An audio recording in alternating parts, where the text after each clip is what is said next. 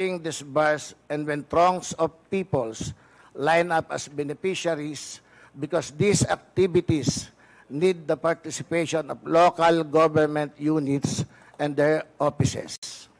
Umaasa akong maliwanagan at mabigyan ng tamang impormasyon ng mga resource person mula sa Commission on Audit, mga LGU sa National Capital Region at ng mismong Office of the Vice President hinggil sa mga kaduda-dudang paggastos ng pondo ng bayan.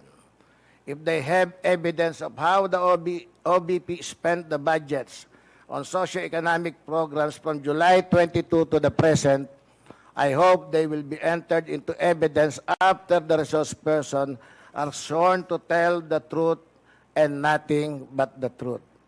If there are any whistleblowers with information, evidence, and testimony about the supposed OVP socio-economic programs, they are most welcome to contact the chairperson of this committee, the committee members, or this representation. Maraming salamat po, Mr. Chair.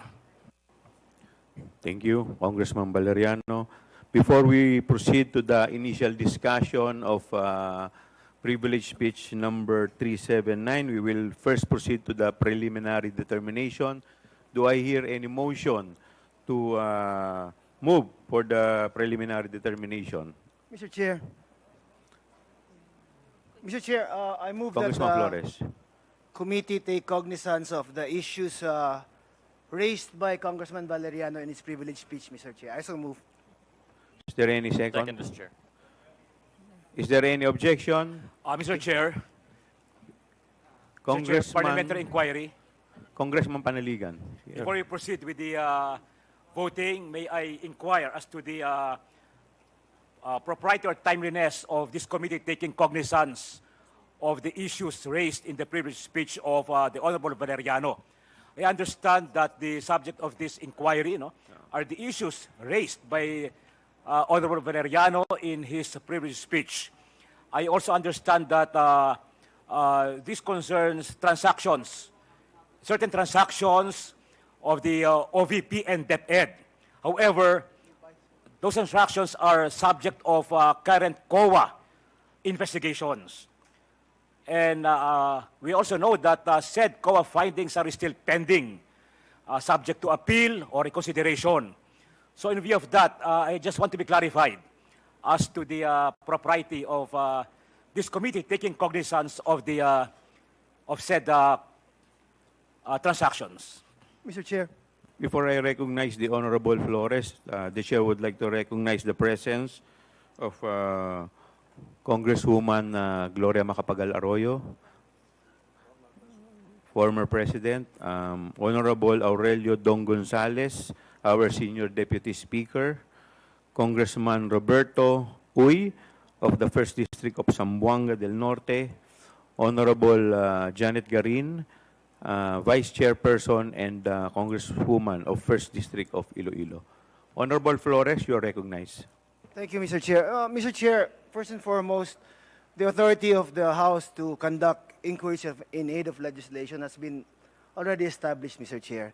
Not only is it provided for by the Constitution, Mr. Chair, it has also been well settled in jurisprudence and in Supreme Court decisions that the House may conduct inquiries in aid of legislation. We are not here to replace the findings of the COA, Mr. Chair, so it should not in any way interfere with the investigation also being conducted by the COA. We're just here to find out if we could, through legislation, either improve it or protect it or whatever, Mr. Chair. So I think the presence or the fact that there is already a COA investigation should not deter the House from conducting its own inquiries, Mr. Chair, in accordance with, of course, Article 6, Section 21 of our Constitution, Mr. Chair. Thank you, Honorable Flores. Mr. Chair.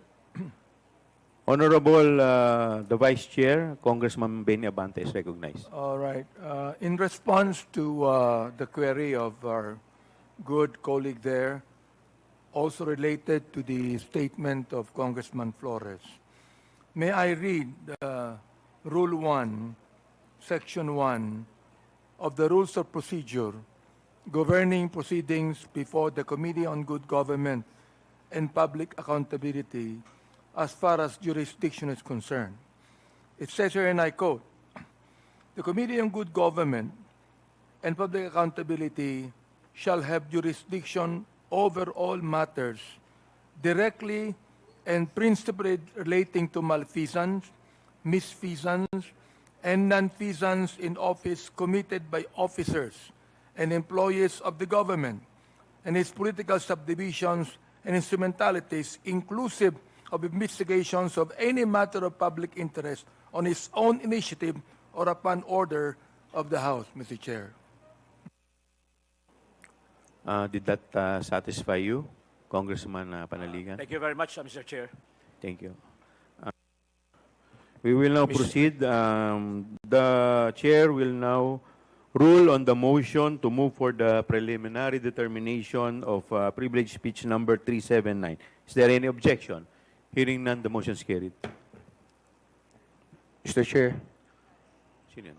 Honorable Lara, you recognize. thank you very much, Your Honor, Mr. Chair. I would like to make a manifestation, Mr. Chair, that during the budget deliberations, there are issues raised concerning the fund utilization of DepEd. In the manifestation of Representative Jervil, Jinky Beatrix R. Luistro of the 2nd District of Batangas, during the budget hearing of the Department of Education o DepEd sa Committee on Appropriations dito sa Kamara, kung saan hinikayat niya na magkaroon ng investigasyon paukol sa kapalpakan ng ahensyang mag-deliver ng mga computer units in good condition sa mga end users, mga guro at estudyante at iba pang isyong may kinalaman sa paggamit ng pondo ng bayan ng naturang ahensya upang makita natin kung mayroon bang misfeasance, malfeasance, o nonfeasance. Sa madaling salita, Mr. Chair, I wish to manifest that this committee, the Committee on Good Government and Public Accountability, determine whether there is misfeasance, malfeasance, or nonfeasance, at kung may mga paglabag ang mga kawani ng naturang ahensya sa kanilang mga tungkulin bilang mga kawani, Mr. Chair. That is exactly where we are heading, Congressman Lara. Salamat, Mr. Chair. And to continue, as manifested by Congressman Lara, the committee, by a majority vote of all members, decided to conduct a motu proprio investigation on the September 10, 2024 manifestation of Congresswoman Luistro during the budget hearing of DepEd, particularly on the agency's failure to deliver computers in good condition to end users and other issues concerning its budget utilization. Since this is a motu proprio inquiry, and we are still waiting for the authority to proceed from the Committee on Rules, the hearing is suspended until we have receipt of the said authority to proceed. Is there any objection? The hearing is now suspended.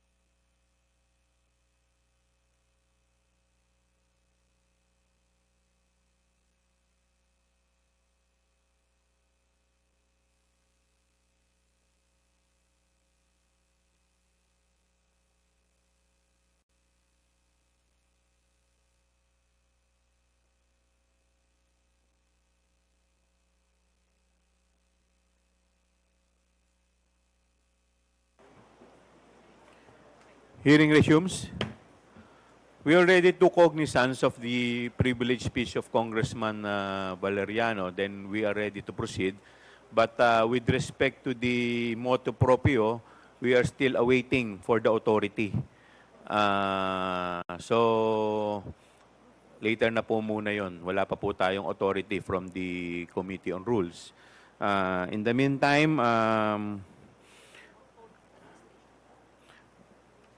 may I request the COMSEC to administer the oath of the invited guests and the resource persons?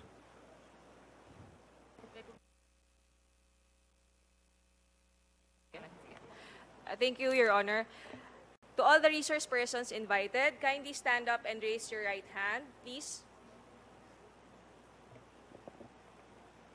Representatives and resource persons from the Office of the Vice President, COA, and DBM po. Thank you, ma'am.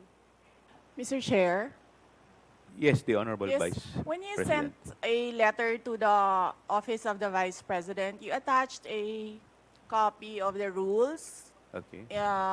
in aid of legislation. Yes po. Yes, sir. Nakalagay po doon na witnesses lang po ang ino-oath. Sabi niyo po, ngayon sa amin, resource persons kami. Ang ano po, considered as resource person po. Ang ano po. Kayo po. Kaya nga po. Yes po. Lahat po ino-oath po. Yes. Apo. Nakalagay po sa rules ninyo, witnesses.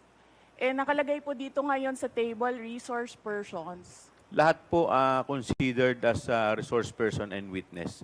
Lahat po naman kayo, lahat resource person pa eh. Wala pa naman po tayong tinatawag na, lahat po considered as resource person pa lang po. Right. Opo. Ang nasa rules ninyo, witnesses lang po ang nag-o-oath. Wala po kayong rules sa resource persons.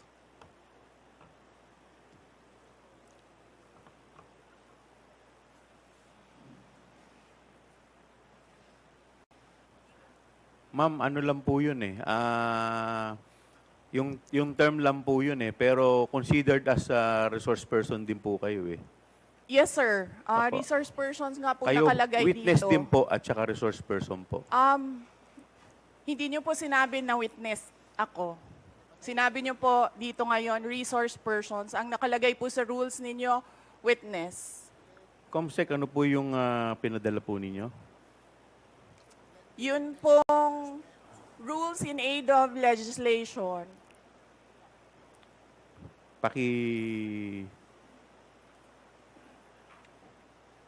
Mr. Chair, point of order. What is the point of order of the Honorable Because Congressman this issue about Macapagal? witness, resource person, etc., etc. Ma'am, pakilakas lang po, hindi po marinig. Persons and accused has been taken up in previous legislative inquiries in aid of legislation. I want to quote a December 8, 2008 hearing in the Senate, where Senator Miriam Defensor Santiago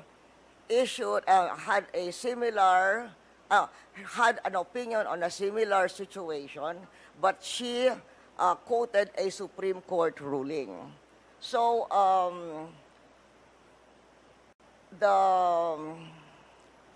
the Constitution provides that no person shall be compelled to be a witness against himself. The Supreme Court has repeatedly emphasized that there is a difference between a mere witness and the accused.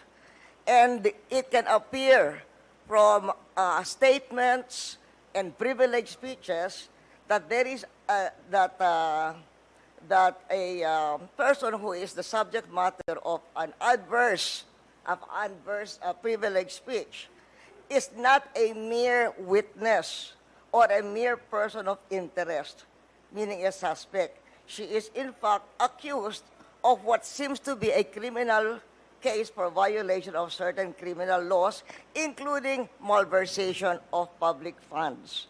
And there is a case quoted in 2007, Standard Chartered Bank versus the Committee on Banks. where the court repeated the rule that an accused occupies a different tier of protection from an ordinary witness. So, where the court said, Supreme Court said, whereas an ordinary witness may be compelled to take the witness stand and claim the privilege at each question requiring an incriminating answer is shot at him, an accused may altogether refuse to take the witness stand and refuse to answer any or all questions. So that has been a supreme. And then there is a portion that the court explained that the right of the accused against self-incrimination also applies to respondents in administrative investigations, such as legislative inquiries in aid of legislation. So that is the point of order I am raising, and there is a Supreme Court ruling to this effect. Thank you, Mr. With that, the chair declares 1 minute suspension. Recess.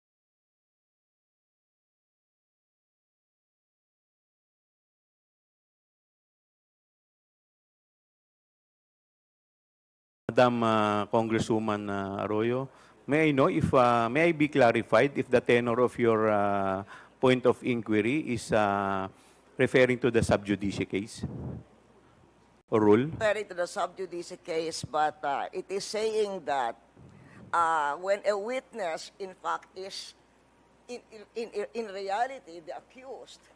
Ma'am, pakilakas po ng konti. Medyo hindi ko po... What he's saying is that if by the nature, for instance, of the privileged speech, if the witness is not a mere witness, but the person being asked is not a mere witness or a mere person of interest, he is in fact the accused of what seems to be a case including malversation of public funds. And the court repeated the rule that an accused occupies a different tier of protection from an ordinary witness. So from given what Miriam Defensor Santiago said and the Supreme Court ruling that she's quoting, we cannot, what do you call this, we cannot just trivialize. Kasi you're just a witness, you're a witness. Pareho na rin yung witness, resource person. They are not the same. The Supreme Court says they are not the same. And somebody who appears to be the accused has a different tier of protection from a witness.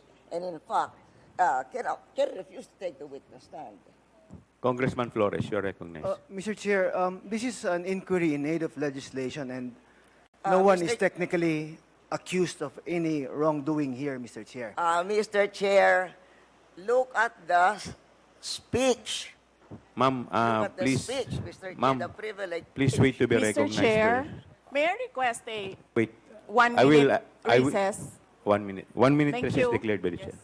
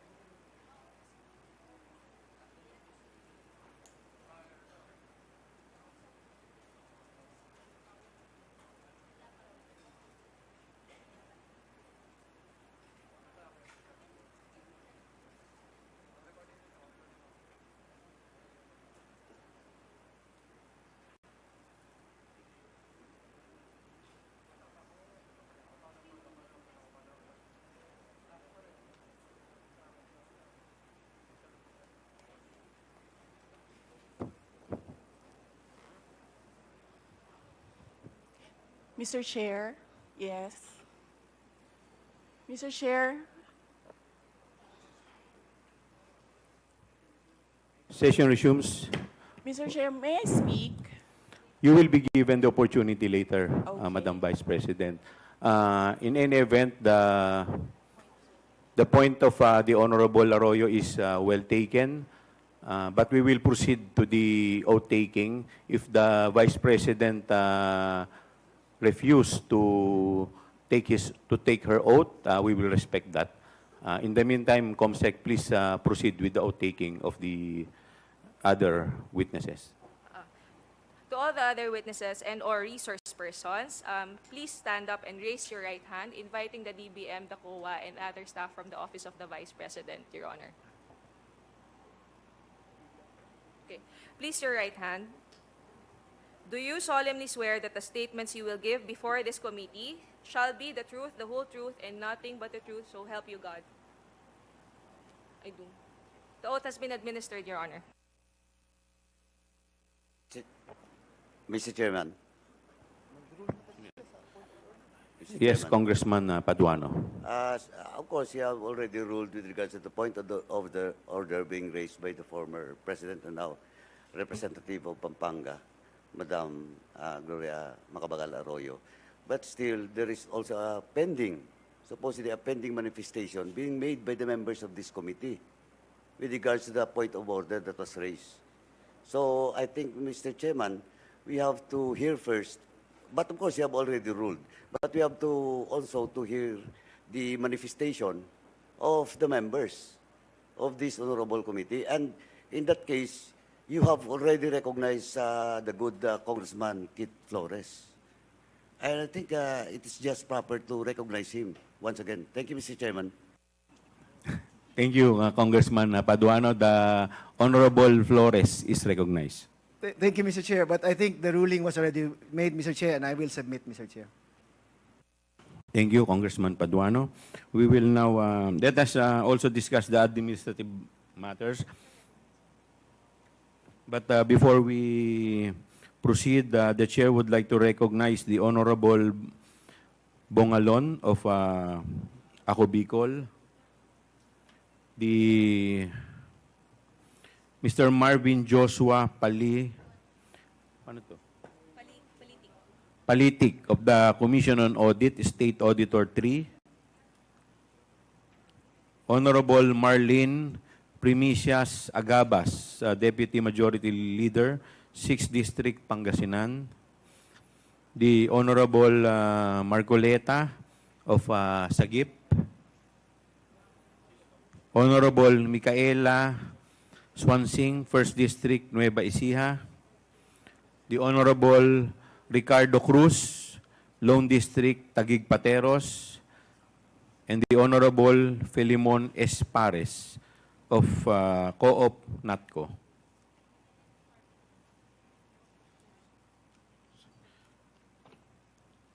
The COMSEC is directed to report to the committee who have invited and who have responded to the invitation. Thank you, Your Honor. We have invited the Office of the President through email sent last September 13, 2024. However, we were informed that they use a different extension for their electronic mail. And then the Chief of Staff, Attorney Zulaika Lopez, Ms. Winnie G. Diego, Chief Public Assistance Division, Attorney Rosaline Sanchez, Director for Administrative and Financial Services, and Mr. Norman B. Baloro, Director of Operations Office, to whom the satellite office's report replied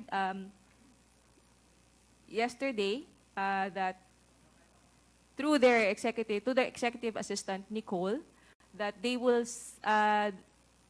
designate a representative from the central office. This is the same tenor of the replies from the satellite offices from Western Mindanao, Panay and Negros Islands, BARMM, Caraga, Cebu, Bohol, and Siquijor Satellite Office, as well as Pangasinan. May I also note, Your Honors, that the Pangasinan Satellite Office has read our letter invitation sent on September 13. They have read it on September 14, 2024, which was on a Saturday at 3:22 p.m. because the email sent by the Secretariat has a read receipt function, Your Honor. Moving on, this was the same tenor as well from the Davao Satellite Office, Cagayan Valley Satellite Office, Bicol, and Eastern Visayas Satellite Office. Meanwhile, Your Honor, for the Commission on Audit, we have sent an invitation to Chairperson Gamaliel Cordoba and Director of Legal Affairs, Daryl H. Tonolete, to whom we have forwarded the letter to Chairperson Cordoba. Assistant Commissioner Martha Rosana Sese was also sent an invitation on September 13. All of the resource persons were sent invitations on September 13. Director for National Government Audit Sector Cluster, Sofia Hamhemora, Supervising Auditor Elvira De Vera, were sent invitations. However, there were no direct email confirmations, but they verbally confirmed their presence. Yes, they confirmed their presence of their representatives today. For the Department of Budget and Management, we sent invitation to Secretary Amena Pangandaman on September 13, USEC Janet Abuel, and as well USEC Functional Group Head Rolando U. Toledo, but this was, for him, it was on September 16 as manifested by the Office of the Department of Budget and Management, and some of them are here. They are here today, Your Honor.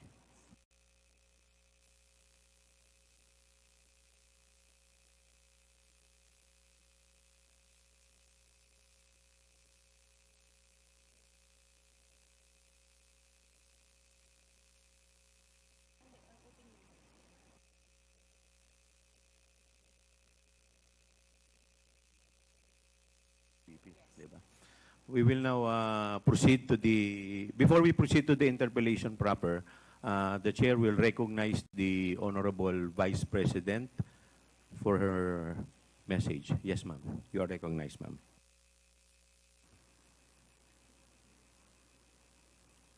A message, sir, or my statement regarding the point of order? Message? Mga kababayan, ladies and gentlemen, assalamualaikum, warakmatullahi wa barakatuh. Madayaw, mayong adlaw, kaninyong tanan, magandang araw sa inyong lahat. The officials of the Office of the Vice President, as well as each and every one of our satellite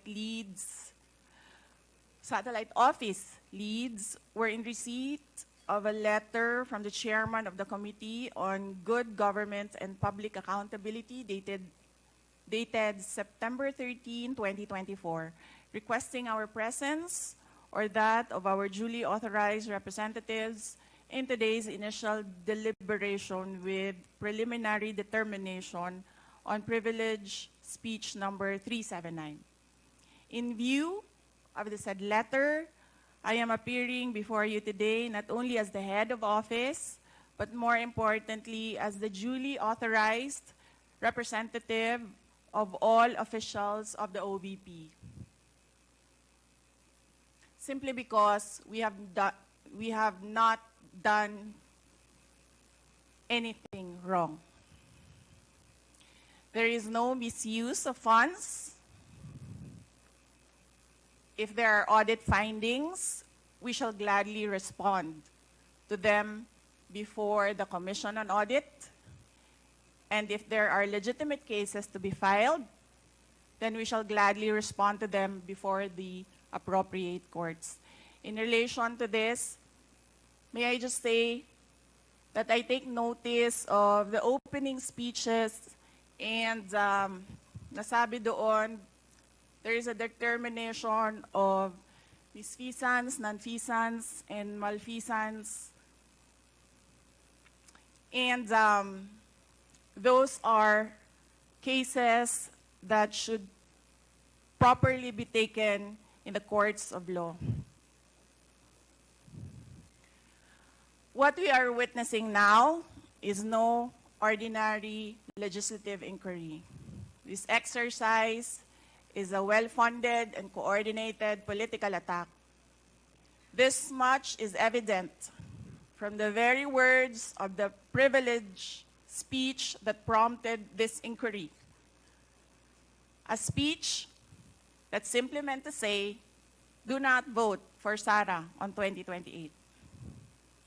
It is clear to me that this inquiry is not about misused funds, accountability, or governance. Instead, it is solely aimed at discrediting my name and my office to prevent future political contests. I have publicly stated my reasons as to why I've chosen not to defend the OVP's budget proposal for 2025. I have narrated the issues I encountered in previous years, which can easily be confirmed by looking at the NEP, the GAB, and the GAA for fiscal years 2023 and 2024. Further, I have even shared the drama that transpired last year regarding the confidential funds. Hence, just as we have done last year, we again leave the 2025 OVP budget to the pleasure of Congressman Martin Romualdez. I am not asking for any special treatment, nor am I asking you to uphold any tradition. There is no disrespect. All I am saying is that you have the complete freedom to do whatever you wish with the OVP budget. If you feel that all the documentary submissions are not enough, then by all means, huwag kayo magbigay ng budget. Sa totoo lang, hindi naman ang budget ang punteriya ninyo. Dahil napakadali naman magtanggal ng budget. What you are trying to do is make a case for impeachment. Hindi naman ako kakandidato sa nalalapit na eleksyon. Hindi ako namumulitika. Ang ginagawa ko lamang ay ang pagtupad sa aking oath of office at campaign platforms na trabaho, edukasyon, at mapayapang pamumuhay. Sinabi ko na noon at ilang beses ko nang inulit na hindi ako ang problema ng bayan na ito. Ang totoong problema ng bayan ay kagutuman, kahirapan, illegal na droga, kriminalidad, terorismo, hindi na sapat na healthcare, kalidad ng edukasyon, kawalan ng plano ng infrastruktura para sa disasters, at marami pang iba. So, you may try to destroy me, you can skin me alive, and throw my ashes to the wind. But let it be known, you will find me unbowed. I will continue to serve the Filipino people no matter the personal cost or political intrigue. Having said that, I will not allow myself to be subjected to an inquiry based on an empty privilege speech, just so you can attack me and do indirectly what you failed to do directly during the budget hearings. I therefore request this committee to terminate this inquiry for its clear lack of any proposed legislation or substantive matter for discussion. Shukran.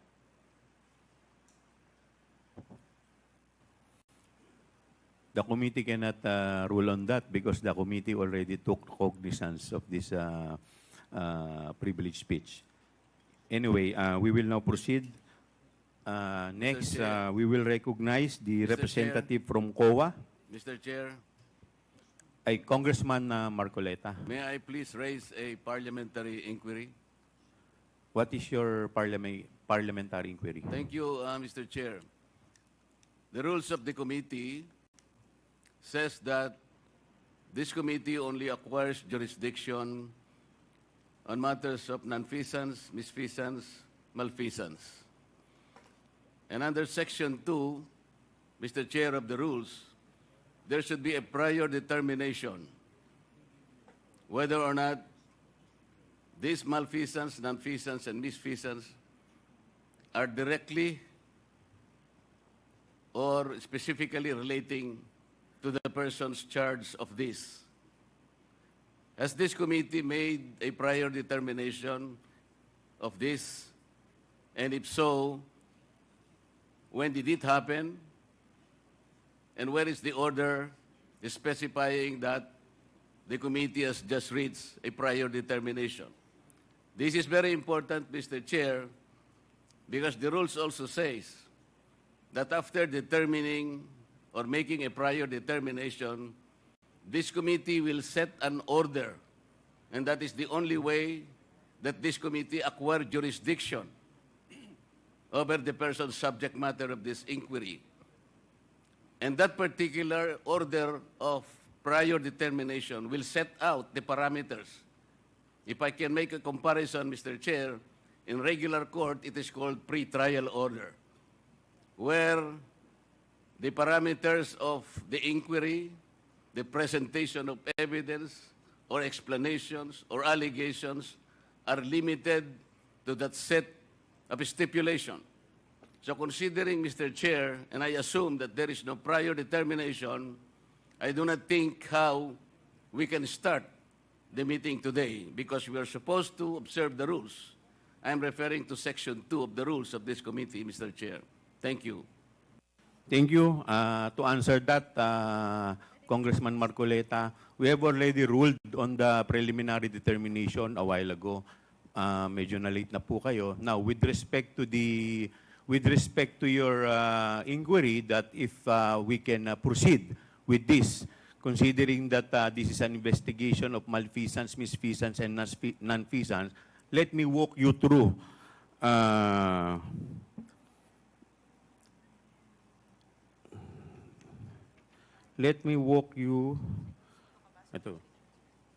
through the definition of good government and public accountability. It provides that all matters directly and principally relating to malfeasance, misfeasance, and nonfeasance in office committed by officers, and employees of the government and its political subdivision and instrumentalities, inclusive of investigations of any matter of public interest on its own initiative or upon order of the House. For the information of everybody, the issue on confidential fund is a matter of public interest. Lahat po tayo ay interesado, hindi lamang po tayo, yung publiko po, interesado kung paano po ito nagamit. Kaya yun po ang dahilan why this committee has jurisdiction over the subject matter.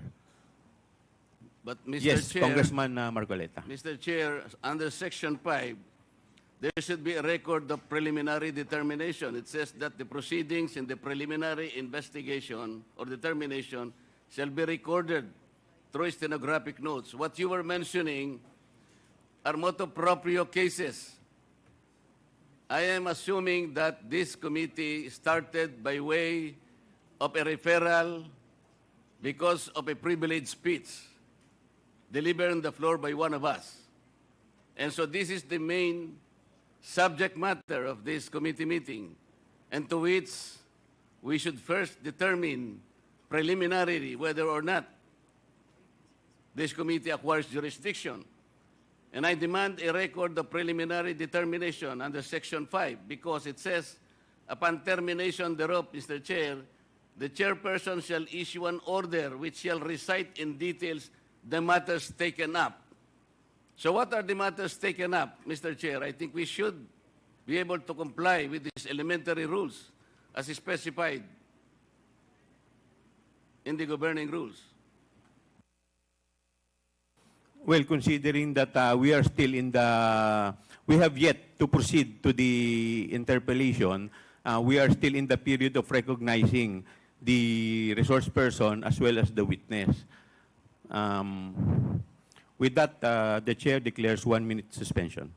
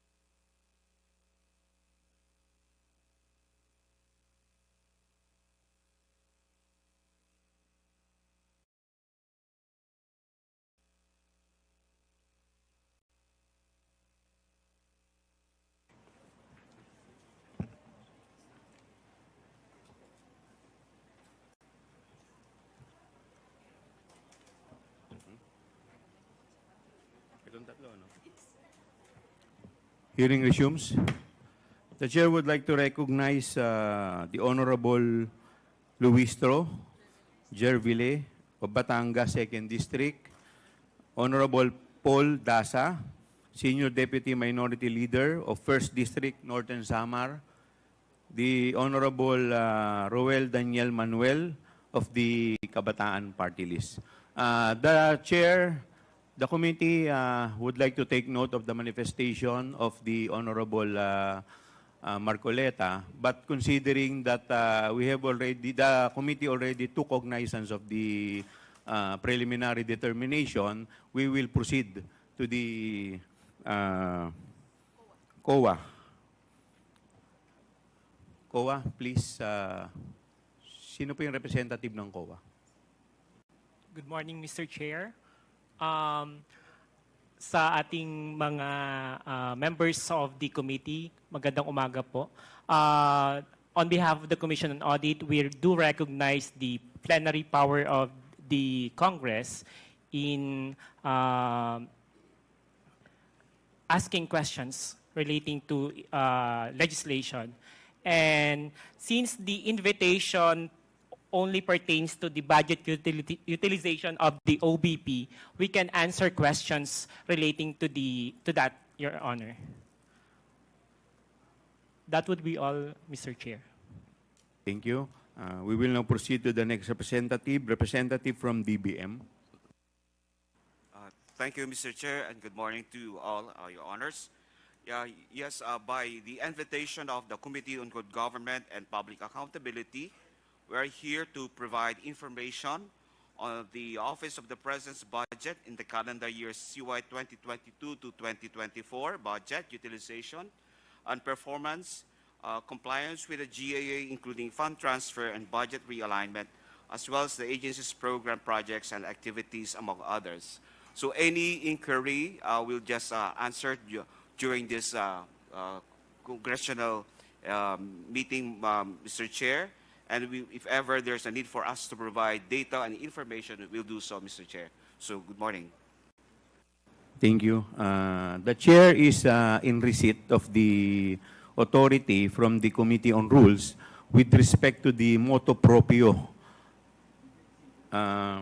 inquiry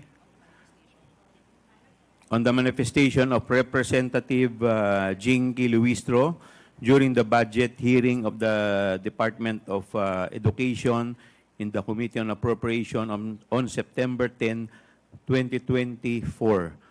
But we will proceed with the preliminary determination later.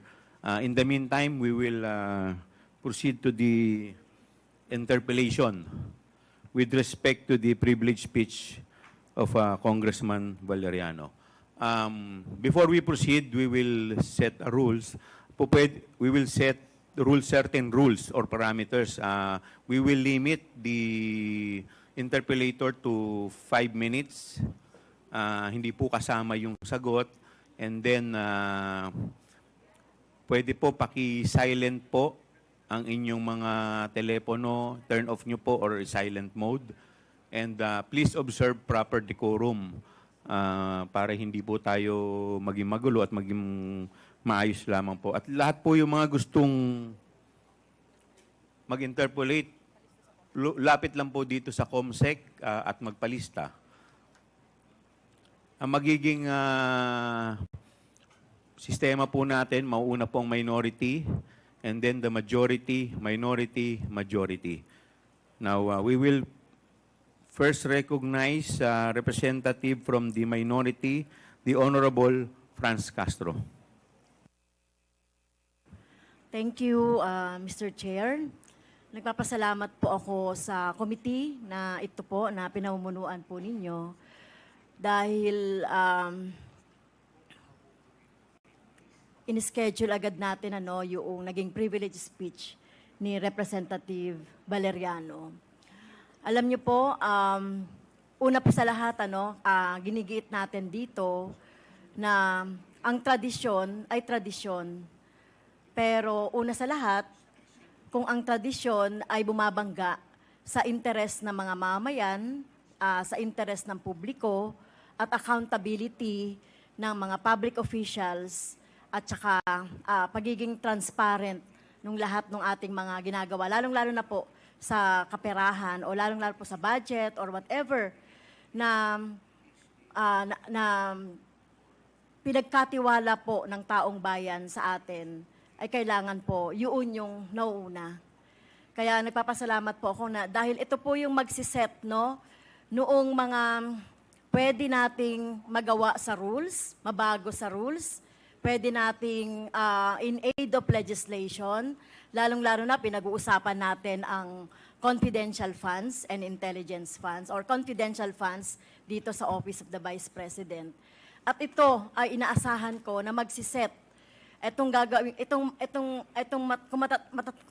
sa katapusan nitong hearing na ito, yung magsiset talaga na kung dapat o hindi dapat mabigyan ng confidential funds ang ating mga national government agency. At kung meron man, depende kung ano po yung magiging resulta ng inquiry na ito, ay mapahigpit natin, no? Yung kung meron man, kung magde-decide later on na may confidential funds pa rin, magde-decide pa rin na magiging mahigpit, no, yung paggamit ng confidential funds. Okay, so dahil hindi naman po nag-oath yung Vice President, Mr. Chair, ang akin na lang mga tanong ay tatanong ko na lang po sa DBM at saka sa COA. Okay, so inaasahan natin, no, na magsasabi kayo ng totoo. So yung first question ko po sa DBM, yung pong, by the way, I manifest second round kung matatapos ko na yung 5 minutes, Mr. Chair. Sige po. Yes. Okay. So, nung 2022 po na budget ng Office of the Vice President sa DBM, Mr. Chair, meron po ba ditong nakalagay na line item for confidential funds? Please address the chair. Mr. when Chair, answering. Mr. Chair. Sorry, Mr. Chair. Yeah. Sa DBM po, please, you are, Yusek Toledo, you are recognized. Yeah, Mr. Chair, yes, there is no line item for confidential fund, but there is a program that item under that program po na ginagamit po yung confidential fund po. I'm not satisfied with the answer. Ang tinatanong ko lang po, meron bang line item doon sa budget ng Office of the President na confidential fund? Meron po bang line item po? Yes or no? There is no, Madam Chair, Yes. Mr. Chair. Okay. How about noong 2023? Budget of the Office of the Vice President. Is there a line on about confidential funds? There is, Mr. Chair, there is a line item for Magkano po, Mr. Chair, yung confidential funds of the Office of the Vice President for 2023? 500 million, Mr. Chair. Okay, you're correct. Kasi nandito naman, meron naman tayong dyan. Okay, so kung compare natin, Mr. Chair, yung Office of the Vice President budget, GAA 2022 and GAA 2023, so makikita natin agad-agad yung difference. No, na yung confidential funds sa Office of the Vice President noong 2022 ay wala, pero sa Office of the Vice President sa 2023 ay meron. Okay, so paano po nagkaroon ng 125 million na confidential funds ang Office of the Vice President noong 2022, Mr. Chair, sa DBM? Okay, Mr. Chair, while the OVP has no provision for the confidential funds under the fiscal year 2022 GAA, the said release of funds was charged against the contingent fund using the existing PAP of the Office of the Vice President. That is the Good Governance Program, Mr. Chair. Well, ano po yung ibig sabihin ng good governance program po? Kasi defined, alam po natin meron tayong JC o joint circular governing confidential funds. So, can you elaborate on good governance, Mr. Chair, yung binabanggit ninyo po? The Good Governance is a program of the OVP, and so that's the basis for us for the release of the confidential plan of the Office of the Vice President, Mr. Chair. Well, can you elaborate ano ba yung good governance? Dahil malinaw po doon sa rules or the joint circular governing confidential funds, yung mga pwede lang napondohan ng confidential funds, Mr. Chair. Mr. Chair, we have already responded to that inquiry. We have already sent the letter dated September 11, 2023, as to what is the all about the good governance program of the OVP, Mr. Chair. Mr. Chair, these representations has no copy of what you are referring to as the good governance programs. May I request for the copy, Mr. Chair?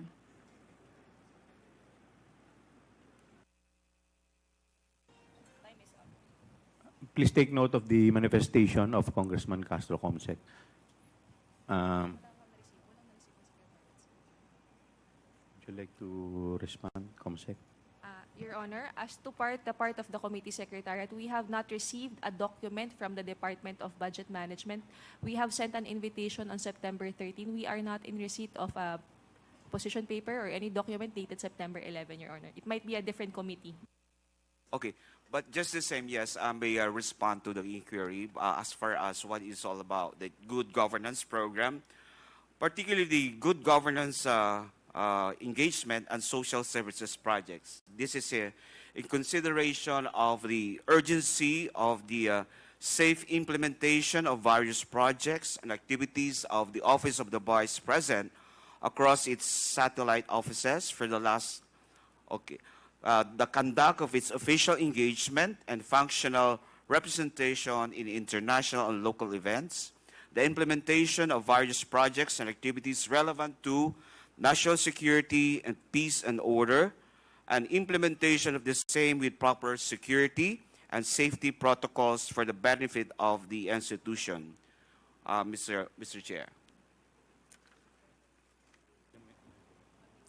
Thank you, Mr. Chair. Ma'am, you only have 1 minute. 1 minute. Please wrap up your... Okay. So did the Office of the Vice President in 2022 asked for a budget for confidential funds for the DBM? Your Honor, Mr. Chair, for 2022, there is no request for the confidential in the budget, but we have, as mentioned, they have request for the chargeable. We have request for 2022, but that was charged to the contingent fund. There was so may request po ba o wala? Doon sa proposed budget for 2022, wala po. Pero saan po kinuha yung 125?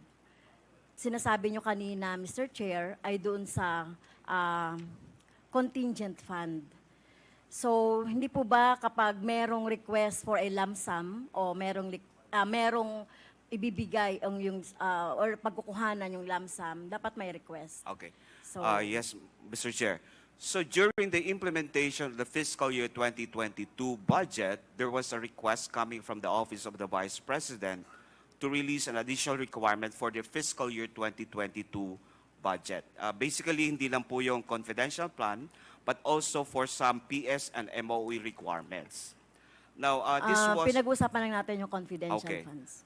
So, Mr. Mr. Chair, Chair. yes, there was a request coming from the Office of the Vice President during the implementation of the budget in that year. So that's why in... So, Mr. Chair, may I cut you on that with due respect.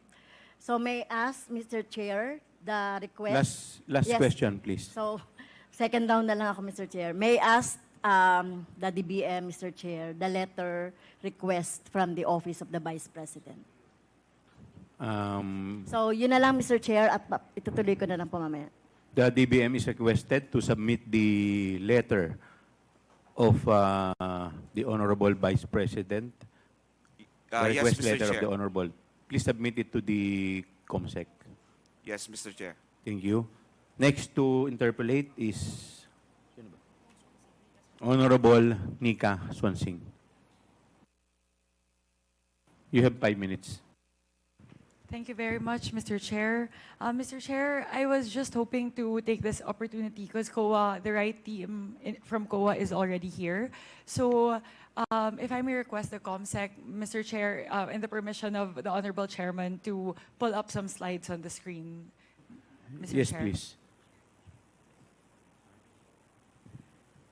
Mr. Chair, these were the same slides that I presented to the Committee on Appropriations during the deliberation on the budget of the Office of the Vice President 2 weeks ago. For those who were not there in the meeting, a very quick summary, Mr. Chair, in the interest of time. So these, the slides were put together based on the different documents submitted by COA in compliance to the subpoenaed duces tecum and accomplishment report submitted by the Office of the Vice President. And here, Mr. Chair, several things to note. Essentially, we have summarized across the 4 quarters in terms of the disbursement of the confidential expenses of the Office of the Vice President, the different audit findings of the Commission on Audit across the 4 different quarters. So for Q4 2022, which is the subject of the notice of disallowance, it was found that there's a 73 million out of 125 million that was considered by COA as disallowed in audit. And then for the succeeding quarters, accordingly, Mr. Chair, you would see here the proportion of the 125 million, which was questioned in the audit order memorandum and not questioned across the succeeding quarters. During the deliberations of the Office of the Vice President, President's budget, I directed a question towards COA to please enlighten us as to the grounds for the notice of disallowance for Q4 2022 and the 3 succeeding quarters which were subjected to the AOM, Mr. Chair. However, during the OVP budget hearing, the representative of COA, Assistant Commissioner Alexander Juliano, said that he was not privy to the information as he was not part of the team handling the confidential expenses. So, Mr. Chair, I believe the team who did the audit is present in today's hearing. So if we may request, Mr. Chair, COA to please enlighten us for the 4 different quarters covered by the notice of the disallowance and the audit order memorandum, may we please request, Mr. Chair, COA to please enlighten us as to the ground. So perhaps, Mr. Chair, we can go quarter by quarter. We can first start with Q4 2022, which was the subject of the notice of disallowance. Any representative from COA? Mr. Chair, Attorney Gloria Camora, the State Auditor of Attorney the ICFAO, Camora. yes, will answer the question Attorney of the Camora, you are Honorable recognized. Congresswoman. Yes, good morning, Madam, Mr. Chair. As to the 2022 notice of disallowance, there were Ma'am, 3 pakilakasan po ninyo yung boses nyo, hindi marinig. Okay.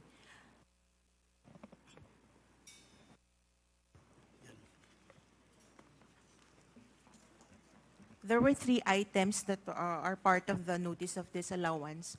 The first one is on the non-submission of documents on the payment of rewards. The second one is charging some items that are not compliant under the rules joint circular. And the third one is non-submission of the revised accomplishment report of the office of the VP to the 3 regulatory offices, which are the Office of the President, the Senate President, and the Speaker of the House of Representatives, because what they have submitted was the original one, and they made an amendment, but as of now, they have not resubmitted the amended accomplishment report. Mr. Chair, if Please proceed, COA may Congresswoman please Francis. enlighten to explain to us, because it seems a little bit technical po, as to how it was explained by COA. Kung pwede po maipaliwanag po sa atin in non-technical terms as to the grounds for the disallowance po. COA, paki-simplify po. Please explain it in layman's term. Yes po. Basically, the disallowances is because hindi po sila nag-submit ng required na documents under the joint circular. Mr. Chair, if we may move to the next slide. Please proceed. ComSec, next slide please.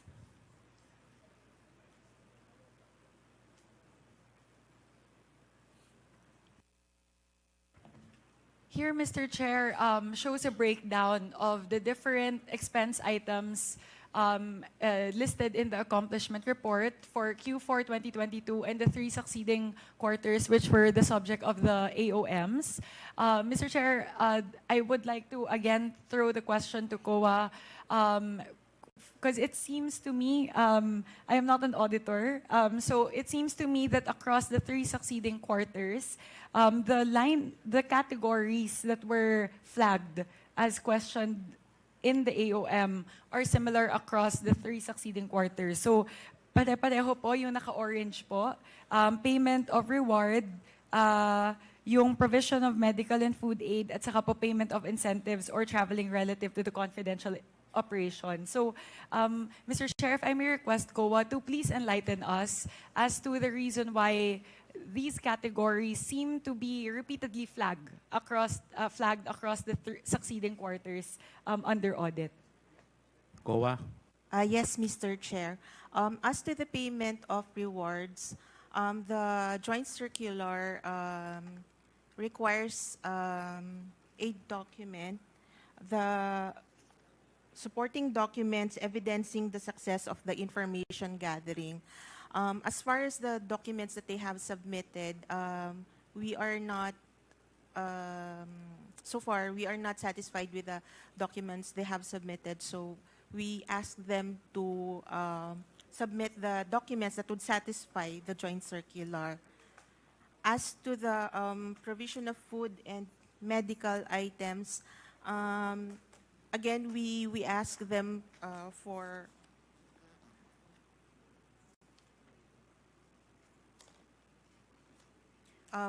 an explanation, since by themselves, food and medical aid appears to not fall under the expenses allowed by the joint circular. So we are asking for explanation on those items. And then, it's the same with traveling expenses, Mr. Chair. Mr. Chair, in the interest of time, I'll move to my final slide. You still have 1 minute. Okay, thank you, Mr. Chair. Clarificatory question sa Mr. Chair, kasi at least nandito na ba yung team sa COA. Last slide, please, ComSec. Here, Mr. Chair, I would like to ask COA, because very interestingly po, isa po sa mga napansin natin is the length of disbursement for the 125 million across the different quarters po.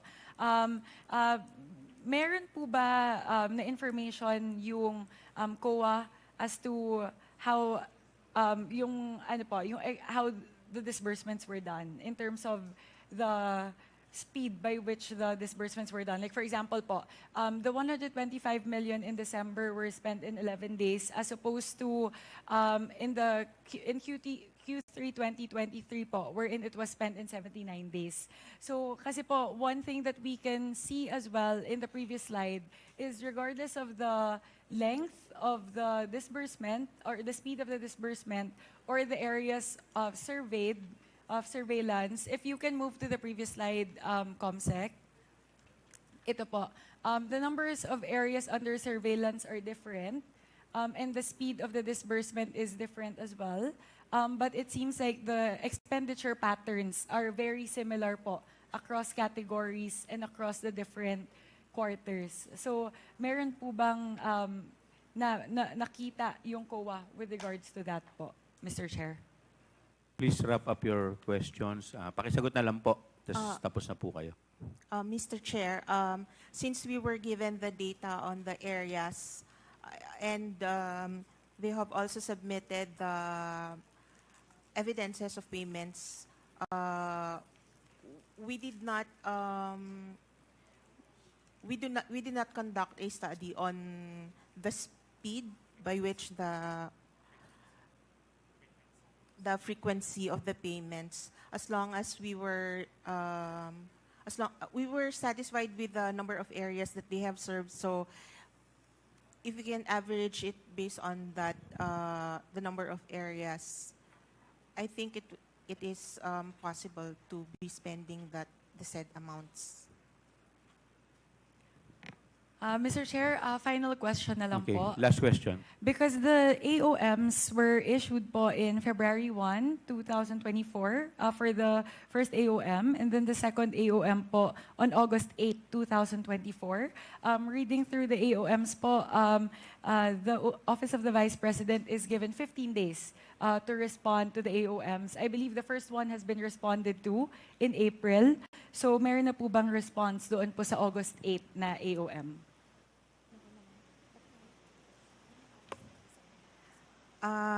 Yes, Madam Chair, they have submitted their reply to the AOMs, and the audit is on the compliance is ongoing. Thank you very much, Mr. Chair. Those are my clarificatory questions po. Clarification, because the team handling the audit is now here. So just wanted to clarify po dun po sa slides na present po nung nakalaang OVP budget hearing. Maraming salamat po, Mr. Chair. May I approach the table? Request 1 minute suspension. The Chair declares 1 minute suspension.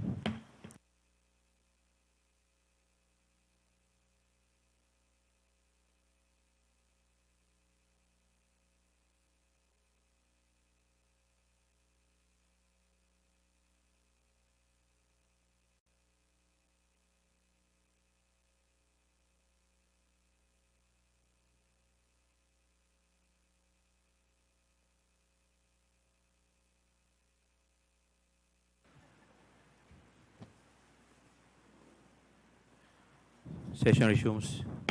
Mr. Chair, may I request... The Honorable Vice President is recognized. Thank you. May I request to leave the inquiry? Ma'am, pwede naman po, considering na hindi naman din po kayo naka-oath and alam naman po namin, marami rin po kayong ginagawa. The Vice President is excused. Thank you. Thank you po, Thank you, ma'am. everyone. Good morning. 1 minute suspension is declared by the Chair.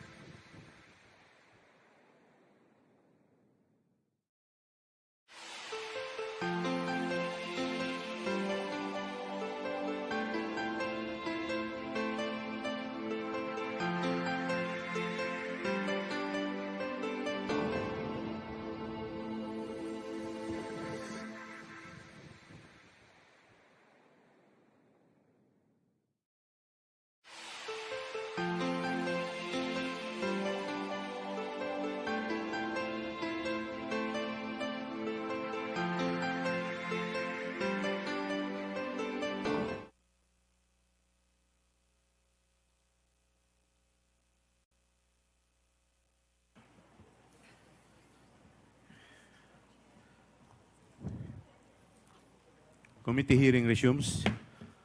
Next, before we...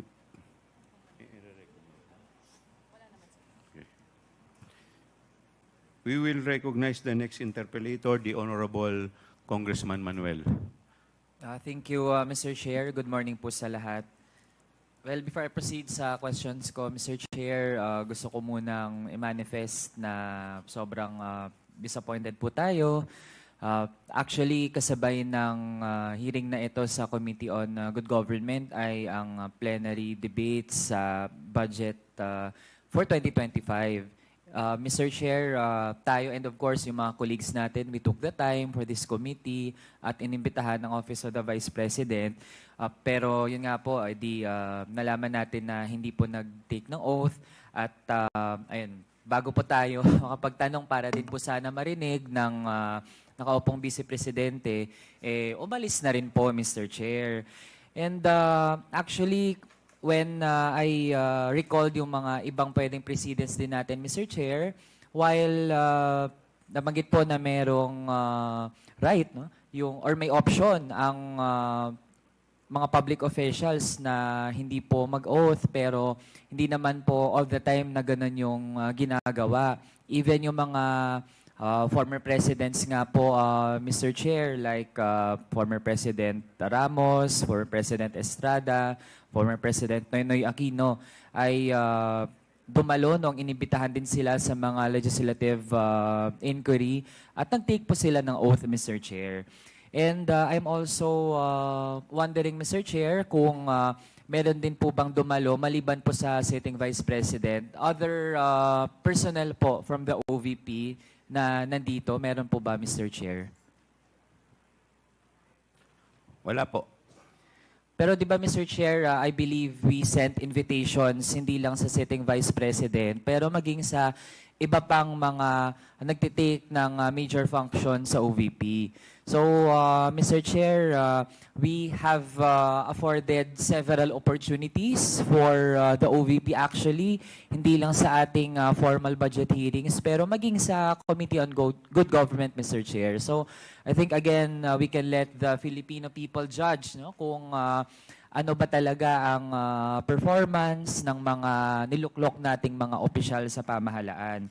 So, ang tatanungin ko na lang, Mr. Chair, ay ang COA. Sa COA kung pwede... Interjection, Mr. Chair. Yes, the Honorable Franz Castro. Yes, so since the Vice President did not take the oath, no, and I think wala naman siyang sasabihin kung tatanungin natin. So, buti na lang na umalis na siya. Well, next meeting, Mr. Chair, pwede ba nating imbitahin from the Office of the Vice President dahil sila yung mga pumirma, no, doon sa mga liquidation. Miss Gina Acosta, Special Disbursing Officer from the Office of the Vice President. Miss Julieta Villadel Rey, the Chief Accountant of the Office of the Vice President, to give us light, no, doon sa mga na-disburse, na naobliga nila, at saka yung mga receipt na ipinasa nila sa COA. Can we do that, Mr. Chair? This is a motion, Mr. Chair. Yes po. There is a motion by the Honorable Franz Castro to invite the following resource persons.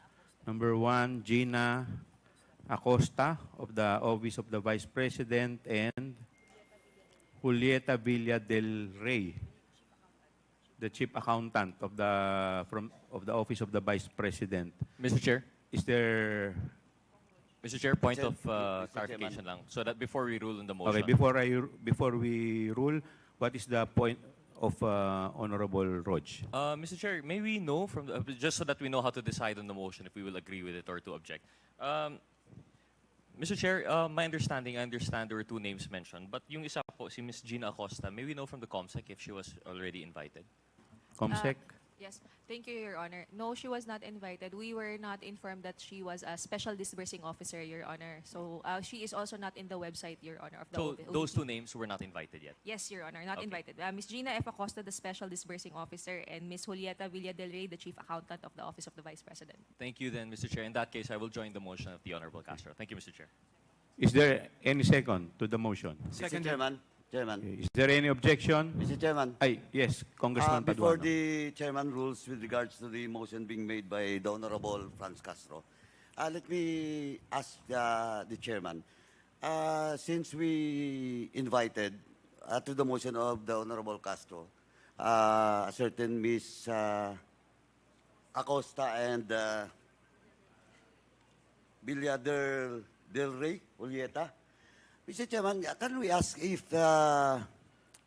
kasi po, if we invite those resource persons or witnesses, no, resource persons or witnesses, they should be, we should have a basis for them to be invited. Now, as far as I know, during the appropriations budget deliberation with regards to the budget of the Office of the Vice President, the name of the two officials from the OVP was mentioned. But I hope, Mr. Chairman, there's a record with regards to what really transpired during the budget deliberation of the appropriations. And with that, Mr. Chairman, let me also ask for the Committee on Appropriations to submit in this committee just purposes of record and to justify the motion being made by the Honorable Franz Castro, for them to submit through the Appropriations Committee, through the chair, Chairman Saldico, the excerpts and the documents submitted to the committee with regards to the justification for the presence of the two officials of the OVP in the next hearing, Mr. Chairman. Thank you, Mr. Chairman. Noted. We will inform the COMSEC to please take note of the manifestation of the Honorable Paduano. In the meantime, we will rule on the motion of the Honorable Franz Castro. Is there any objection? Hearing none, the motion is carried. May I proceed, Mr. Chair? The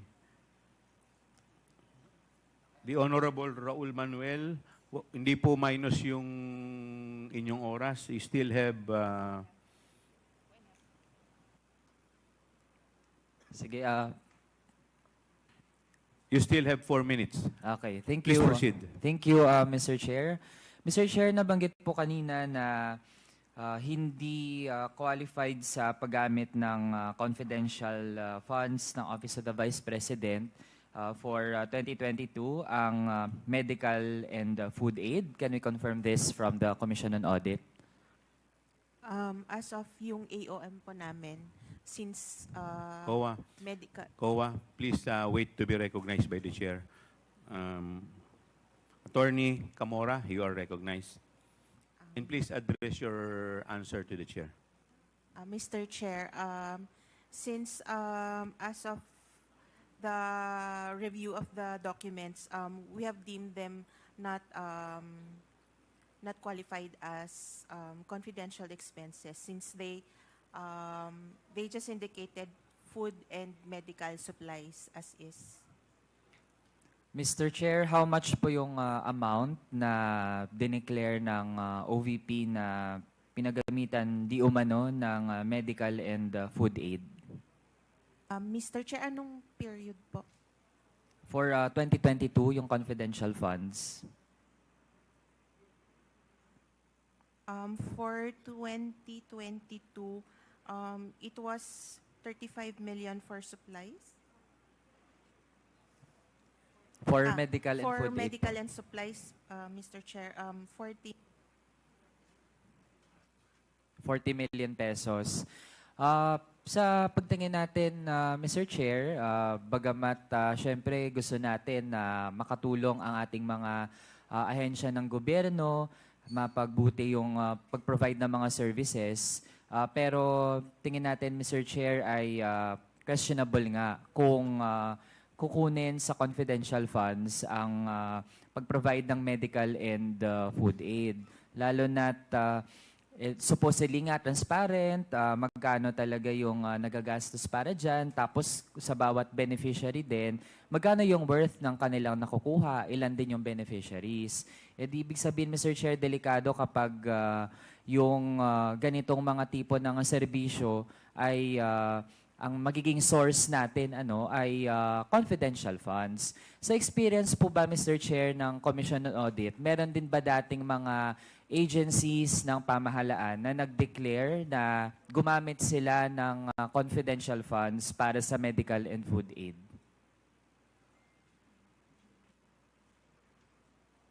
COA, please answer.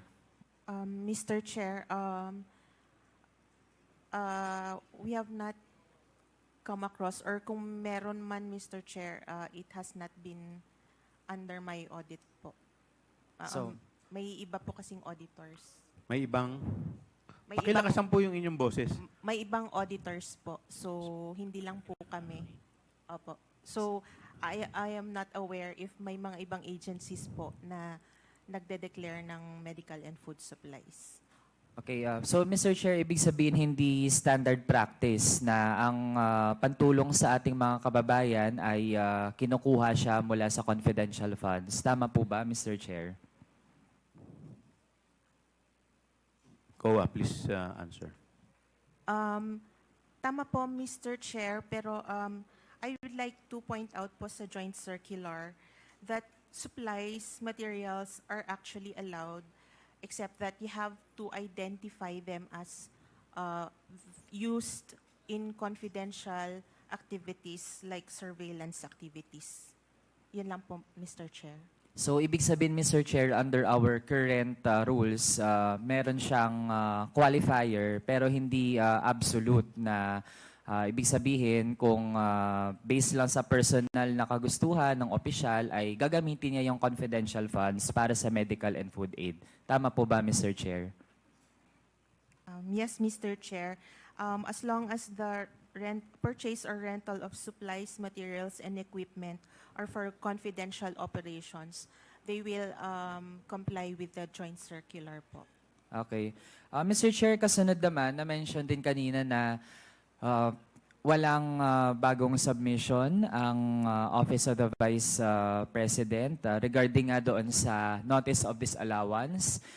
Can the Commission on Audit expound on that, Mr. Chair? Kasi nga, ang dating kasi sa ilan sa mga kababayan natin ay as if ba hindi nabibigyan ng pagkakataon ang OVP para talaga ipaliwanag, tapos after the notice of disallowance na actually ang nais nun, Mr. Chair, ay pinapabalik sa OVP yung hindi maipaliwanag na paggastos ng confidential fund. So para lang po talaga malinaw, Mr. Chair, nabigyan ng pagkakataon ng OVP to explain, and meron po bang mga latest na submissions ang OVP on top of those na naipasa niya na dati? Mr. Chair, if it pertains to the 2022 confidential fund, Yes, Mr. Chair. wala pa pong actually hindi na po sila required mag-reply sa amin since it's already a notice of disallowance. The remedy na po is either settlement or appeal the notice of disallowance po. Okay. So, Mr. Chair, ibig sabihin, para po maunawaan na ating mga kababayan, may pinapabalik na confidential funds na ginamit ng Office of the Vice President noong 2022. Ang options ay ibalik yon or umapela. And kung strong naman po yung appeal at ibig sabihin ay kakayaning ma-justify, edi pwedeng hindi pabalikin. Tama po ba, Mr. Chair? Tama po, depende po sa decision ng Commission proper, Mr. Chair. Okay. So kung doon sa second option, Mr. Chair, na umapela, meron bang mga pinasa na mga dokumento ang Office of the Vice President para po formally sila na makapag-appeal para hindi sila require na ibalik yung confidential funds na na-flag? Meron po bang naipasa, Mr. Chair? Wala po kaming information, Mr. Chair, kung nakapag-file po sila ng appeal nila. It's with the commission proper na po, so hindi na po sa ICFAO yun fina-file, Mr. So, Chair. Mr. Chair, do we have a representative from the Commission on Audit mismo, labas pa dun sa ICFAO? Meron po ba dito, Mr. Chair? So we can get the response from them, Mr. Chair. We have here the representative from government audit sector, Mr. Fahad bin Tomawis. Could you respond to the query of the Honorable Manuel? Good morning, Mr. Chair. Please be informed that I'm not in the position to answer the question because I'm the audit team leader of the regular audit of the OVP. For the confidential fund, it is part of the ICFAO, and for the appeal, it is part of the commission proper of the Commission on Audit. So it must be addressed to the commission proper of the Commission on Audit. Mr. Chair, so meron po ba? Taga-commission May I ask proper? the COMSEC if she invited the representative of COA? Mr. Chair. Mr. Chair, there's an office that monitors the filing of an appeal, which is the Commission Secretariat Office. So, on the question on whether there's an appeal that has been filed by the OVP, we will validate on that. Mr. Please Chair, do so. Yes. Yes, since Congressman Manuel. kailangan din nating malaman dito sa komite, how long po yung duration para ma-verify po at ma-check yung ganong impormasyon? Attorney Mr. Chair, Attorney the Lapitan. OVP has 180 days to file an appeal. So, we will wait for that within that period, Mr. Chair. Okay, so Mr. Chair, kailan po nag-start ang pagbibilang ng 180 days or nearly 6 months? Sino pong sasagot? Mr. Chair, Attorney Camora, you're recognized. Sorry.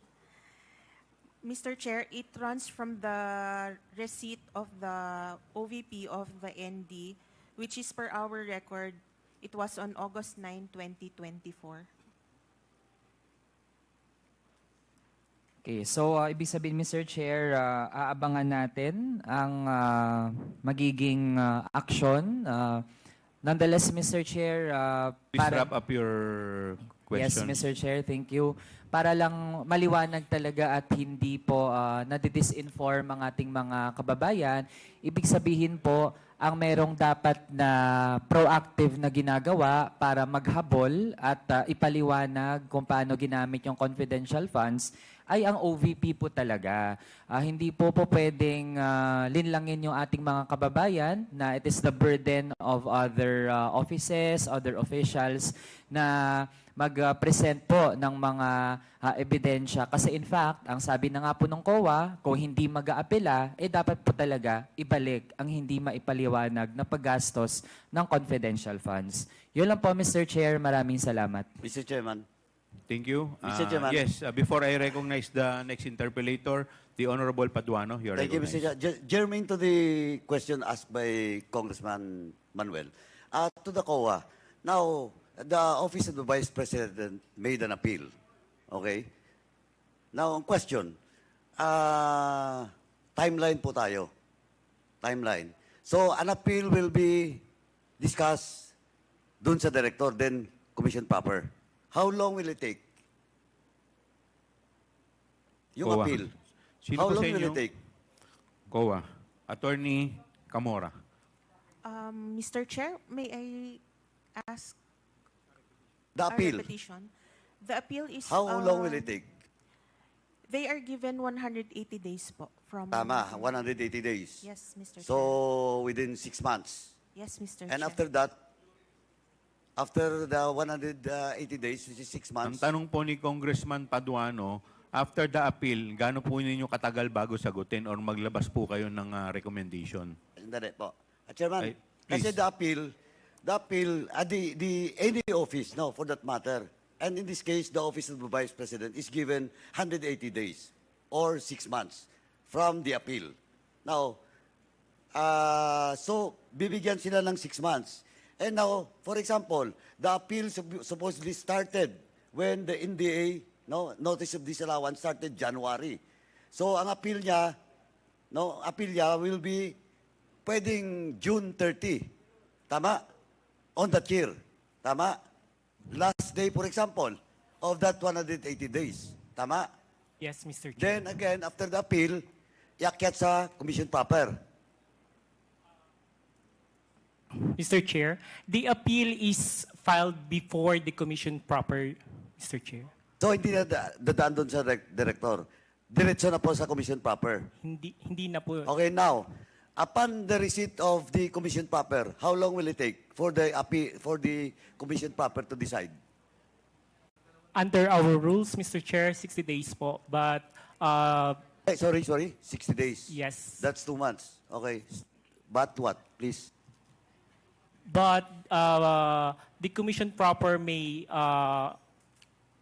release its decision beyond the 60 days, considering the peculiarity of the case, and of course the appreciation of the submitted documents, Your Honor. So you're telling the peculiarity of the case in the case of the office of the Vice President is so peculiar. That is why that will go beyond 60 days? Are you saying that? Your Honor, actually, what the rules prescribe is 60 days. Yun ang rules, yes. di ba? Now, Mr. Chairman, just a short manifestation. Ito ngayon, ang problema. Kasi we are conducting this inquiry in aid of legislation because we have to have a legislative action in this case. Again, part of my manifestation, Mr. Chair, we have to review. We have to review that 180 days because that is too long. Kasi, pwede kasi mangyari talaga na last day of that 180 days, sa kanila sagutin yung appeal. Diba? Magpadala ng appeal. Then after that, under the rules, is another 60 days.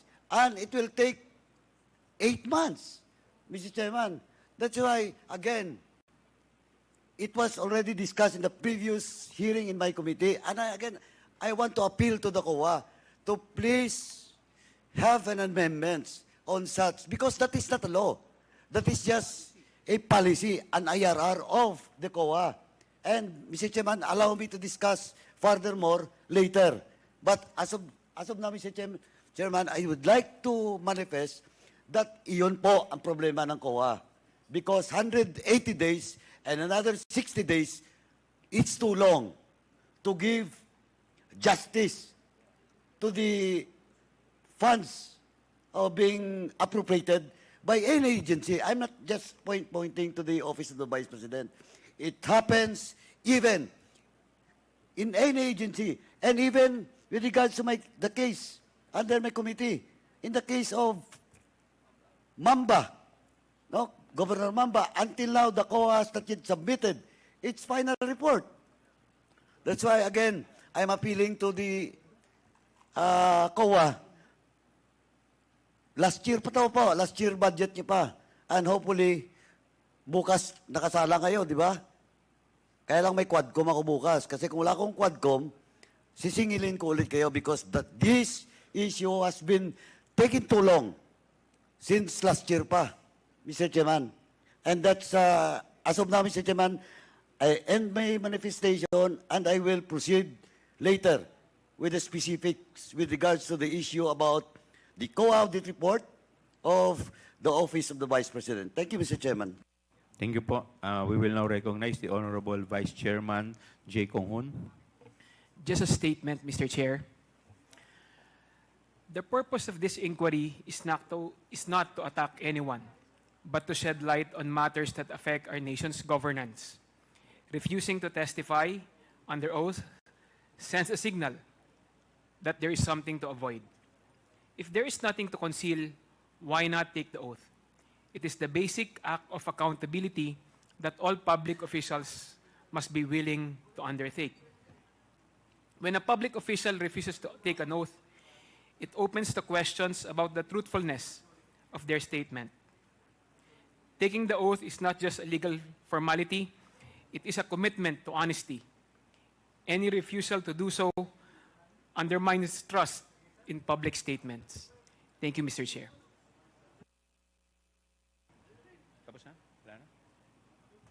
Thank you. Honorable J. Kong-hun. Yes, Honorable Lara. Chair, just a manifestation also with regards to COA. Relative dun sa binanggit ni Chairman Paduano, considering na lahat ng mga investigation natin when it comes to public funds, ang number one na kailangan natin is the COA. No? Kasi alam naman natin ang role ng COA dito. So, ang ano ko lang, sa lahat, nabanggit niya yung Mamba case and others. Palagi ang germane na issue here is the duration from which na-finalize nyo yung report ninyo. So, eto from your end, no, Mr. Chair, sana parating ito kay Chairman ng COA once and for all, no, na yung you try to review yung mga policies na finormulate ninyo. No, kasi ito sa mga pagdinig namin, no, ang the whole COA process from the time na magkaroon ng audit to AOM to notice of disallowance to the filing of proper cases. Palagi niyong tandaan na Mr. Chair, on the part of COA, yung dokumento talaga na manggagaling sa kanila is a very, very crucial. If not, yun yung talagang magdidiin kung meron talagang paglabag sa lahat na ito. Katulad ng issues natin ngayon, no? Dito sa pinag-uusapan natin ngayon. So, ito po, with due respect sa COA, no? Yung mga you should also take in consideration all the processes, notwithstanding the dilatory tactics that causes the delay. No, kasi katulad nito, 180 days, bibigyan nyo from which to appeal. Baka meron ulit ito, isasubmit ulit, no, na nag-i-issue ng o mag-sisik ng another extension of time na pinagbibigyan ninyo.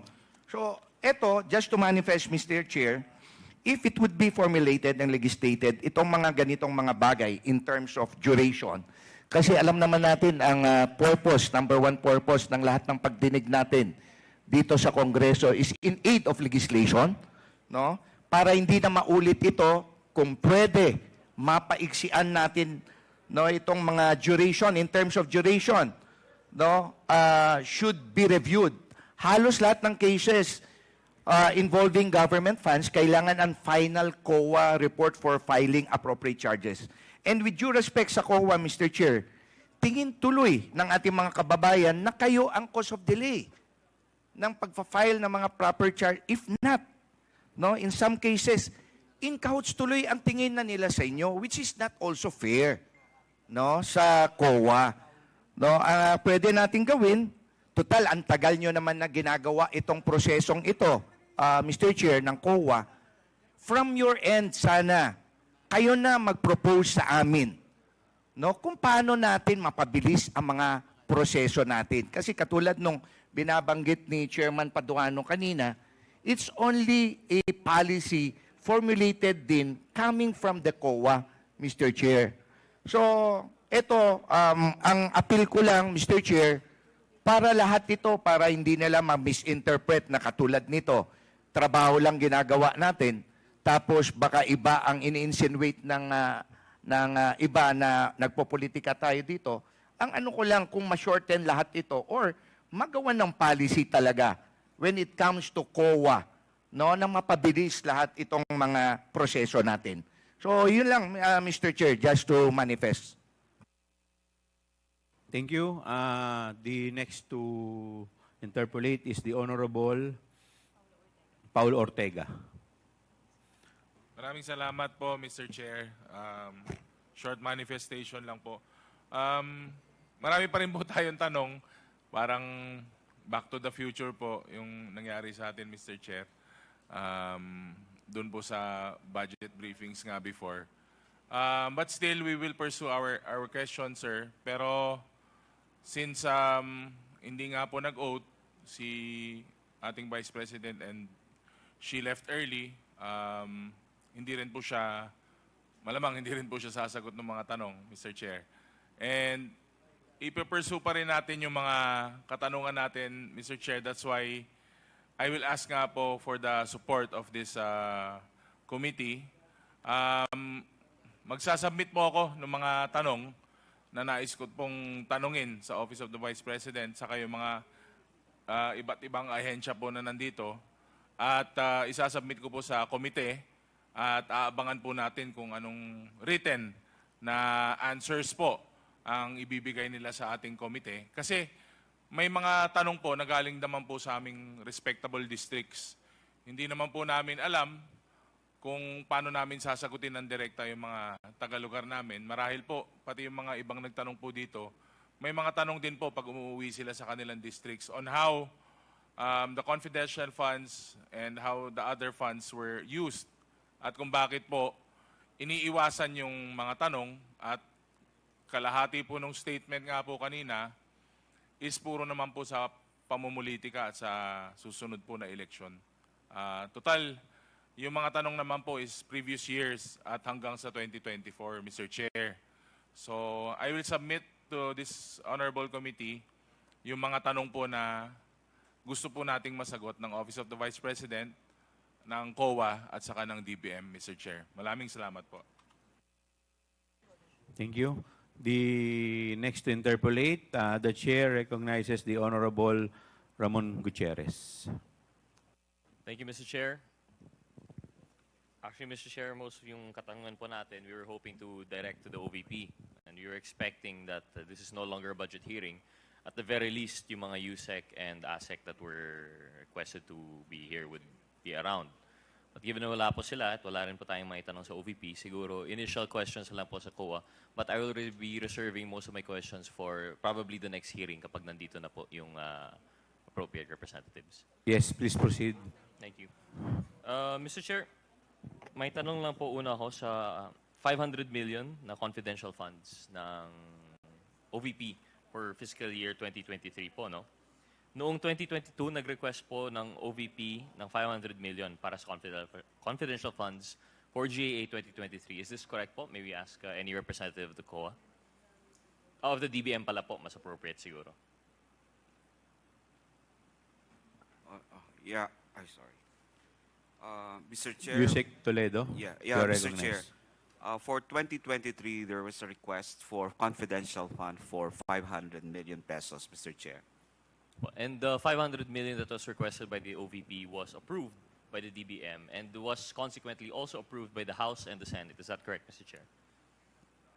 Yes, Mr. Chair. It was approved by the Congress, yes.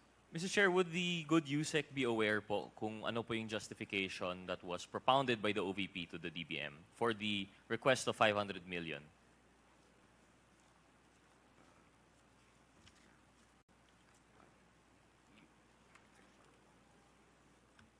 DBM, please continue.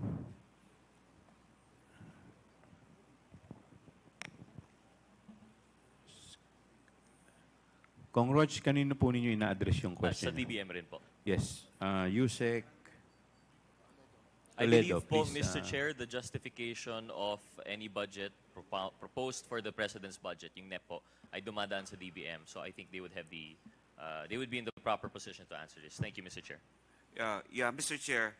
Basically, the proposed confidential fund for 2020 is the same as they used for 2022 that was approved through the release of the contingent fund, which is basically for the good governance engagement and social services projects of the Office of the Vice President, which I related earlier as far as where to use that. Basically for the safe implementation of various projects activities of the Office of the Vice President across its satellite offices. Okay, so also the conduct of its official engagements and functional representation in the international and local events. Also the implementation of various projects and activities relevant to national security and peace and order, and implementation of the same with proper security and safety protocols for the benefit of the institution, Mr. Chair.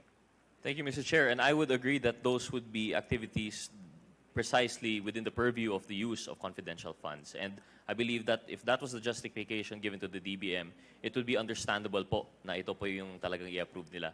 However, Mr. Chair, in hindsight, in retrospect, which is 2020, there were actually signs already na there was confusion as to the proper use of these funds. If I recall, there's an article actually in which a certain attorney Munsayak in 2022 mentioned in justifying the program of the OVP, and actually this is something that I was supposed to ask the OVP.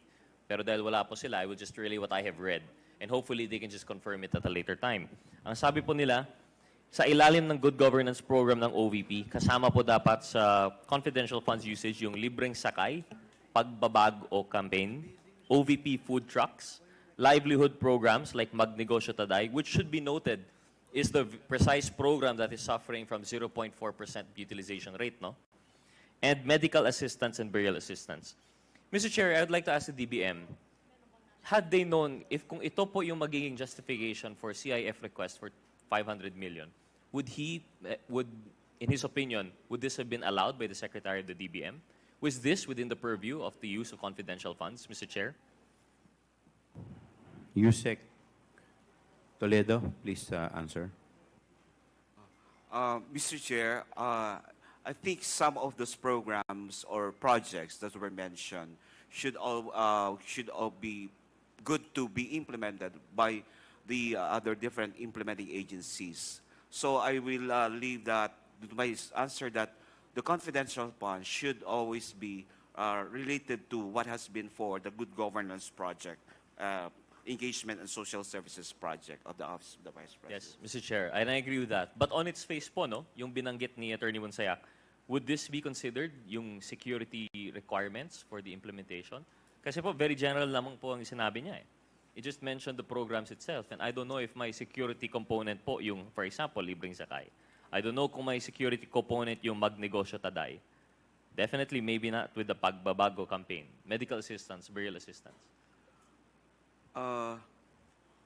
Mr. Chair, as a matter of fact, we have some sort of exclusive use for the confidential fund. Basically, if I may enumerate it, Mr. Chair, one is purchase of information for necessary for formulation and implementation of programs relevant to national security, peace, and order, rental of transportation vehicles and maintenance of safe houses used for confidential activities, purchase of rental supplies, equipment, among others, for confidential operations, payment of rewards to informers, subject, of course, to guidelines, and then uncover or prevent illegal activities that may pose danger to the agency or its personnel or property, and I guess others that may be authorized by the, of course, the General Appropriations Act and special laws. Thank you, Mr. Chair. So I think, of course, I can't speak for the committee, but we can consider na parang outside of the purview of the enumerated instances, yung ginawang justification po nitong Attorney Monsayak. But this is something, I guess, that we'll pursue at a later time. Mr. Chair, may I ask po, in relation to the Good Governance Program, and I think I could ask this to the COA, if it'll be okay. Is there a requirement for a fiscal and financial plan when it comes to the Good Governance Program? Is this a requirement when disbursing?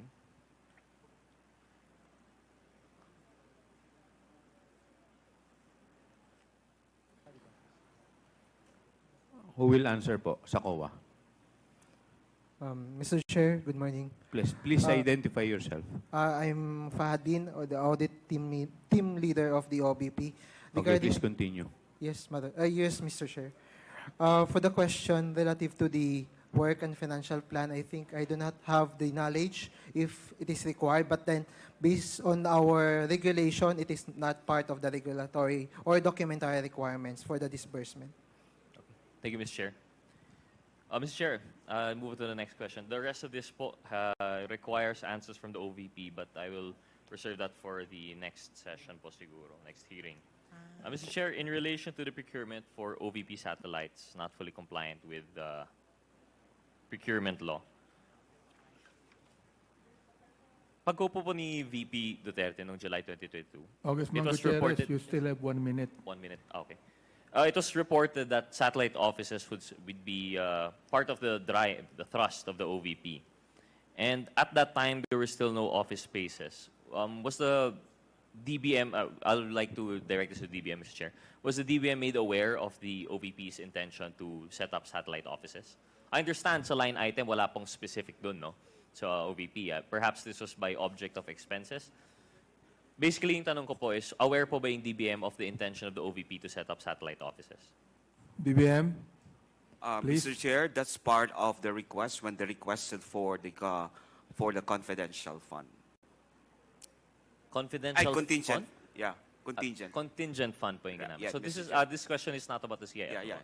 So out of the contingent fund, dun lumabas. So it was not part of any line item. Mr. Chair, in the history of the DBM po, and I know I've asked this during the budget deliberation, but I'd like to reiterate. Has this been an occurrence for previous administrations? Has any other vice president requested the establishment of satellite offices? And if they did they source it from the contingent fund?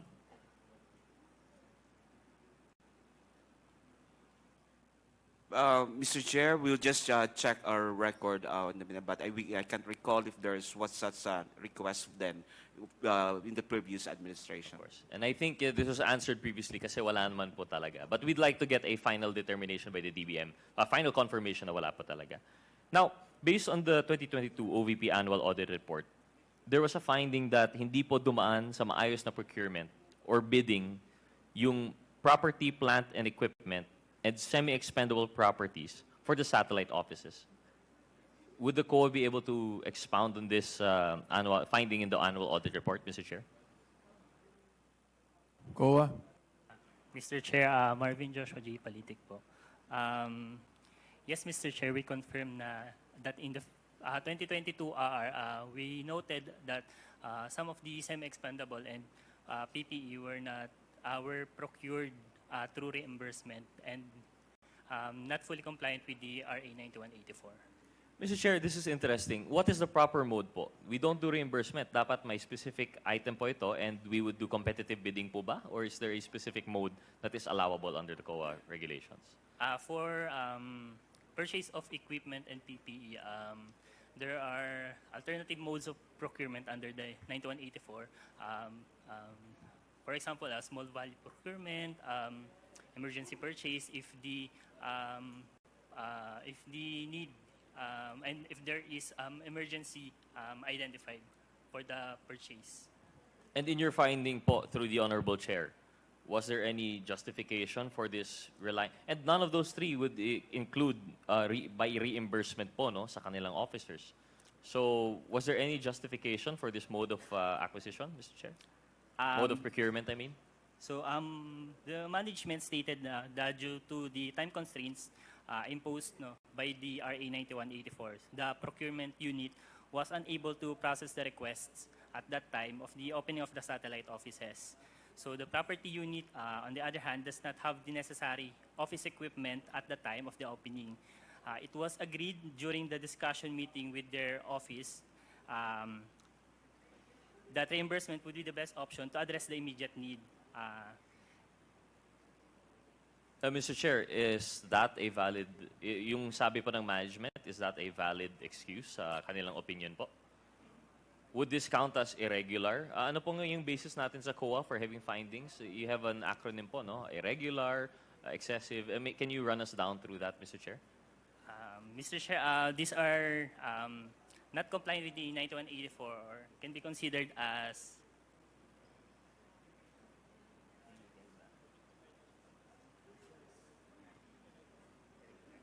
irregular. So irregular po siya. But sorry, to enlighten us lang po, ano po yung basis po natin? I remember it was mentioned during the budget hearing. I forgot lang yung shortcut ninyo. You have irregular, unconscionable. Can you give us, I think it was 5? Yes, Mr. Chair, can I answer?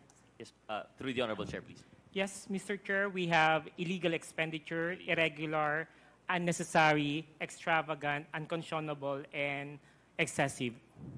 Thank you, Mr. Chair. And in this case, mukhang irregular, highly irregular po yung procurement process. Last 2 minutes. Okay lang, Mr. Chair. I will not take up any more time. The rest of it naman po would be properly answered by the OVP. So in that case, Mr. Chair, I will yield to the other interpellators. Maraming salamat po, COA and DBM. Thank you, Mr. Chair.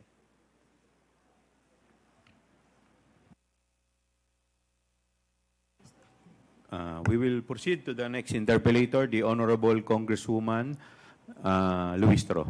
Please proceed. Thank you, Mr. Chair. I wish to manifest that the refusal of Her Excellency Vice President Sara Duterte to take her oath in today's hearing in the conduct of inquiry in aid of legislation is an affirmation of her stand, her position during the budget briefing of the OVP. And this representation wishes to manifest that when the resource speaker does not take her oath, then it follows that whatever statement she will provide, we call it, it could not hold any water. That being not under oath, the same cannot be used as an evidence in any inquiry, in any proceeding, Mr. Chair. In other words, her refusal to answer in the last budget briefing of the OVP is tantamount to her stand in today's inquiry of refusing to take her oath. That is for manifestation, Mr. Chair. And with that, Mr. Chair, I wish to remind the committee, our esteemed colleagues, and the Filipino people of the constitutional mandate that public office is a public trust. When there is a question, we're bound to answer. We're bound to explain. As a matter of fact, no less than the Philippine Constitution provides, we are accountable to the Filipino people at all times. We are now confronted by the issue on confidential fund. And I wish to emphasize, ang confidential fund po ay pera ng taong bayan. And we owe it to the people to explain kung paano ito ginastos, saan ito napunta, and to be specific, sinunod po ba natin ang joint circular regulating the use of confidential fund. Mr. Chair, I wish to raise as well, to invoke as well, and remind our esteemed colleagues that pursuant to the separation of power, we, the Congress, is exercising the power to legislate. Under this power, we also have the power of the purse. We can amend, we can revise, we can approve, and we can disapprove the budget that was proposed to us by the executive. And I wish to remind as well that the best instrument which shows the power of the purse of the people is no less than the General Appropriations Bill, which is an embodiment of the allocation for the entire Philippine government, which is the result of the legislative process of the Congress.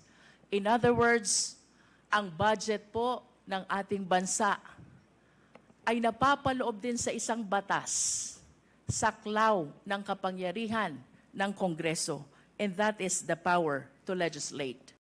To be able to make sure that the power of the purse is properly exercised, we are granted as well by the oversight power. And that is to make sure that all our legislations, that includes the budget of the national government, the General Appropriations Act, are well complied with by our fellow public servants. And to make sure, and as a consequence of this oversight power, we have this inquiry in aid of legislation. So I just wish to remind the Filipino people, and that includes the OVP, ito po ay trabaho ng Kongreso. Busisiin ang budget.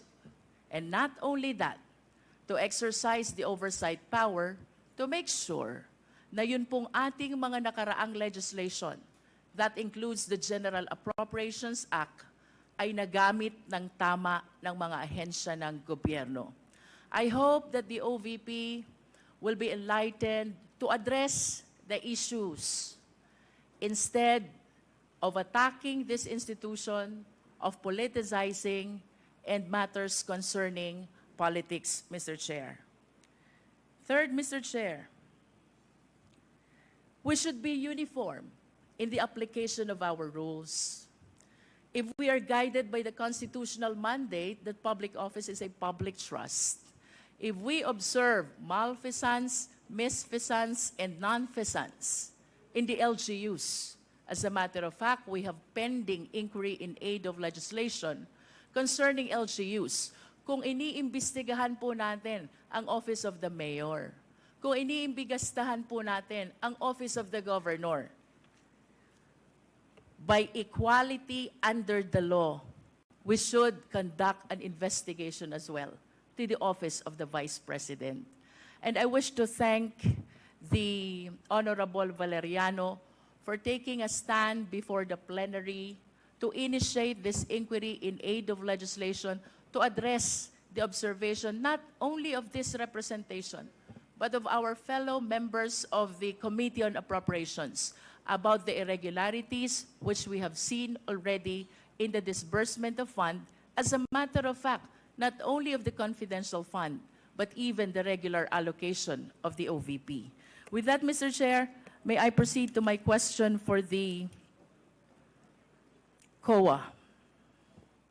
Kanina Yes. po, But after your lengthy manifestation, you have already Mr. Chair. consumed 4 just minutes. one question, Mr. Mr. Chair. Mr. Just Chair, one question. Yes, the Honorable Marcoleta.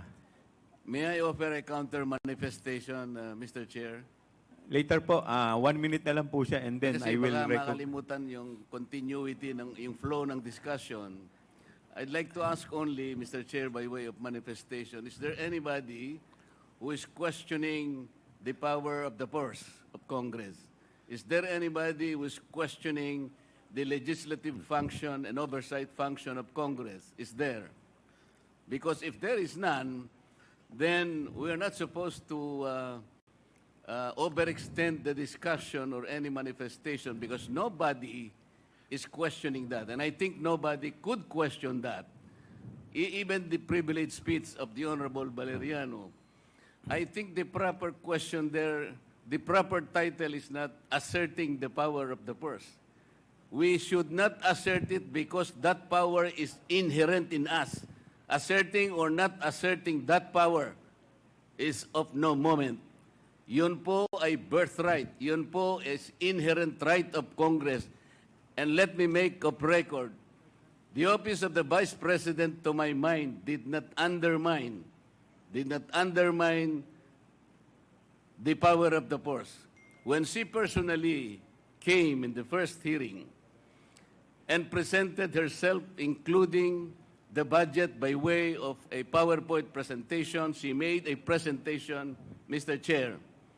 And after that, she made a categorical statement that she said, I forgo, Madam Chair, I forgo my opportunity to defend the budget of the Office of the President by way of question and answer, and instead I leave it to the discretion of the House of Representatives on their decision to decide on the proposal as presented.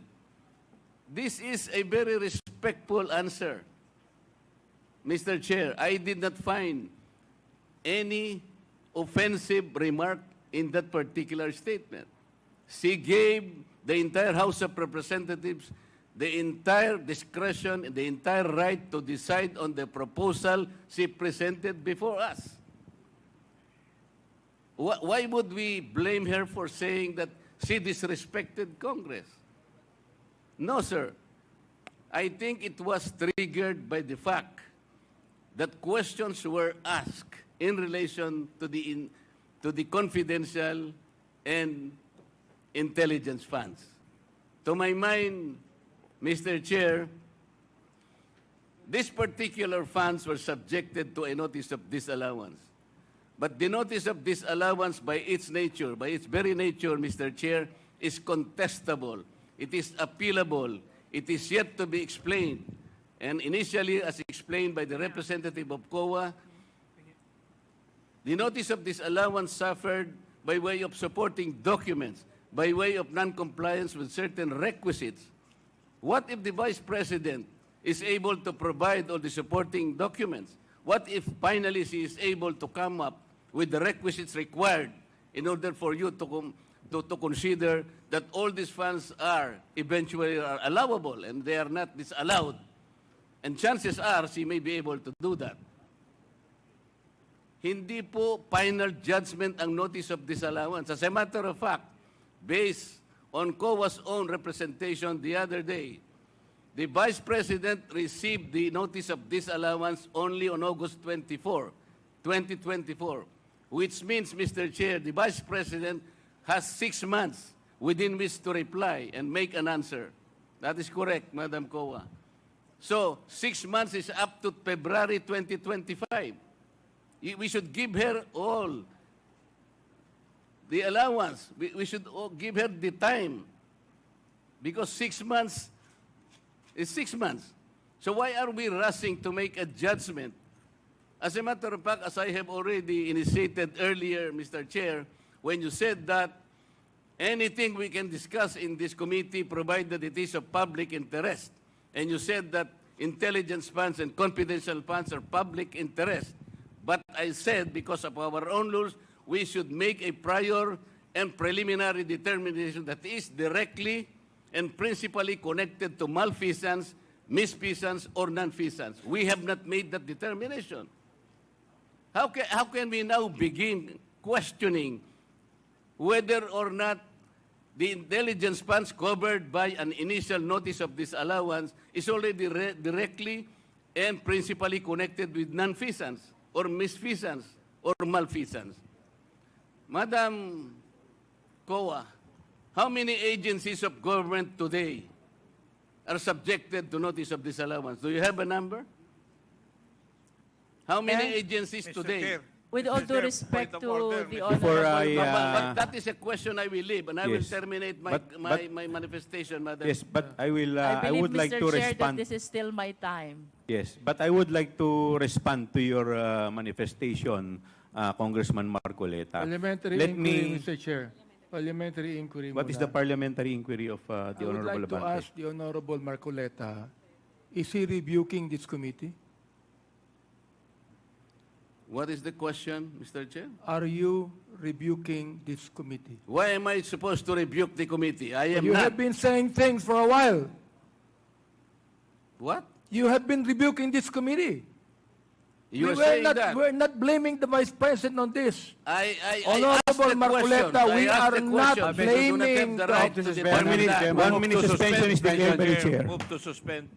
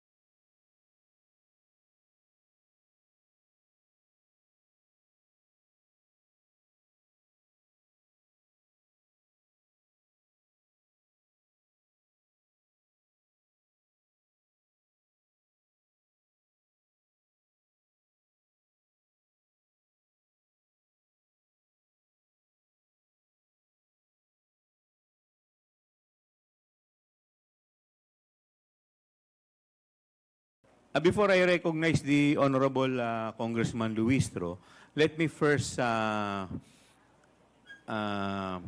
respond to the manifestation of the Honorable Marcoleta.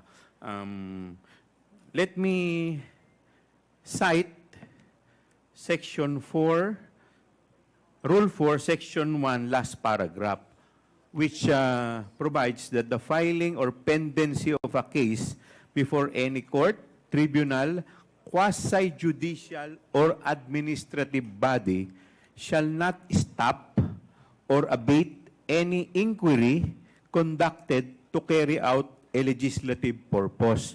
What we are doing right now is we are doing our mandate.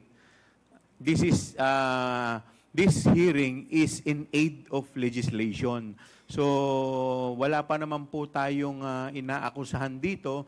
The fact that the issue is still with COA and is still pending appeal, it does not stop this committee from conducting an inquiry in aid of legislation to conduct or to carry out our legislative purpose. So, yun lamang po. With this, I would like to give the... Ilang minuto pa po? Ma'am, you still have 1 more minute. Mr. Chair, in response to the Honorable Marcoleta, this representation did not say that the OVP is questioning the power of the Congress. However, Mr. Chair, I wish to state for the record, how else will you interpret her refusal to answer? How else will you interpret her refusal to take an oath? I think, Mr. Chair, the only reasonable interpretation on her gestures is that she refused to participate in the investigation or inquiry in aid of legislation that we are conducting. Secondly, Mr. Chair, about the notice of disallowance, we take cognizance of the fact that this is not yet final and executory. As a matter of fact, the COA commented that the OVP has a period of 180 days, equivalent to 6 months, to solicit to make an appeal for the purpose of seeking for a possible reversal of the ND. However, Mr. Chair, kapag ba may ND, bawal na bang malaman ito ng publiko? Kapag ba may ND, bawal na bang imbestigahan ito? And it is on this light that I invoke that public office is a public trust, and at all times, we are accountable to the Filipino people. In response to his comment about the possibility of the ND being reversed, I think I made a manifestation already in the last budget briefing of the DepEd. If in the event that the ND is reversed, in spite of having this inquiry already, the COA is not precluded. The COA is not prevented from sharing to the Filipino people that the OVP was able to justify, and therefore we are reversing the ND. In conclusion, Mr. Chair, I wish to emphasize that there is no law which prevents the Congress, which prevents the COA from discussing, deliberating on the subject matter of the notice of disallowance. Thank you, Mr. Chair. Can I still have a question? I will give you 1 minute. Para lang po sa understanding ng mga Pilipino, pwede po bang pakidistinguish in layman's term? Confidential fund from regular fund in 2 aspects. One is procurement, second is liquidation. Because we've been discussing about CF, confidential fund. The question is, naiintindihan ho ba tayo ng mga Pilipinong mamamayan? Now, I think it's high time for us to explain, COA, ano po ba ang diferensya o pagkakaiba, confidential from regular, with respect to one is procurement and second is liquidation. Thank you, Mr. Chair. COA, any representative from COA? Yes, Attorney Camora.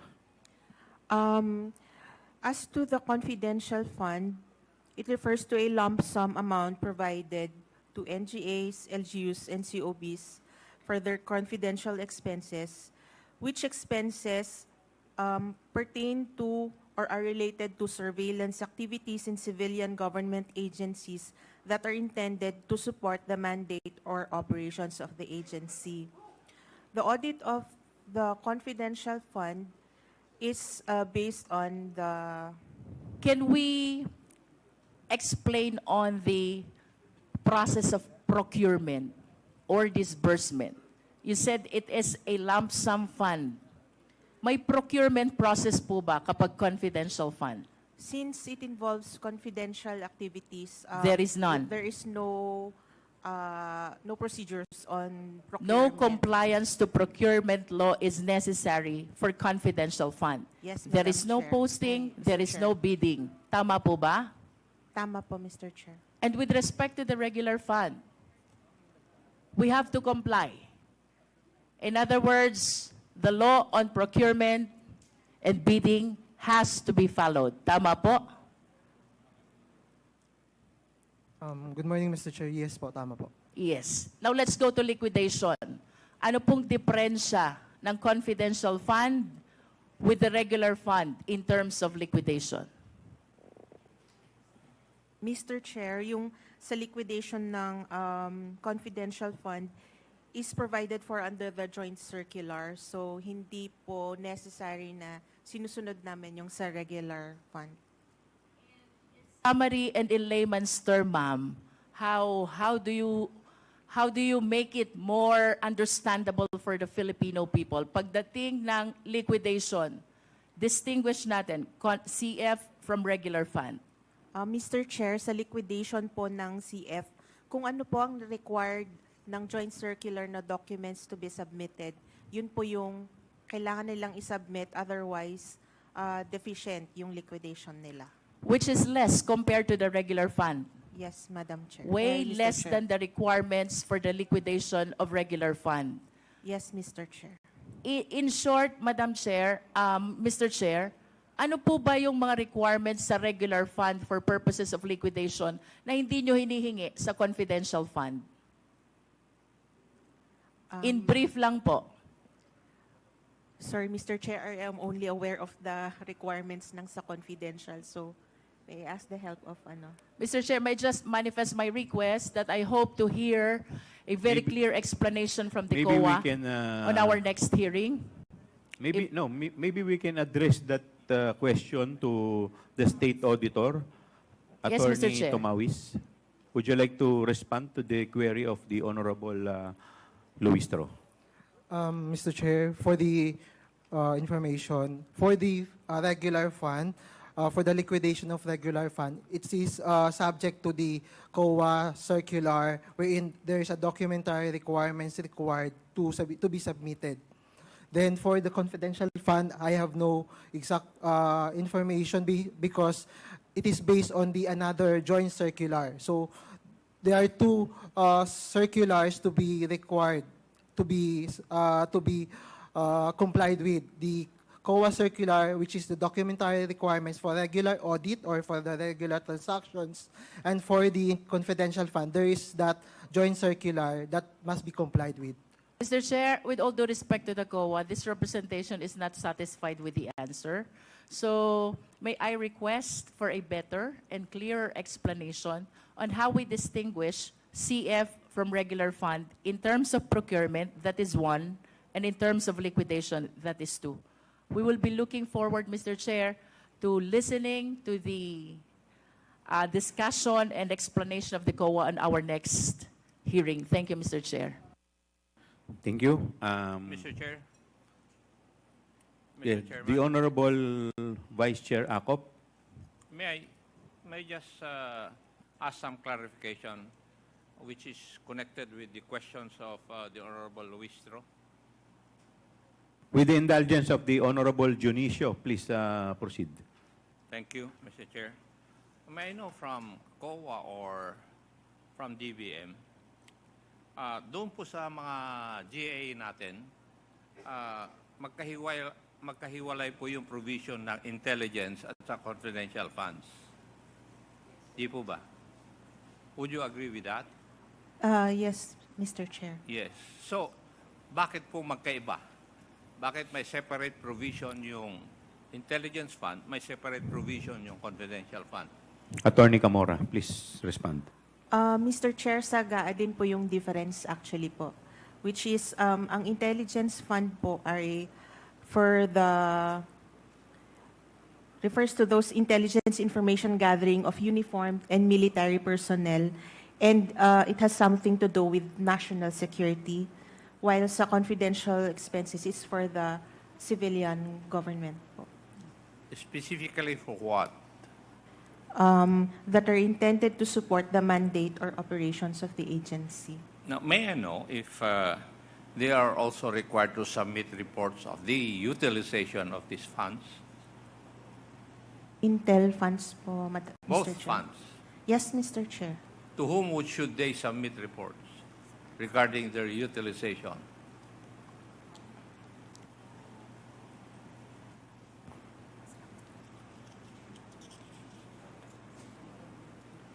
Mr. Chair, as to the confidential funds, they need to submit for NGAs to the President of the Philippines, the Senate President, and the Speaker of the House of Representatives, and to other agencies to the Department Secretary. As to the Intel Fund, they submit their accomplishment report to the President of the Philippines. Now, may I know what agency would look after the reporting of such? Sino po ang tumitingin kung ito'y nako-comply? Because I think this is part of the GAA, and the GAA is a law. Mr. Chair, it is part of the required documents that they have to submit. Sino po ang tumitingin na dapat nako-comply ang mga ito? Which agency of government?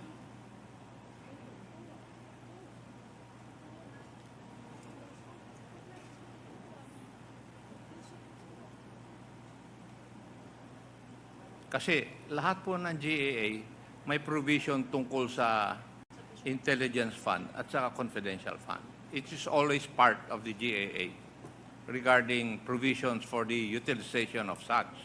Di po ba? Oh, so sinabi nyo, it is required that they should submit reports. But who looks after the compliance of these agencies concerned? Is it not the audit of the COA po?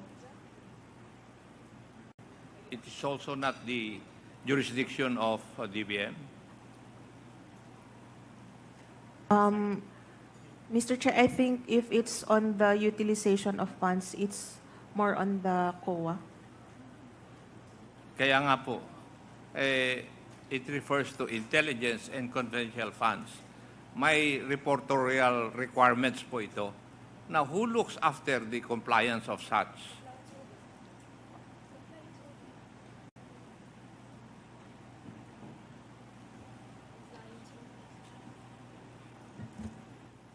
Mr. Chair, kung yung sa liquidation po, sa COA po siya nagpupunta, yung reports po.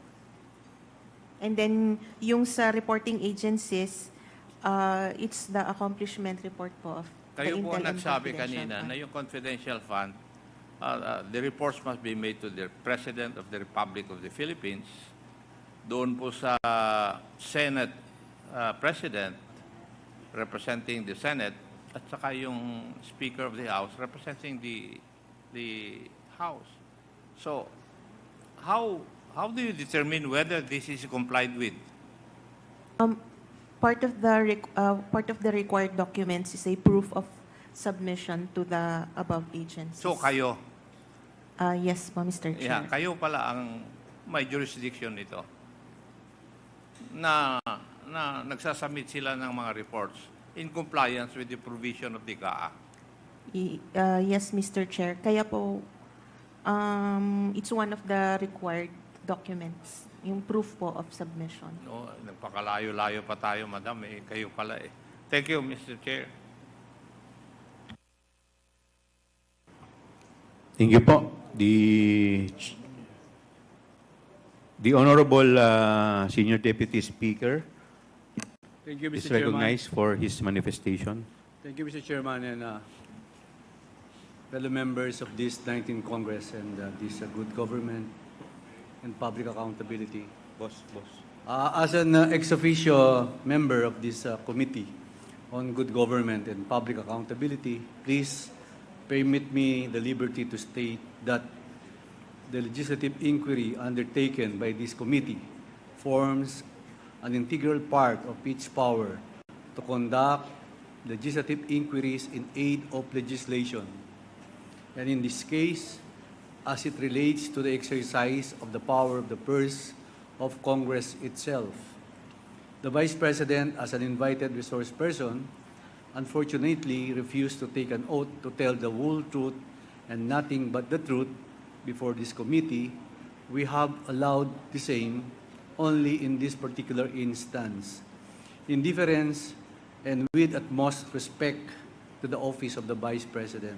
Mr. Chairman, we also underscore that refusal to take an oath before this committee or any legislative hearing in Congress should not be considered as a precedent, as it goes against the power of Congress to conduct legislative inquiries under Article 6, Section 21 of the Constitution, as discussed in the case of Arnold versus Nazareno. This power of inquiry is coextensive with the power to legislate. That's all, Mr. Chairman. Thank you. Thank you. The Honorable Valeriano is, before I recognize the Honorable Marcoleta, just a quick manifestation with the indulgence of Honorable Marcoleta, quick manifestation of the Honorable Congressman Valeriano. You're recognized. Thank you, Mr. Chairman. And in relation to the manifestation of Senior Deputy Speaker Gonzales, ito pong committee hearing natin ay initial deliberation and preliminary determination of my privileged speech last September 3. Partly nung speech ko po, and I quote again, hindi pera ng pangalawang Pangulo ang Office of the Vice President budget para sa 2022, 2023, 2024 at 2025. Pondo ng bayan yan. At yung iba po, pagkakataon na sana niyang patunayan sa Kongreso at sambayanan kung sino ang naging beneficiary ng kanyang mga socio-economic programs. At doon po, nilagay ko rin sa kanilang 2025 budget proposal, mayroong 977,615 beneficiaries at meron ding 793 strategic partnership noong 2023. Ako po yung natuwa kanina sa pagdating ni Vice President dahil ang buong akala ko ay masasagot niya yung katanungan ko sa privilege speech. Subalit, sa pagtanggi niya po ng pag-take ng oath at halos hindi niya rin po sinagot ay nakakalungkot din po. At asahan po ninyo na kung sakali man na maging maayos ang kinalabasan ng COA findings, ako po ay nakahanda ulit na tumayo at magsalita ulit kung ano man ang magiging rekomendasyon ng Commission on Audit. Salamat po, Mr. Chairman. Thank you. The Honorable Marcoleta is now recognized for his interpellation. Maraming salamat, Mr. Chair. Mr. Chair, sasamantalahin ko na po ang presence po ng mga kinatawan ng Commission on Audit. Gusto ko po sanang itanong mula sa kanila, ano-ano pong mga opisina ng ating pamahalaan o ahensya ang pinagkakalooban po ng intelligence and confidential funds?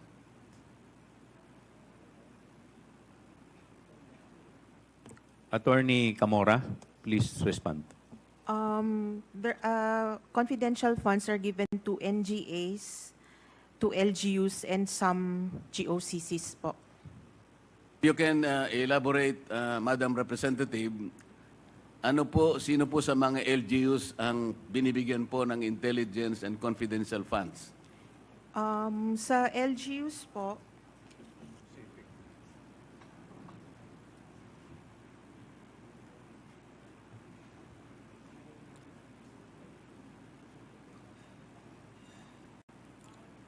Depende po sa LGU, sa POP po nila, Mr. Chair. Hindi po ba yung mga opisina ng mayor ay nakakatanggap ng intelligence and confidential funds? As long as it is part of their budget, Madam Chair, ay Mr. Chair. Kaya nga po tinatanong ko sa inyo, kayo po nakakaalam kasi kung sino-sino sa kanila. Karaniwan po yung opisina ng mayor, nakatatanggap po, maaaring hindi lahat, ngunit nakatatanggap po basically yung opisina ng mayor. Tama po? According to the joint circular po, LGUs whose peace and order is a priority concern, sila po usually yung nag-allocate ng confidential funds. Kaya nga po, base po sa record ninyo, may mga mayors po, opisina ng mayor, ang nakatatanggap ng confidential and intelligence funds. Kasi po kayo ang nag-o-audit eh. Yes po, Mr. Chair. Para hindi na tayo magtagal, ganun lang kasi. Pati po opisina ng gobernador, nakakatanggap din po ng ganong klaseng pondo, hindi po ba? Yes, Mr. Chair. Yun pong PNP, nakakatanggap po. Intelligence fund po sa Opo, PNP. yung AFP, nakakatanggap po. Yes po, Mr. Ang Chair. opisina po ng ating Pangulo ay nakakatanggap po ng intelligence funds. Yes, Mr. Chair. Ngayon po, sa mga karamihan po ng opisina ng mayor at opisina ng gobernador at alimpang mga LGUs na maaaring makatanggap nito, depende sa kanilang pangangailangan.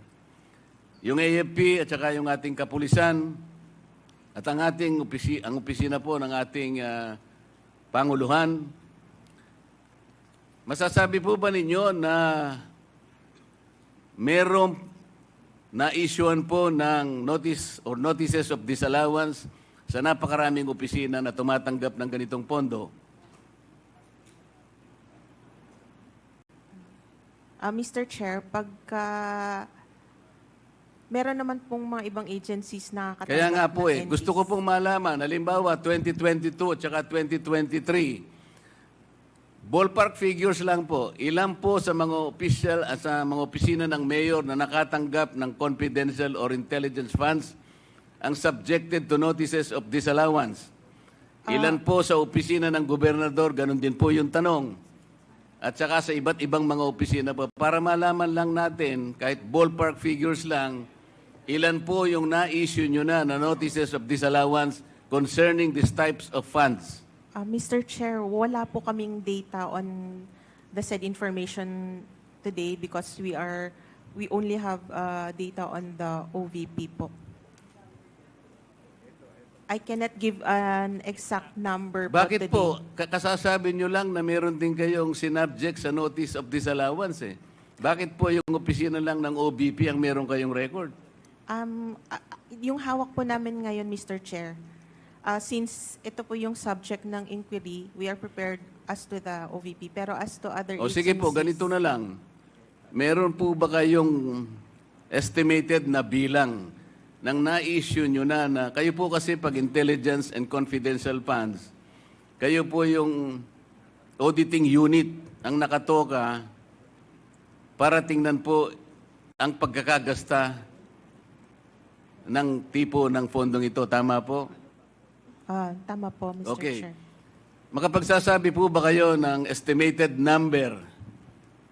Ito po, kinabibilangan ng opisina ng mayor, ng gobernador, ng ISAP, ng kung ano-ano, ng siguro po, maski National Intelligence Security Council, AFP, ang kapulisan.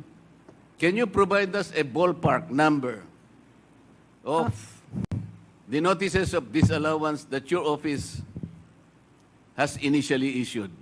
Mr. Chair, I cannot give you a ballpark figure now since hindi naman po ako involved sa entire ICFAO. So,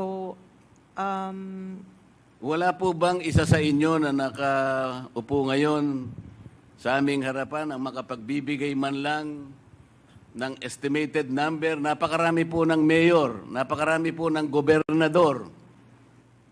precisely, sir, kaya sa ibang division, wala po akong... Pwede ba natin sabihin 100 or 500 notices of disallowance? I cannot say po, Mr. Chair. How can you help us? We are supposed to be doing this in aid of legislation. Kaya namin kayo pinatawag para tulungan nyo kami. Mr. Chair, Ang sabi po ng jurisprudence, which was quoted by no less than the former Chief Justice of the Supreme Court, Reynato Puno, quoting various jurisprudence. Kasama na po yung Arnold versus Nazareno. There should be a legislative purpose. That's number one requirement. The number two requirement, there should be pertinency in relation to those legislative purpose. Kaya po Congressman Marcoleta, tinatanong you ko, have 1 minute. tinatanong ko po ngayon, gaano karami, o sige ganito na lang, marami ba ang na-issue nyo po na notices of disallowance in connection with these types of fund?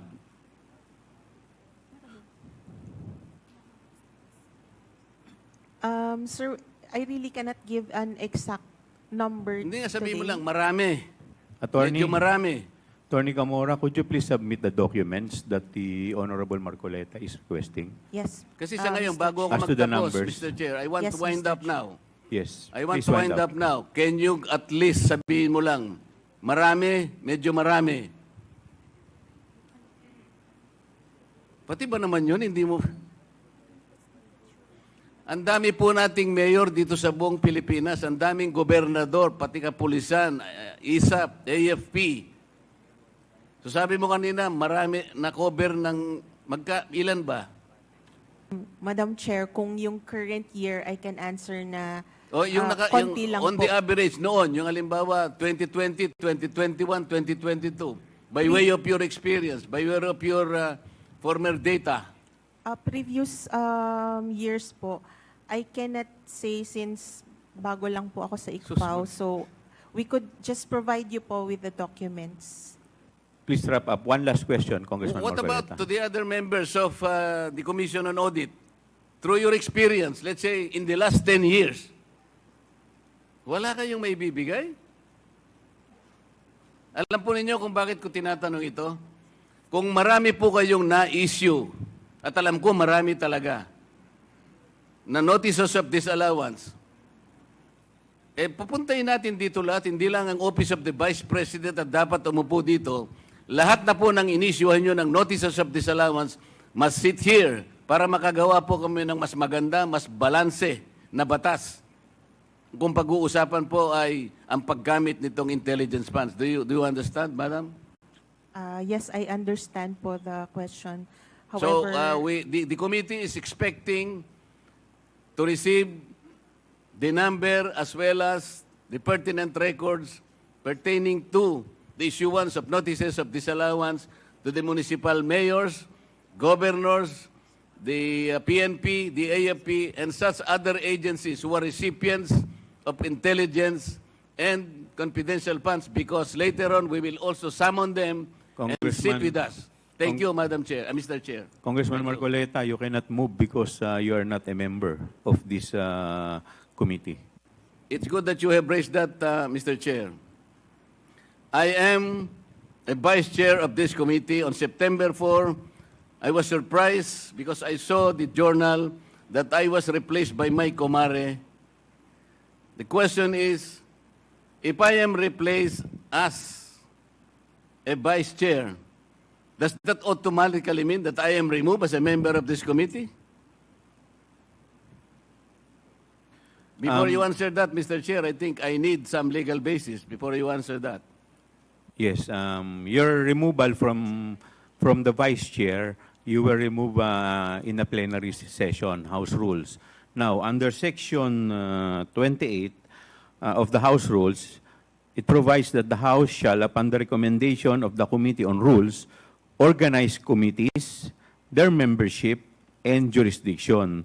Therefore, your removal as vice chair and member of the House was a plenary action, and therefore, it should be the plenary who should include you as member or as vice chair. Thank you. Mr. Chair, it was very clear that I was removed as vice chair. I was not removed as a member.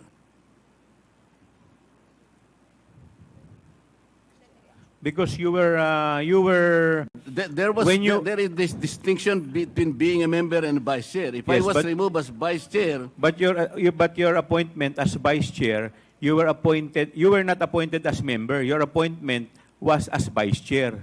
So hindi naman po kayo Mr. in-appoint Chair. muna as member bago kayo ginawang vice chair. Your immediate appointment was as vice chairman, and therefore your removal as vice chair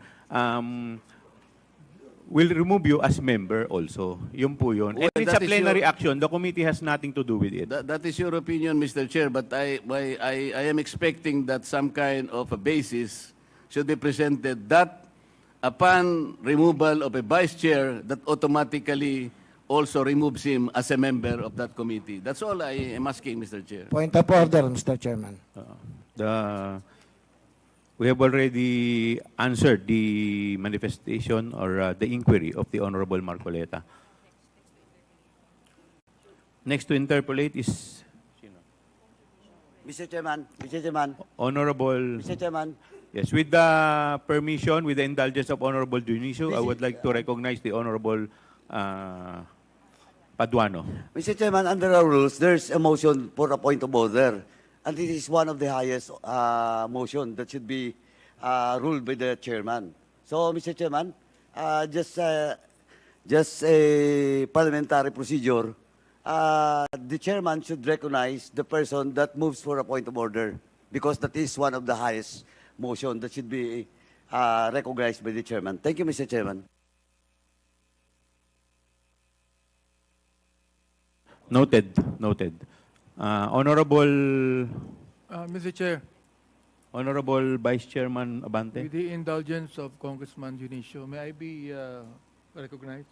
Mr. Chairman, Yes, with the just a point of inquiry. There's a motion for a point of order, and I have stated that is the one of the highest, well, in fact, second highest motion. So the chairman should rule on that point of order that was raised by, I think it's Congressman Valeriano. My point of order is that the chairman already ruled na he was removed as vice chairman of the Committee on Good Government and Public Accountabilities. That's It all, was Mr. already Chairman. answered. It was already ruled, Your Honor. Thank you, Mr. Chairman. Thank you po. Mr. Chair. With the indulgence of Congressman Dionisio, the chair would like to recognize the Vice Chairman Abante. Mr. Chair, a while ago, COA has answered the question of Congressman Romy Acop as far as the difference between an intelligence fund and confidential fund. Can you please repeat that? Meron pagkakaiba ang intelligence fund saka ang confidential fund? Yes, Mr. Chair. Ang Intel Fund po, it is given to uniformed and military personnel and intelligence practitioners. And the purpose is for activities that have direct impact to national security. For confidential fund, they are given to civilian government agencies that are intended to support the mandate or operations of the agency. Okay, Mr. Chair, therefore, ang intelligence fund, hindi confidential fund. Yes, Mr. Okay, Chair. pero kanina, yung pong question ni Congressman Marcoleta, sinasabi niya palagi, confidential fund or intelligence fund. Am I right? They are separate po. O therefore, hindi po masyado naintindihan ni Congressman Marcoleta yung katanungan niya. Sapagkat kanya pinareho ang confidential fund at ang intelligence fund. Na gusto kong itanong, Mr. Chair, no? Sinabi niya kanina, sinabi mo na mayroong confidential fund ng mga mayors and governors, di ba? Yes, Mr. Chair. Intelligence fund, meron ba silang intelligence fund? Generally, wala po since hindi naman po sila uniformed personnel. Okay, malinaw, Mr. Chair, na walang intelligence fund ang mga gobernador at mga mayor. Pero merong confidential fund. Yung pa ba? Tama ba ako? Tama po, Mr. Chair. Okay. Yung mga vice mayor at vice governor, meron ba intelligence fund o confidential fund? Meron ba silang confidential fund ang vice mayor at vice governor? Actually, sir, it's per agency po. So, if, for example, ma-designate na SDO ang vice, pwede po siyang mabigyan. Ano yan? If he is designated as mayor. Correct. As SDO po. SDO. If the vice mayor is designated as mayor, magkakaroon siya, correct? As mayor po. As SDO po. Ano SDO? As Special Disbursing Officer. Special Dispersing Special Officer. Yes. Ay kung hindi, wala siyang confidential fund. Yes. O therefore, regularly, walang confidential fund ang Vice Mayor at ang Vice Governor. Yes. Ayan. Katulad din po yan ng Pangulo. Ang Pangulo dapat magkaroon ng confidential fund. Tama ho ba ako? Kung based sa GAA po, tama Opo. po. Pero ang Vice President, hindi kinakailangan magkaroon ng confidential fund. Am I right? Not in... Am I right? Not necessarily correct. Following my question on the line of questioning that I had with the Vice Governor and the Vice Mayor. Sa NGAs po kasi, sir, what is expressly provided Oo. in the GAA? In the GAA po. Then normally, katulad ng, I'm just following the question that I asked, di ba? Sabi mo kanina, yung Vice Governor at yung Vice Mayor, normally, wala yung confidential fund. Correct? Oh. Yes, Madam. Mr. Unless Chair. otherwise, they've been designated as what? As SDO, Mr. SDO, okay. Ganon din naman ang Pangulo at ang Vice President. Correct? Oh, kung yung Vice President designated din na ganyan, meron siyang confidential fund. Am I right? Mr. Chair, what we only know is whoever is given confidential funds in the GAA can use siguro ang confidential DBM funds. pwede makasagot niyan. Yusek, pwede mo ba sagutin to? Yeah, Mr. Chair. Yusek Toledo, you're recognized. Yeah. Thank you, Mr. Chair. So there is a provision in the GAA kung sino yung nabigyan po natin ng confidential fund, which is basically na-identify doon sa bawat GA po natin. For example, for 2023, nabigyan po natin ng ang mga ahensya ng gobyerno ng confidential fund from OP, tapos doon sa Office of the Vice President, at mayroon din sa DA, mayroon din sa DepEd, may DNAHO. So all the way po, may listahan po tayo ng confidential funds na binibigyan natin sa bawat ahensya. Yung po bang binigay nating confidential funds sa Vice President, is that normal? Is that a normal procedure? Is that a normal procedure or not? O ito lang kahilingan? Kahilingan lang po ito. There was releases po natin in the previous administration, even Mr. Chair. So I think part of that, at may request po sila, so we provided them. Kahilingan, request, di ba? But it is normal procedure. Si Vice President Lenny po ba, mayroon siyang confidential fund? Vice President Lenny Robredo? Nagkaroon ba siya ng confidential fund? O hindi siya humiling? I will check, Mr. Chair, of the data we have already. For what? Yung ibang naging Vice President, for example, like Vice President Kabayan, Noli de Castro, meron po pang confidential fund? As, Mr. Chair, as far as for the Vice President Leonard Bredo, wala pong confidential funds. Ayan, po wala. na binigay natin. Vice President de Castro, wala din, di ba? I think wala rin po. Vice President Doy Laurel, wala rin. If I, that's too long. Sorry, sir. Oh, yeah? Hindi pa, bata pa kayo noon. Wala pa. Yes, Mr. Chair, sorry for that. Pero yes, Mr. Chair, probably from the previous administration lately, as mentioned, si Vice Mayor, President Leonard Bredo, wala pong confidential fund. Therefore, Yusek Toledo, taga saan po kayo, Toledo? Sir, I'm from Region 1, North, Region 1 po ako. Region 1, sa Ilocos. Pangasinan, sir. Saan? From Pangasinan, Mr. Chair. Pangasinan? Yes, sir. Baka mag-anak kayo na misis ko. Toledo ang misis ko taga Please wrap Pangasinan up, din. Congressman Abante. Hindi, natanong ko lang. Baka mag-anak ko to okay.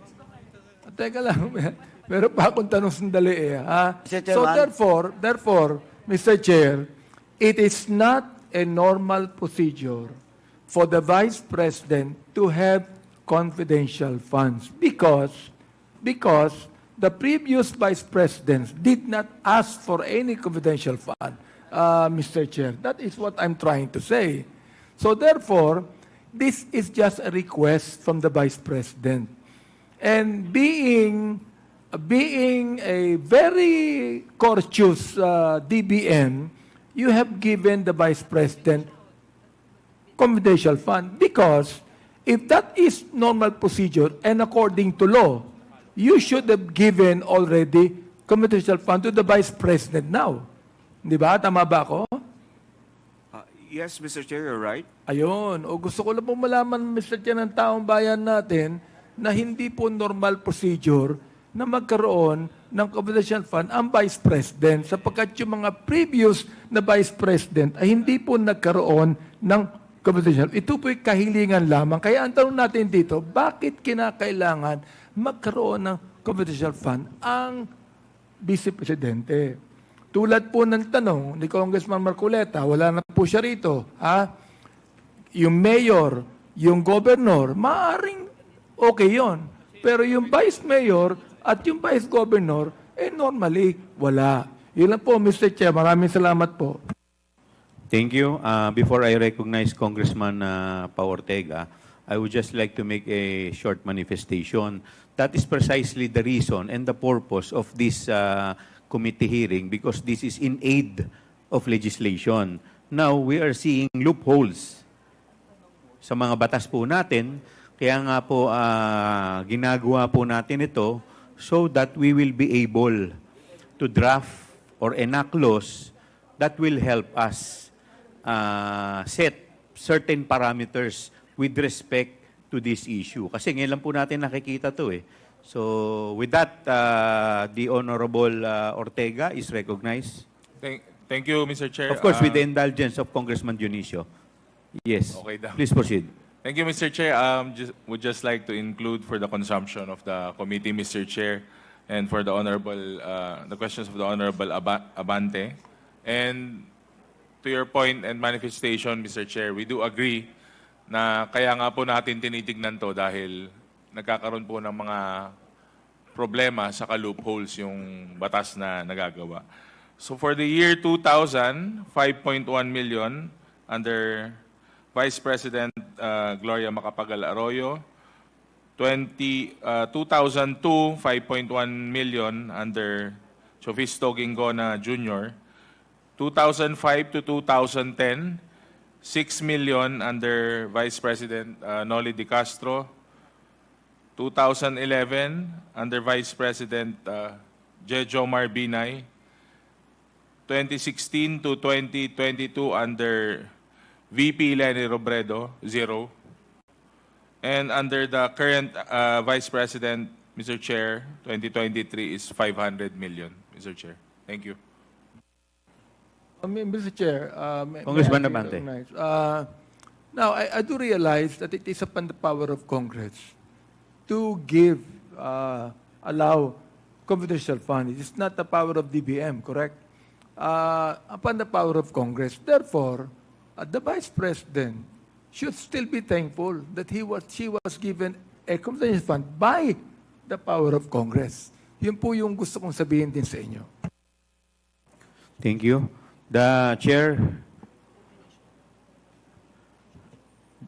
would like to recognize the Honorable Dionisio for his interpellation. Mr. Chair, sa wakas daw po. Hindi. Ang tatanong ko lang po kasi kung bakit napakaginaw dito ngayon. Hindi, Mr. Chair, biro lang. Marami pong salamat, Ginoong Tagapangulo, sa pagkakataon na makapagtanong ng konting clarificatory questions. Naalala ko lang si Ma'am sa COA. Ma'am, magandang hapon po sa inyo. Kayo po yung nakatabi ko last time dun sa nakaraang hearing. It's a pleasure to meet you again, everyone sa ating mga resource speakers from COA. Meron lang po akong konting katanungan if you could enlighten this humble representation, ma'am. Regarding po doon sa procurement process na ginagawa natin sa pag-acquire dito sa Office of the Vice President or procurement process in general, ano po ba yung mga steps? Briefly lang, ma'am. Ano po ba yung mga steps na dinadaanan ng mga bidders?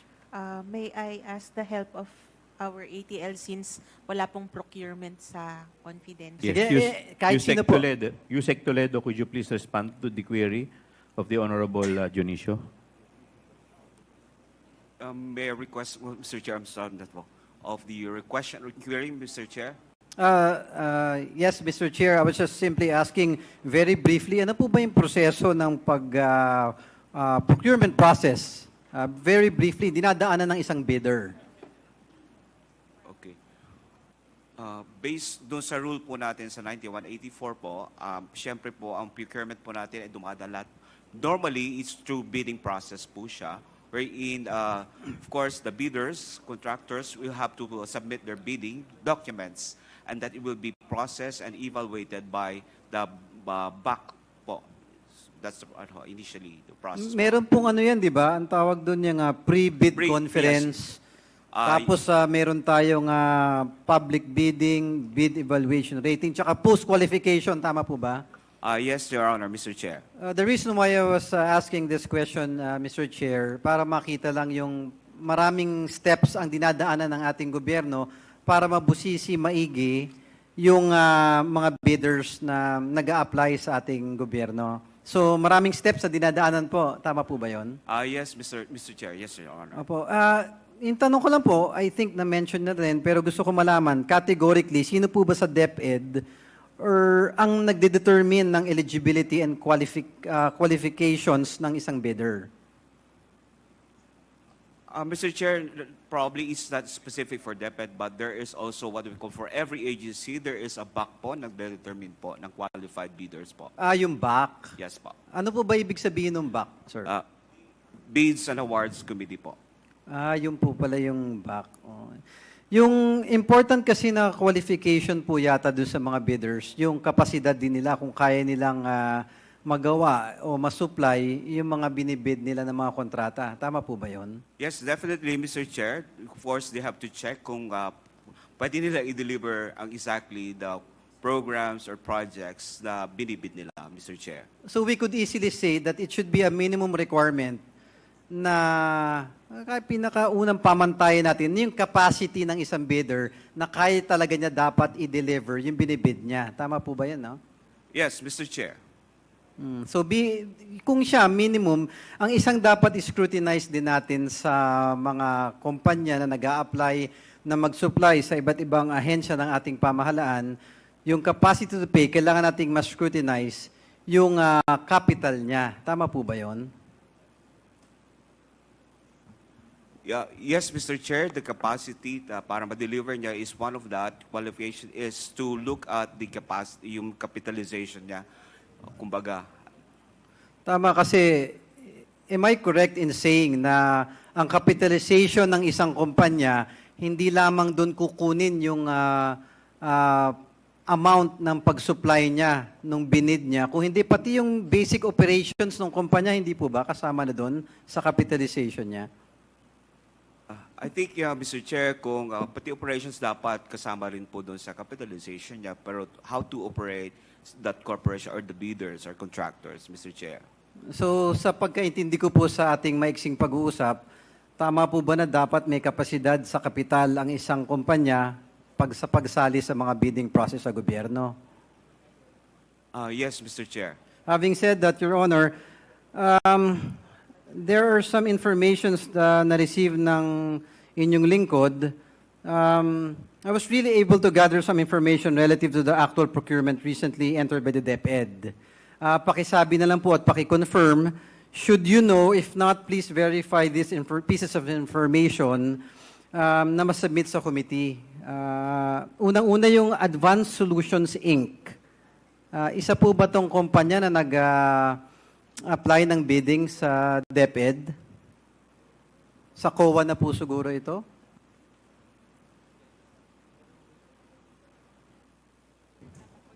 Mr. Chair? Before you proceed, we have yet to open the motion, the motu proprio. So we have to limit our question to the office of the Vice President. But of course, later, after we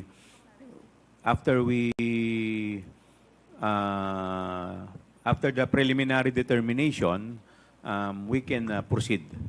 But in the meantime, we have to limit the line of questioning to the Office of the Vice President first. Thank you for the enlightenment, Mr. Chair. Having heard the opinion of the chairman, I would reserve my questions for a later time. Thank you very much, Mr. Chair. Mr. Chair?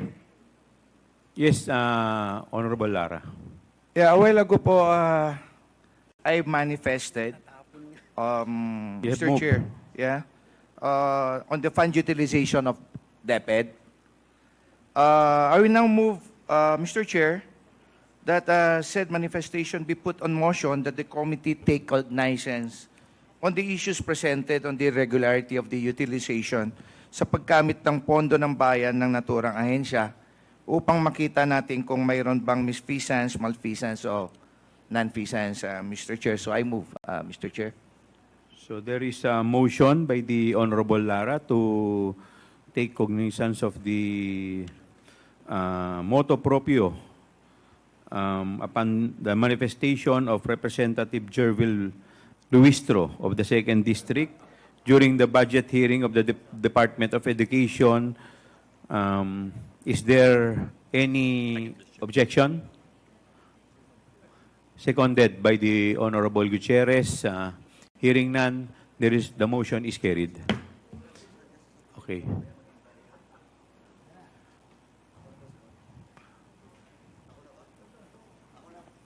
One minute suspension is declared by the chair.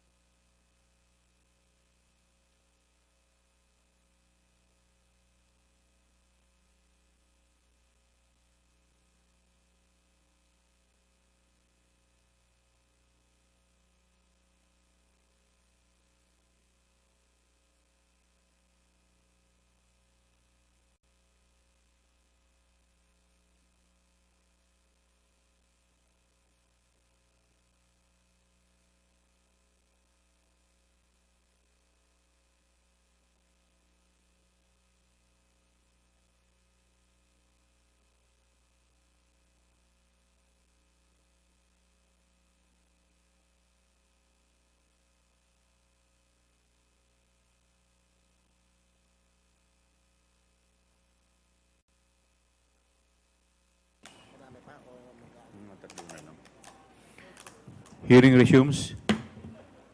The chair would like to recognize the Honorable Carax. Thank you, Mr. Chairman. Mr. Chairman, first and foremost, I would like to manifest that if I cannot consume my 5 minutes in my manifestation and interpellation, my name will be listed in the second round, Mr. Chairman.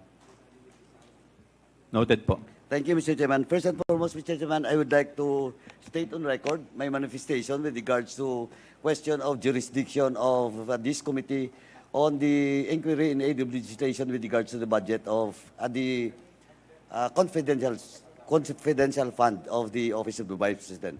Number one, Mr. Chairman, this inquiry in aid of legislation in this committee is being conducted pursuant to a plenary action. This is a plenary action, and nobody can question about it because even the most highest official in the House of Representatives cannot question the plenary decision during plenary session. And it was approved during a plenary session which emanated from the privileged speech of the Honorable Rolando Valeriano on September 3, 2024. And it was referred to this committee even on that date. Now, Mr. Chairman, question of jurisdiction of this committee and question of the actions being made by the plenary and, of course, with the Committee on Rules, and then it goes back to the plenary for the plenary to decide whether this question or the subject matter that emanates from the privileged speech of the Honorable Valeriano is indeed will be referred to this committee.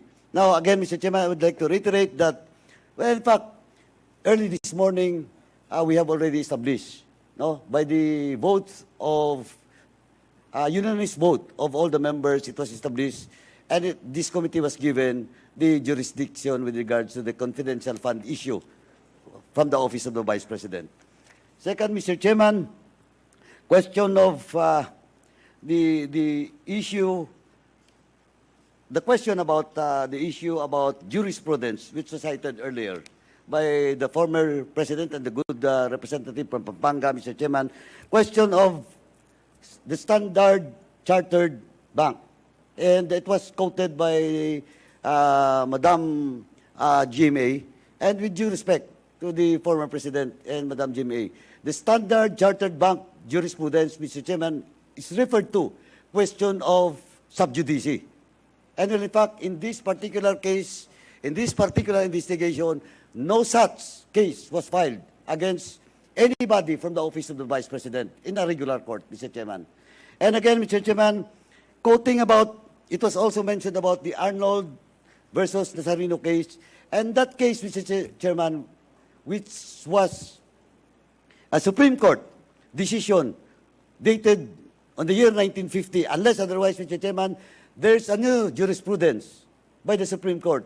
But until now, it's being used, and that particular jurisprudence is being used, and the decision Supreme Court is favorable to Congress, and in particular to the Senate, questioning the contempt. The issue about the Arnold versus Nazareno is all about the powers of Congress for an inquiry in aid of a legislation, Mr. Chairman. That's why we just speak again to the Honorable Madam President. I think the jurisprudence is cited, in particular with this representation, I think it cannot be invoked in the case of the Office of the Vice President.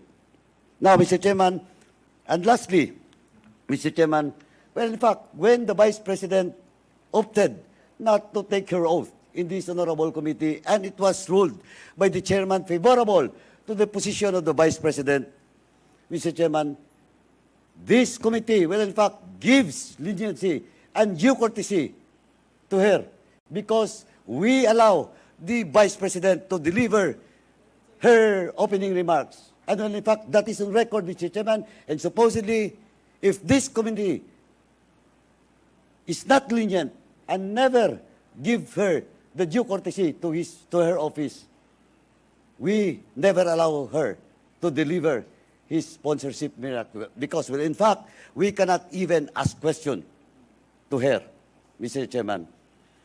Now, Mr. Chairman, let me proceed with regards to the COA, particularly to the COA.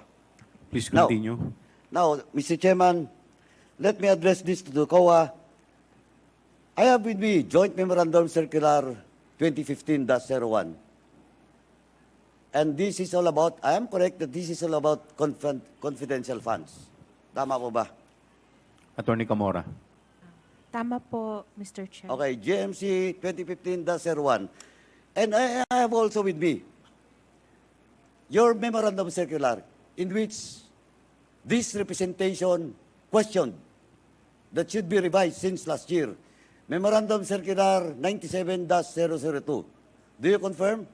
It is all about special cash advances. Tama ko ba? MC 97-002. Meron po, Mr. Chair. Are you familiar with that? Me personally, Mr. Chair, hindi po. Oh, this is a Memorandum Circular 97 and this Joint Memorandum Circular 2015. And if you are not familiar with this, how can I ask question and how can you answer my questions with regards to your mandate and your responsibility with regards to this Memorandum Circular 97-002? Mr. Chair, as far as the confidential funds audit is concerned, we base our audit mainly on the joint circular. No, of course. That's why, may I ask you, that's why I'm asking you about the MC 97-002. Because the first question to be raised to you, if you are familiar with MC 97-002, is, thus, Joint Memorandum Circular 2015-01 conforms or concur with your MC 97-002. Kasi ito po, lahat po dito is all about special cash advances.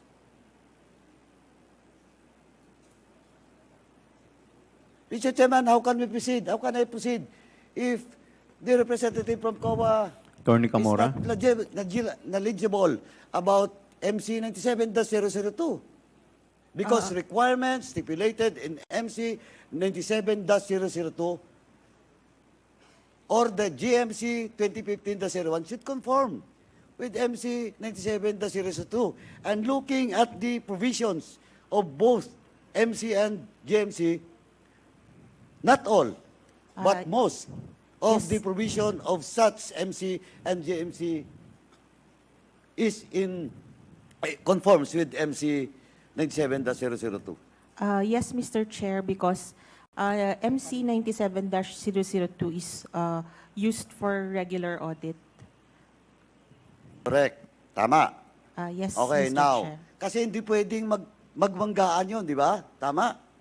Yes, Mr. Chair. Okay, now, let me proceed. You have a copy now with MC 97-002? Yes, Mr. Chair. Okay.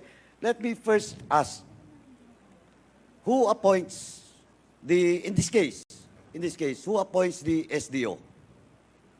In the case of the confidential fund of the Office of the Vice President, who is the appointing officer for the SDO? As to the confidential funds, it was the President. The it's President? The OVP, the Vice President. The Vice Mr. President. And the Vice President, as the appointing officer, signed all the documents related to this, the disbursements of such fund. Tama? Yes, Okay. Mr. Chair. And of course, the special disbursement officer also signed. Tama? Some of the documents, Mr. Chair. Sandali. During disbursement, some, but some. Lahat ba? Bakit some? Meron bang hindi siya? Kasi binigyan nga siya ng authority. She or he was appointed as the SDO by the appointing officer. And in this case, it's the Vice President. Yes, Mr. Chair. Except Tama? for the liquidation transmittal letter, which is by the head of agency. Sorry? except for the transmittal letter, which is signed by the head of agency, all the reports are signed by the SDO. Correct. Except for the transmittal Yes. of the agency. Yes, Tama? Mr. But Chair. all liquidation reports and everything should be signed by the SDO. Yes, Mr. Chair. Correct. And not only the SDO, not only, in this case, the Vice President, and that includes also the accountant. Yes, Mr. Chair. Okay. Now, can you name the special disbursing officer in this case of the confidential fund? It's Miss Gina Acosta. Miss Gina Acosta. Acosta. Okay. Specifically, what is the position of Miss Gina Acosta in the office of the Vice President? Asan yung designation niya?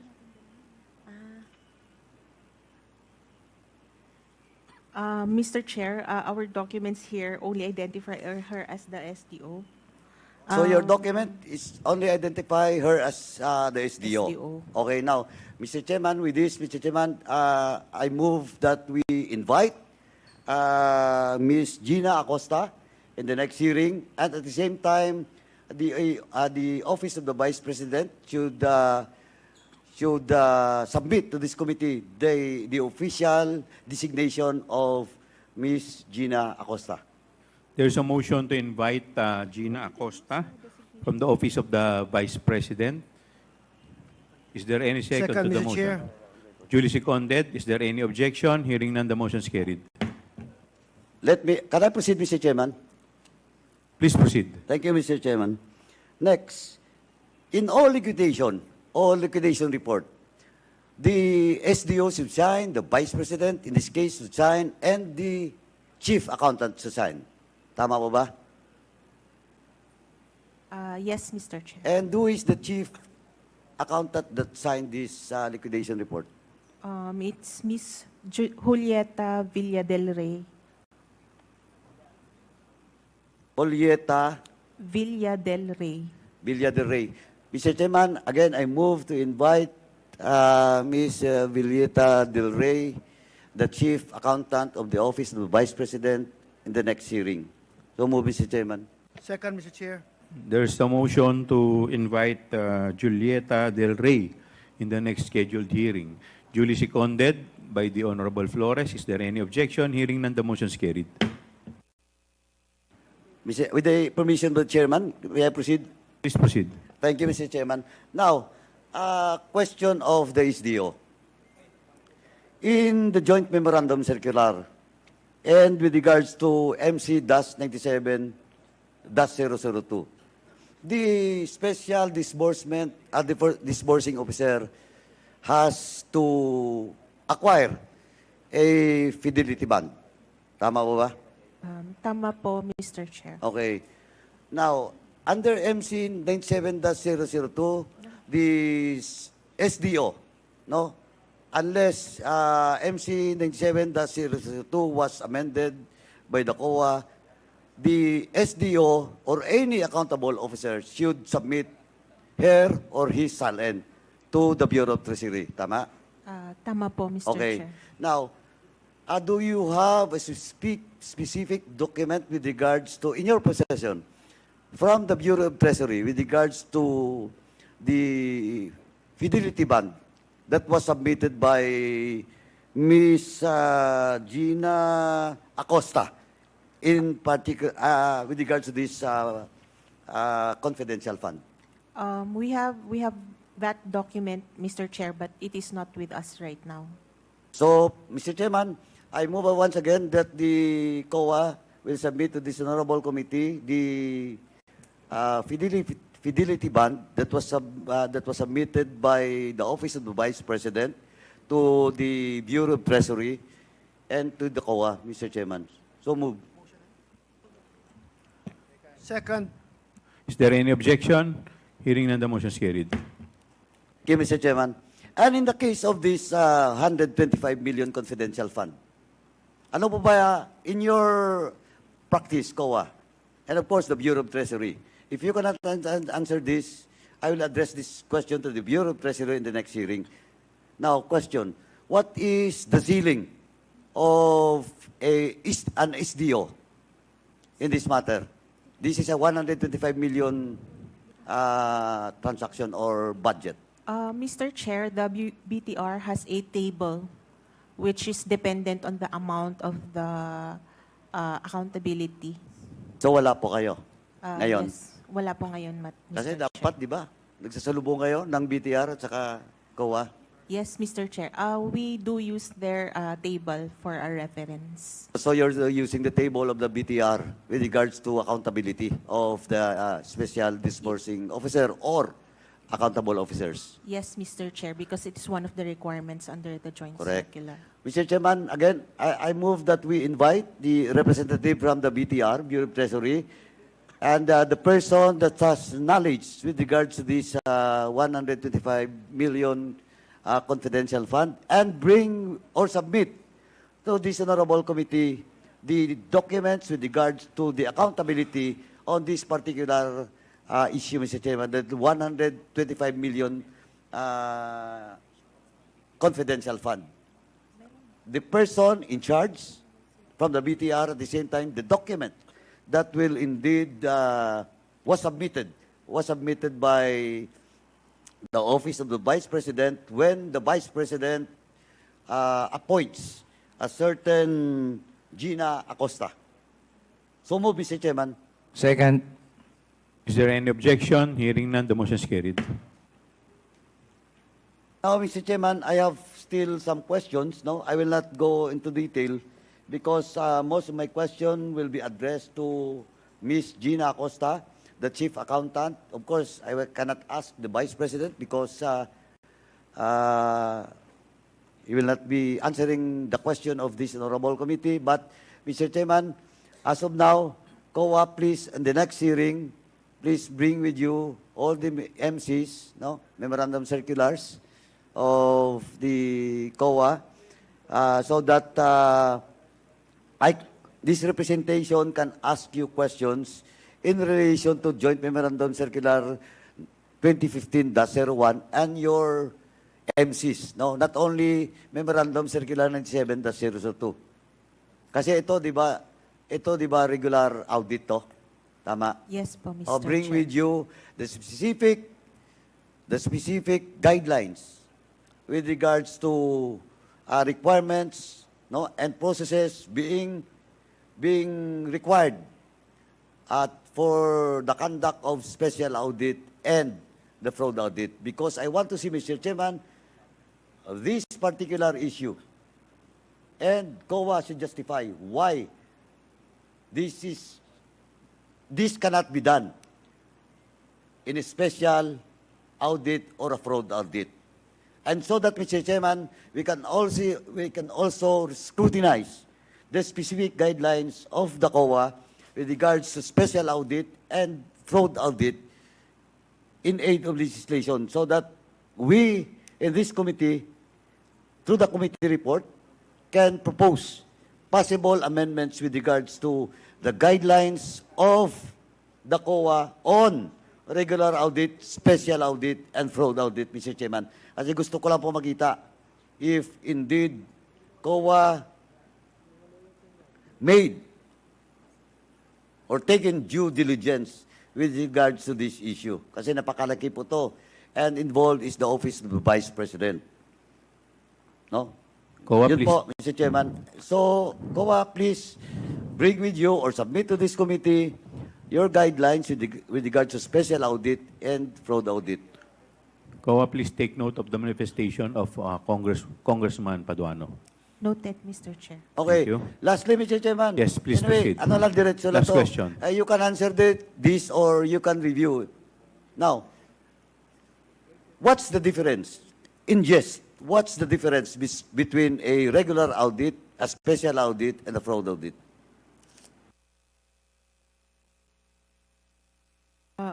The regular audit is the regular financial audit, which we review all the transactions of the agency.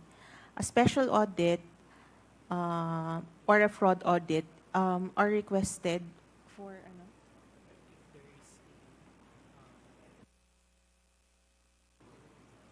Mr. Chairman.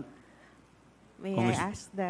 Mr. Chairman, ako, Call a friend. with due respect to COA, dugtungan ko lang po. Yes, Kasi, please. Congressman Paduano. sinasabi mo kasing regular audit, yun yung annual audit, di ba? Tama? Tama po, Oo. Mr. Chair. Kasi, kaya nga regular siya because that is part of your mandate in any agencies, no? To conduct a regular audit every end of the year. Tama? Yes po. Okay. Now, kahit nga sa regular audit nyo, sometimes it happens in the next quarter na. The following year, di ba? Tama? Yes po, Mr. Chair. And Mr. Chairman, again, ayun po yung mga issue dito na this honorable committee should put in the possible committee report. No? Kailangan kasi dito, Mr. Chairman, may certain accountability with regards to audit. And dapat may corresponding penalty. Kasi tingnan mo, Mr. Chairman, well, in fact, in my own experience, no, for the past year, fraud audit, it takes COA for 1 year. Fraud audit pa yun. Kung fraud audit nga nangyayari yung 1 year, siguro naman pati yung regular audit.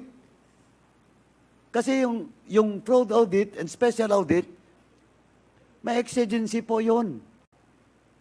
No, pero anyway, who can answer the difference between a special audit and a fraud audit and a regular audit? May sasagot ba o next hearing na lang? Mr. Chair, with regard to the... Attorney Lapitan. Yes, Mr. Chair. Are you going to answer or you will ask the committee to just answer it in the next scheduled hearing para medyo mas kabisado ninyo? I will answer. You will answer now? Yes, Okay, briefly. Briefly, okay. Please Mr. Chair. continue, Attorney Lapitan. When we speak of a special audit, it comes in every form like fraud audit when there is when the transaction is covered or tainted with fraud. And we also have special audit like the levy audit, rate audit, which is being performed by other offices in the Commission. When it comes to a regular audit, that's the audit of the financial transaction where the 3 audit streams are being practiced. Mr. Chair. Ito kasi sunod na tanong, timeline.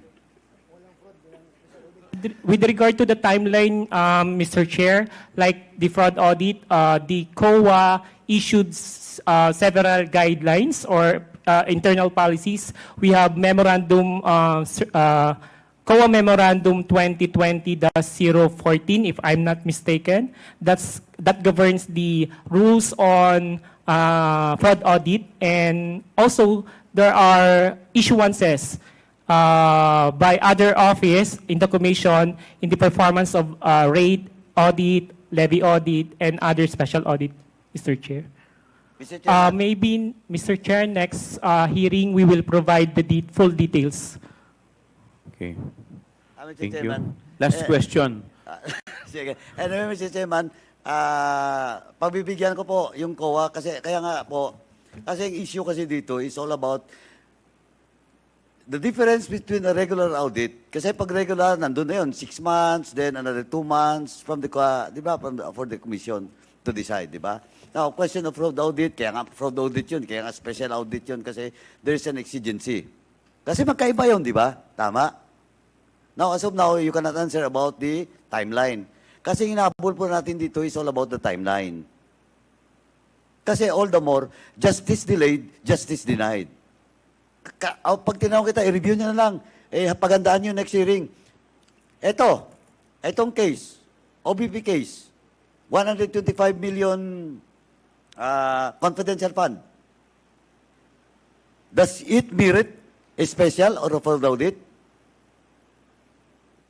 Actually, Attorney sir, Camora. it is, Mr. Chair, actually it is a compliance audit, so they have to comply with the joint circular.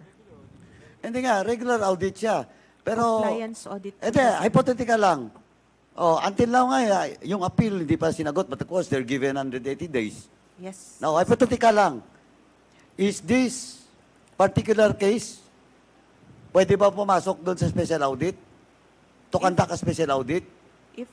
If there is a request, Or if there is a what? request for Who will request? any, Kaya, who will request? anyone, Sorry? any person, agency, or Any person, any agency? Madam, you check na lang po yung guidelines nyo with regards to fraud and special audit. Kasi baka mamaya, magka-problema po kayo. sige. Please Thank you. na po. Thank you, Mr. Mr. Chairman, Chair. next hearing na lang po. I will just end my interpellation to COA and I hope that next hearing, COA will prepare with regards to it and the BTR, Mr. Chairman. Because in this particular case, it is crucial role ng BTR at saka ng COA, Mr. Chairman.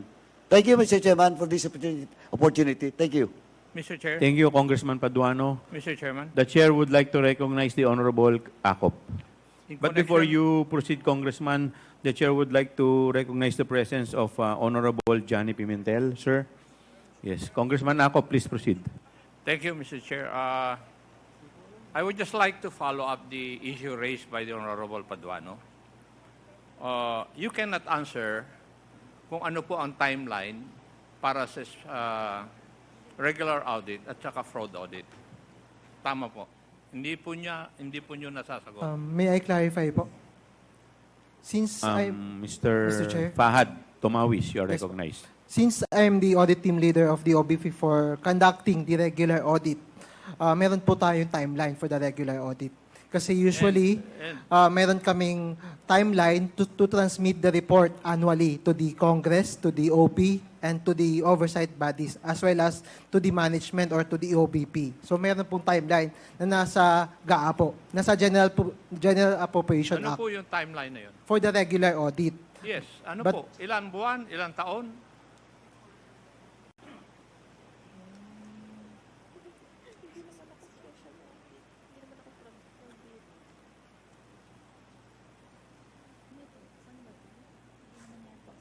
Hindi kasi natin alam. Kasi hindi tayo special audit. September yung nandito. Huwag nyo po kasing sabihin sa amin na may timeline kung hindi nyo alam kung ilan ang buwan, araw o taon yung pag-conduct ninyo. Because the next question that I will ask is, if you conduct a fraud audit, how long will it take?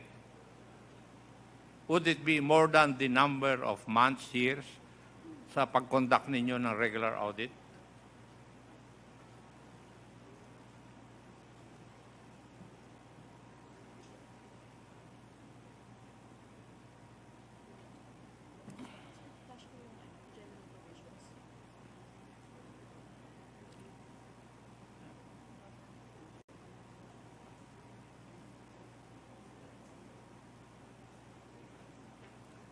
Kasi mga taga-COA, yun po yung problema ni Chairman Caraps, who is the Chairman of the Committee on Public Accounts. Yung hearing po namin doon, naririnig namin yung regular audit at saka fraud audit. Ang napapansin namin, napakatagal po. As if there's no difference between the timeline of the regular audit and the fraud audit. Kaya ang susunod na tanong ko rin sa inyo is, what is the purpose of a fraud audit? Anong objective?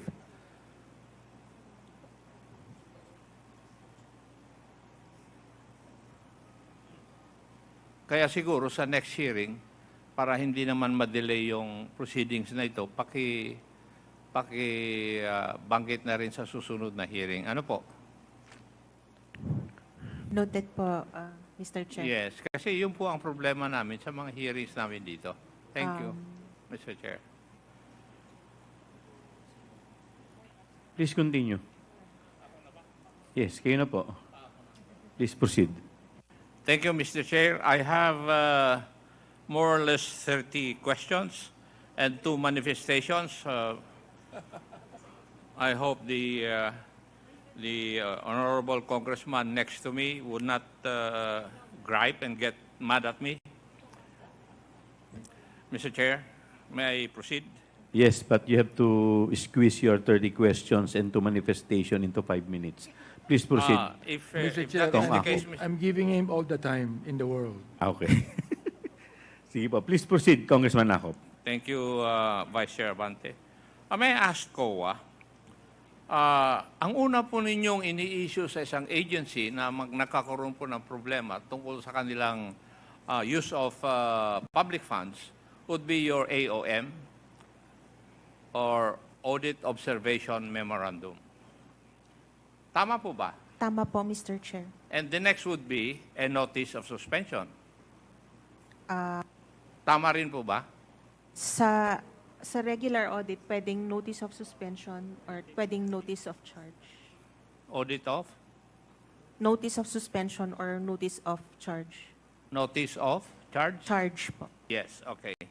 And after that, there will be a notice of disallowance. Tama po, Mr. Chair. Tama. Now, would there be a timeline pursuant to your circulars na meron po yung interval ng pagbigay ng AOM, after which your notice of suspension or notice of charge, and then notice of disallowance? Mr. Chair, sa regular audit and even sa confidential funds audit, 15 days after issuance of AOM, the agency must give their reply. Yes, but they can ask for they can file a motion for reconsideration to extend the period. Nangyayari po yata yun. Yes, Mr. Chair. Yes, yun nga po ang may gusto lang akong i-point out. So, it's very possible na nagfa-file sila ng motion for extension of time to file their answer. Yes, Mr. Chair. Tama? Yes, Mr. Chair. Now, that is also true after the issuance of a notice of suspension. Yes, Mr. Chair. Nagfa-file pwede rin sila mag-file ng extension of time before you give the notice of disallowance? Mr. Chair, may I clarify those? Please, Mr. Tomawis. For the regular audit, first thing po na ginagawa namin pag may nakita kaming mga deficiencies, mag-issue kami ng AOM. And the management is given 15 days to reply for comments para ma-justify nila kung may mga justification sila. And then just in case po na dun sa deficiencies noted po namin is may mga non-submission of documents or may mga lacking documents, we can issue notice of suspension. I know that. But ang tanong ko po is, they can file a motion to extend the time for them to submit. Nangyayari po yun, di po ba? I think I have no authority or position na magsabi doon because the notice pag po inappeal na or for example may extension, but then on my perspective po as auditor ng OVP, we are required po dun sa we are required na dapat ma-comply po ng management. Pag nag-issue kami ng notice, dapat ma-comply nila within the 90 days period. Assuming that So, they will not be able to comply, what is your next move? That's the time po na pwede na kami mag-issue ng notice of disallowance kasi nag-mature na po yung notice So, of suspension. 15 days, sige. To follow you. After which, the notice of suspension, di pa rin siya. Ano ang susunod? Notice of disallowance. How long would that take? For the notice of disallowance po, for example, dun sa notice of suspension, pag na-issue na po yun, the management or the agency is given 90 days to comply with the requirements. Then if ever po na hindi nila ma-comply with that period, magmamature na po siya into notice of disallowance. Then, So, for 3.5 months. 90 days, that's 3 months plus 15 days, 3.5 months. For the notice of suspension po, may requirement po na 90 days. Kaya nga, plus yung 15 days na kwanyo ng kwan from AOM, Yes, so from that's AOM. 3.5 months. Now, doon po sa question ng 125 million na confidential fund, in-issue nyo po yung liquidated report po nyo January 10, 2023. Di po ba? Would that be correct? And you issued the notice of suspension only in December 13, 2023.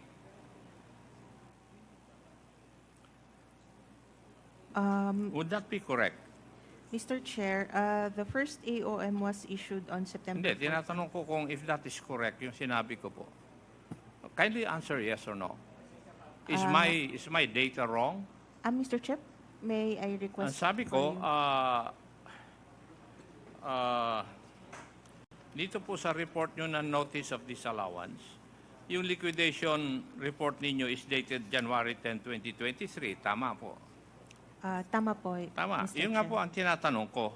And the notice of suspension was dated December 13, 2023. Now, January 10, 2023 to December 13, 2023, almost 1 year na. Akala ko ba ay 15 days lang dapat? Mr. Chair, Kailan nyo inisyo yung AOM nito? yung AOM po was issued September 14. September 14. Di na-extend talaga. Eh, ang sabi kanina ni Mr. Tumawis, 15 days lang. Pero dito, sa kaso na ito, kung September 13 yung AOM ninyo, dapat October pa lang, nag-i-issue na kayo ng notice of suspension. So tama yung sinasabi ko na na-extend yung time dahil yun ang experience namin sa sa hearings namin coming from your representatives. Yung 15 days, Mr. Chair, is for them to answer.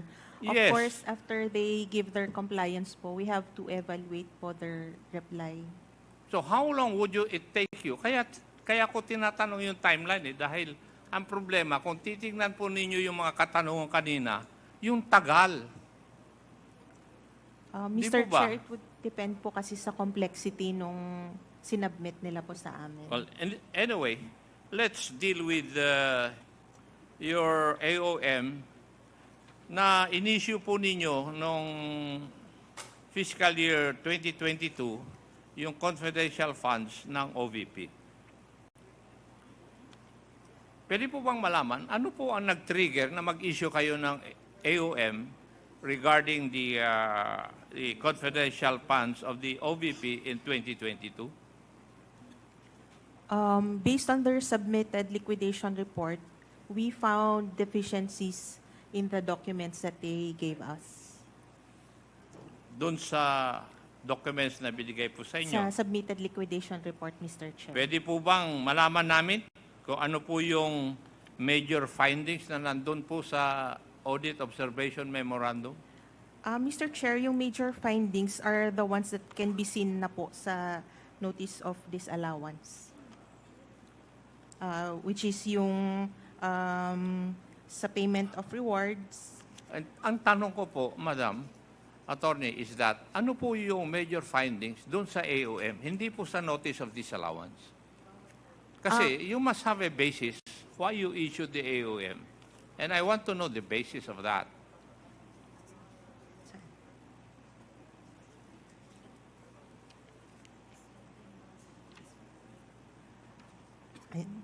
Mr. Chair, dun sa AOM, first they did not submit documentary evidence of payment to support their accomplishment report.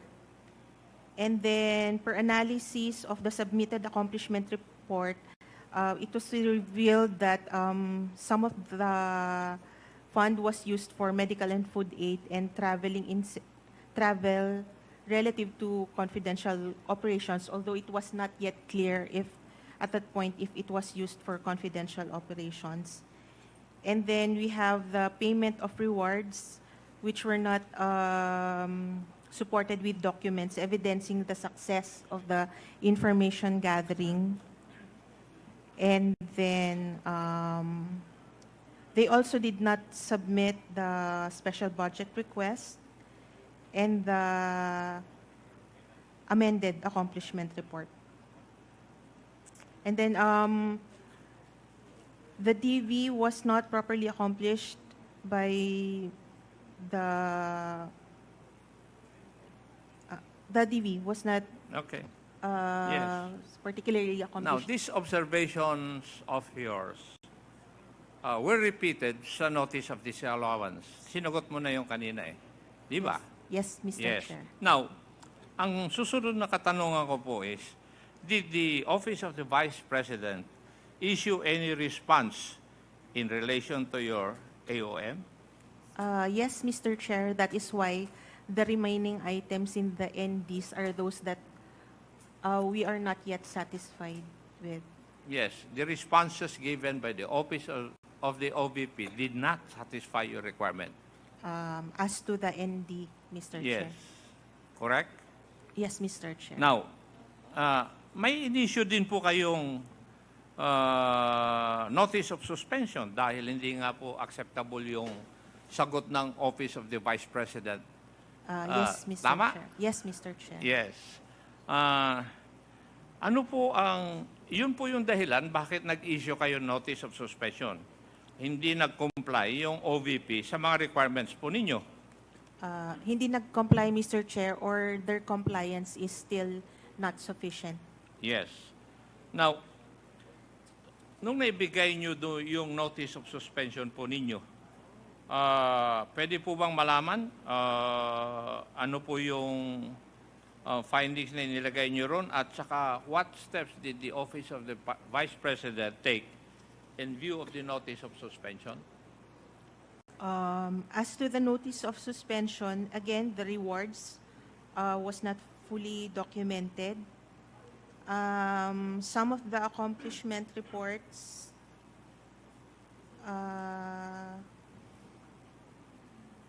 should not be included as confidential expenses, Yes. such as the tables, chairs.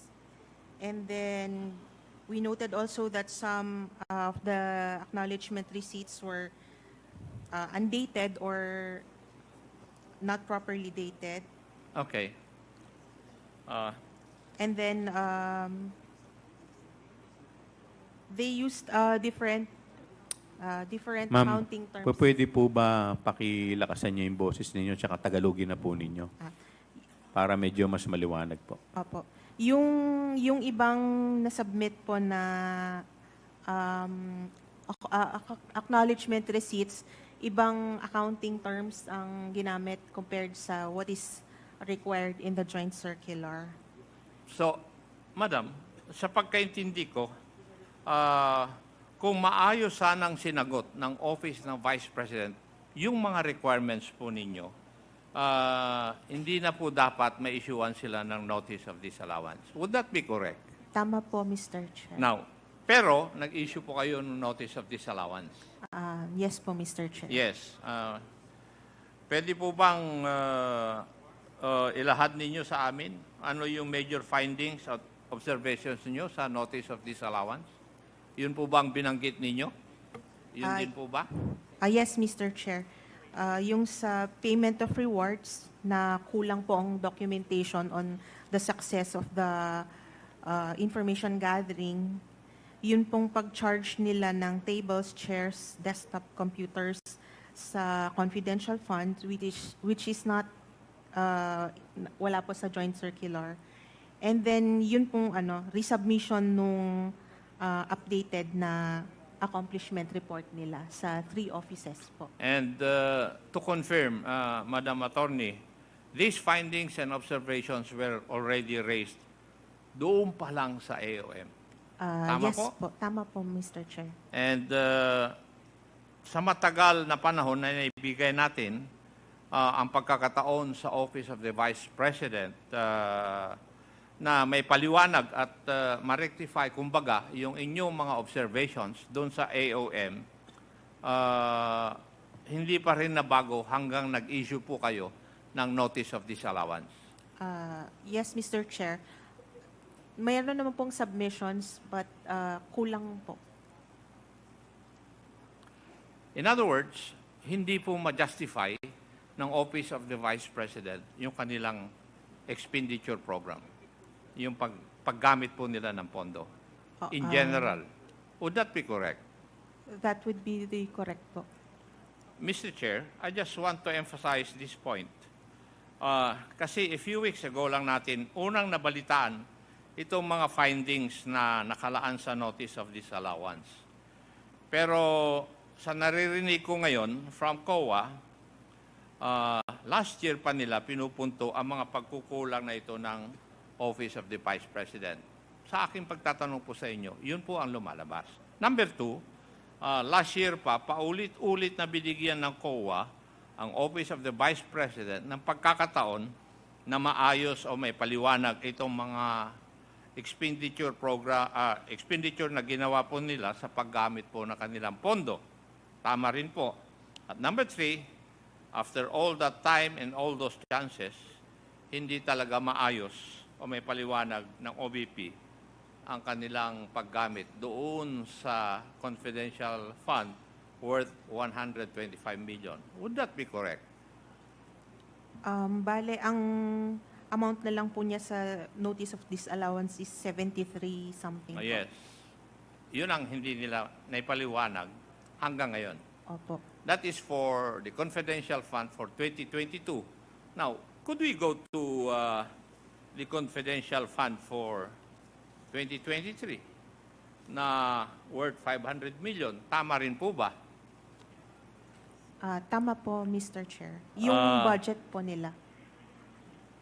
Pwede po bang malaman, masabi ninyo dito sa committee na ito, kung nagkaroon din ba ng Audit Observation Memorandum na inisyo ninyo ukol sa 2023 confidential funds? Meron din po bang AOM ito? Meron din po, Mr. Chair.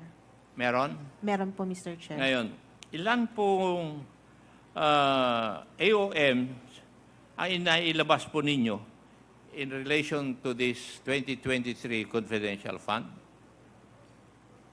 Dalawang AOMs po, Mr. Chair. Dalawang Yes, Mr. AOM. Chair. Tama ba ang aking pagkaintindi na bawat quarterly disbursement ng OVP, insofar as their confidential funds for 2023 are concerned, ay may lumalabas na AOM galing sa inyo? Yes, Mr. Chair. Although yung first and second period, pinagsama na po namin sa isang AOM. Yes, Kaya yung but third period, pinagsama po nyo yung dalawang period. yes, Mr. Chair. Now, would it be true na ang ibig sabihin lahat ng quarterly liquidation ng OVP may problema? Yes, Mr. Ganun po ang lumalabas sa sagot po ninyo. Yes, Mr. Chair. Yes. In general terms, maaari nyo po bang ipresita sa committee ito yung major findings at observations sa bawat AOM na binigay po ninyo sa Office of the Vice President? Mr. Chair, compared Hindi, to sa... tinatanong ko lang naman kung maaari po nyong ibigay dito sa committee. Ang sagot lang po nyo, kung kaya po ninyo, kaya nyo po ba o hindi?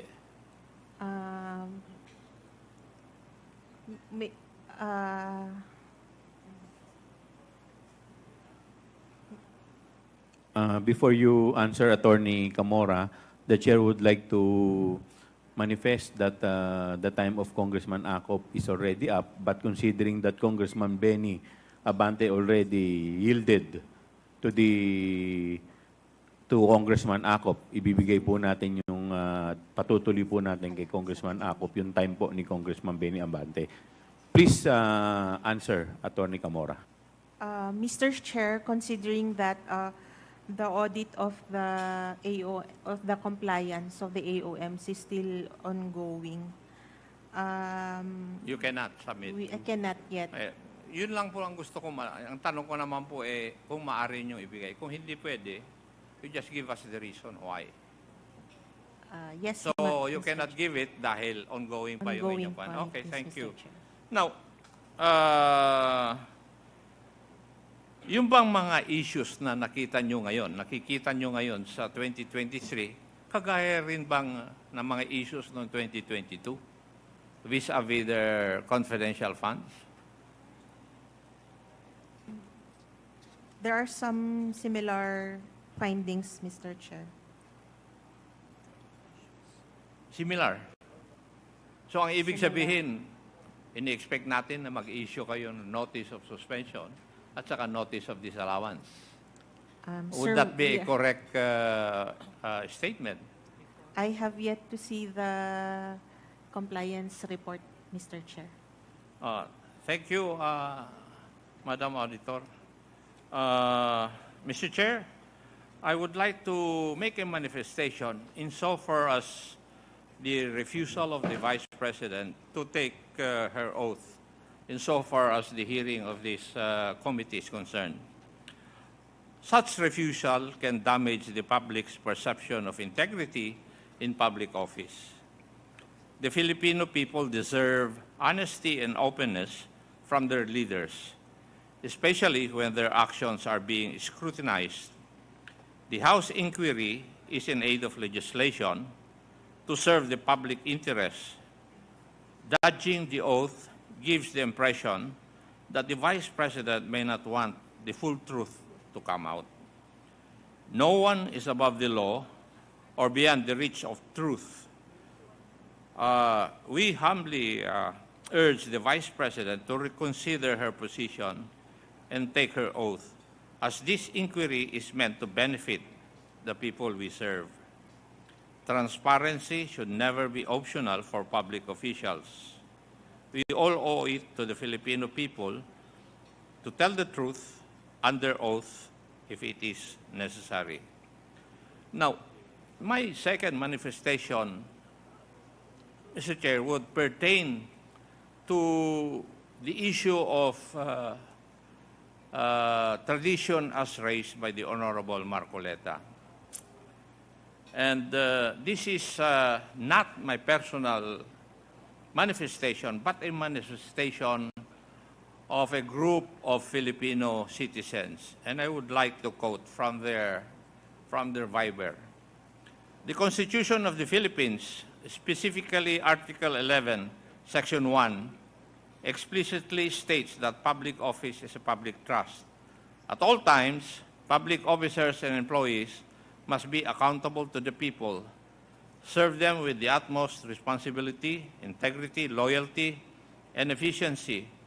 The primary responsibility of legislators is to the people and the nation, as this provision emphasizes. It is not to maintain outdated traditions that may obstruct necessary scrutiny and transparency in government operations. Although some may contend that these courtesies are extended to high-ranking officials, it is crucial to recognize that taxpayer funds are the source of funding for all public offices, including the office of the Vice President.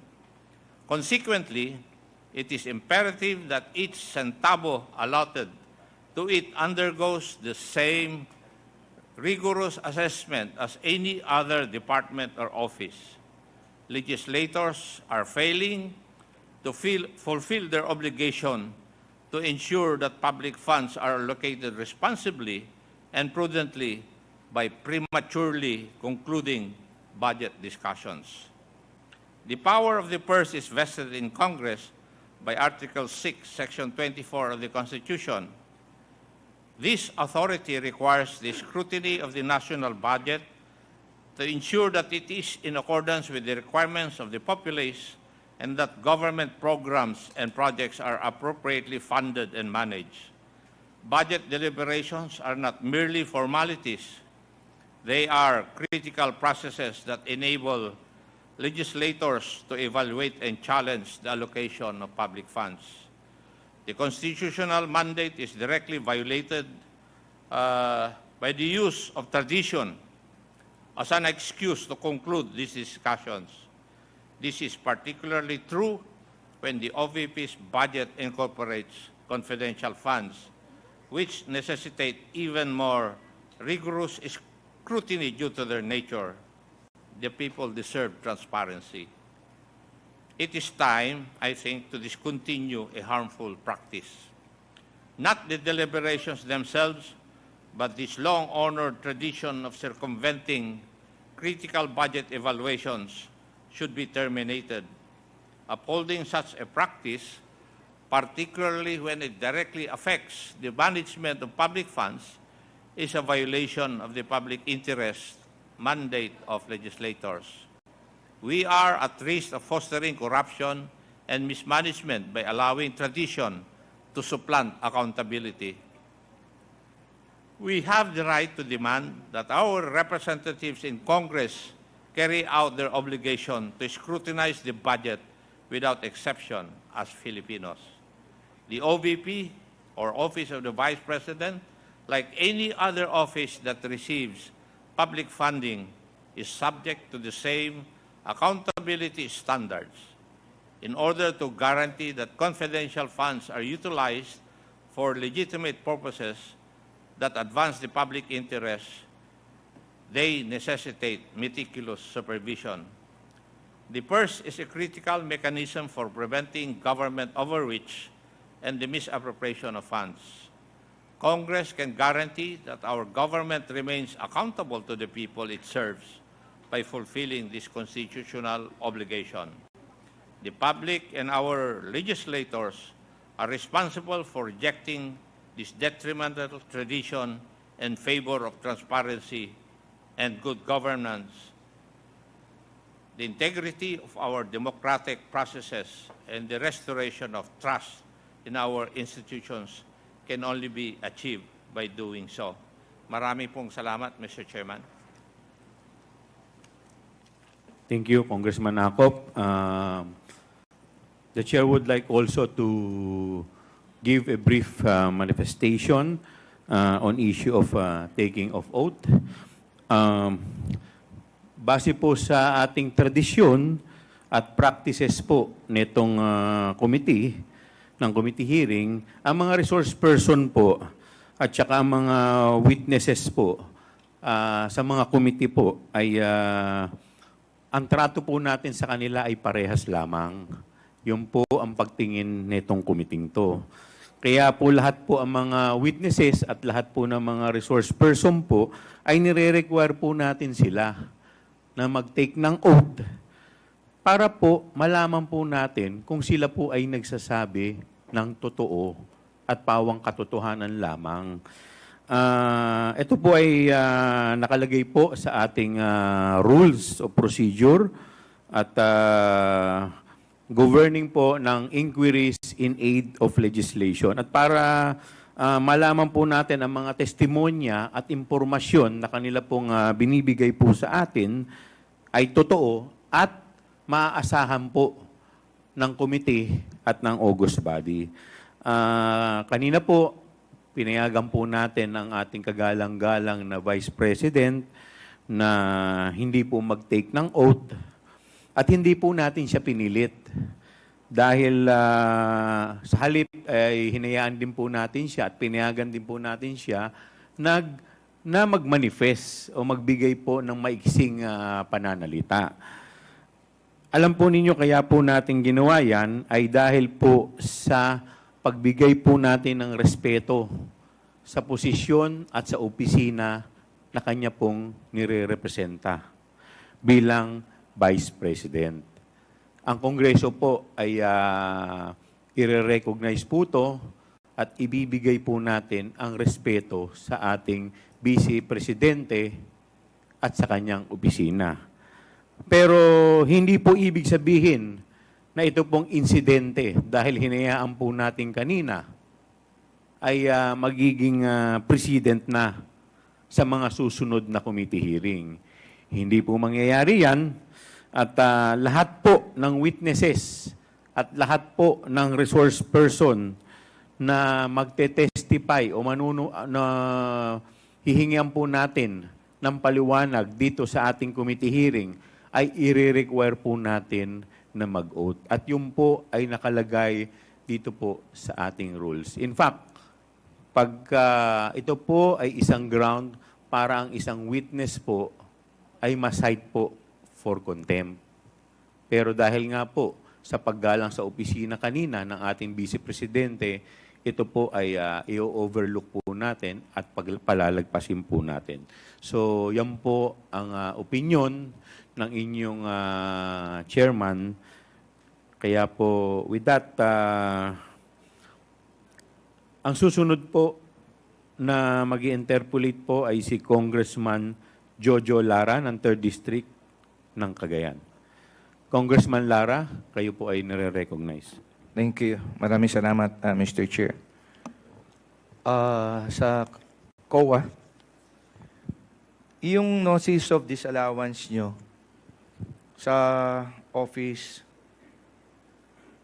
of the Vice President, intelligence or confidential fund ba yung may notice of disallowance? Kasi kanina, matandaan ko, binigyan mo ng description, Director Hemora, yung confidential. Tama ba yan? Mr. Chair, confidential fund po ang sa OVP. Confidential fund. No? Kasi nakalagay sa harap niya is confidential and intelligence. No, dun sa sinabi nyo. No? Anyway, so confidential fund ito. No? Para lang sana mas diretso tayo na nagre-report. Yung mga susunod na mga balang araw siguro, baka bigyan natin ng pansin ito. Pagka confidential fund, hindi pwede naman magsabay yung intelligence at confidential fund. Tama po ba ako doon? Mr. Chair, sa taas po, office po kasi yung intelligence and confidential funds. Hindi, yung tinatanong ko nga, yung paglabag is confidential fund Yes, ng po, issue. Mr. Yeah, Chair. yun lang. Ngayon, punta na ako dito, Mr. Chair. Kasama siguro sa mga kinabisado nyong mga batas is the procurement law. Tama ba ako doon, COA? Yung procurement law? Sa mga pag-o-audit nyo, kasama ba sa tinitignan nyo kung may sumunod sa lituntunin ng procurement law o may paglabag? Tama ba ako doon? For the regular audit, Mr. Chair, yes po. Kung may mga fraud audit at saka special audit, hindi? O pati yun tinitignan nyo din? For the fraud audit po at saka special audit, usually hindi namin covered sa regular transactions. Hindi nyo tinitingnan kung may paglabag sa procurement law? On the regular audit po, tinitingnan. Talagang tinitingnan Compliance. nyo? Okay. Compliance. So, dito sa sa pinag-uusapan ngayon na under sa OVP, di ba regular audit lang to? Tama ba ako doon? Kung sa confidential po, iba po yung confidential. But then kung regular audit, yun po yung sa amin po. Okay. So, itong tanong ko ngayon na isa, pag may mga paglabag sa procurement law, possible bang makasuhan yung mga paglabag dito? O may instance ba na natatanggal yung mga involved dito in cases na may paglabag? Sa pagkakaalam ninyo. Mr. Chair, I think the RA 9184 imposed also sanctions. So, meron pong, kung may paglabag, pwede po siyang makasuhan. Pwedeng makasuhan, pwedeng matanggal. Yes. Tama ba ako doon? Yes, Mr. Okay. Chair. Thank you, Mr. Chair. Ngayon, punta na ako doon sa detalye. No? Bakit po na-disallow ang humigit kumulang, no, to be exact po, 73,287,000 sa 125 million na confidential fund na dinisburse ng OVP noong 2022? Bakit po na-disallow? As discussed po kanina, meron po silang mga hindi na-submit na documentary requirements. At saka meron din po yung expenses nila na hindi po pasok sa expenses allowed by the joint circular. So yung 73 o na lang for brevity, 74 million po na na-disallow, may tendency ba na pagka nag-submit ng mga dokumento, pwedeng hindi nakasama sa disallowance? Possible ba yun? Possible po, Mr. Chair, if they submit yung documents na hinahanap po namin. Kasi katulad nito, Mr. Chair, no, dun sa payment ng reward, no, in cash, di ba nakalagay dito, reward payment, 10 million. Various goods, 34,857,000. And medicine. Siyempre, ang unang tatanong dito, pagka sinabi mong reward, kanino binigay yung reward in cash na 10 million? Di ba? Kasama ba yun sa mga compliance nyo? Yun yung tinatanong nyo? Kasama po yun sa documents na sinasubmit nila sa amin. Although hindi naman po kami particular kung sino yung particular recipients since they could withhold yung names as long as sufficient siya na i-prove na reward siya na naibigay dahil sa confidential activities po. Yes. Siyempre, without going to the specification kung sino yung nakukuhanan, siyempre, i-breakdown doon na kailan binigay, bakit may cash reward. Tama ba ako doon, Mr. Chair? Tama po, Mr. Chair. Tama. So yung specifics and breakdown, importante ito kasi kailangan hindi naman pwede lump sum binigay mo without any accountability, di ba? Tama ba ako doon? Tama po, Mr. Okay. Chair. Ngayon, punta tayo doon sa payment ng various goods. Dinis-allow niyo yung 34,857,000. Ganun pa rin ba yung hinihingi nyo dito? Anong mga goods ito? Kanino pinamigay? Tama ba ako doon? It's more on yung ano po ang hinahanap namin, yung success kung naging success ba, yung successful po ba yung confidential operations nila. Because they could have given these to the informants pero wala naman po kaming information kung naging successful po ba yung confidential operations or hindi. So yung sinasabi mo, Mr. Chair, na success yung program, hindi ba... Not the program po, Ano Mr. yun? Chair. Successful yung confidential operations po, yung surveillance na na-conduct nila. Hindi, kasi various goods ito, ma'am. Yes, Mr. Chair. Pwede po kasing as rewards yung various goods na binigay nila.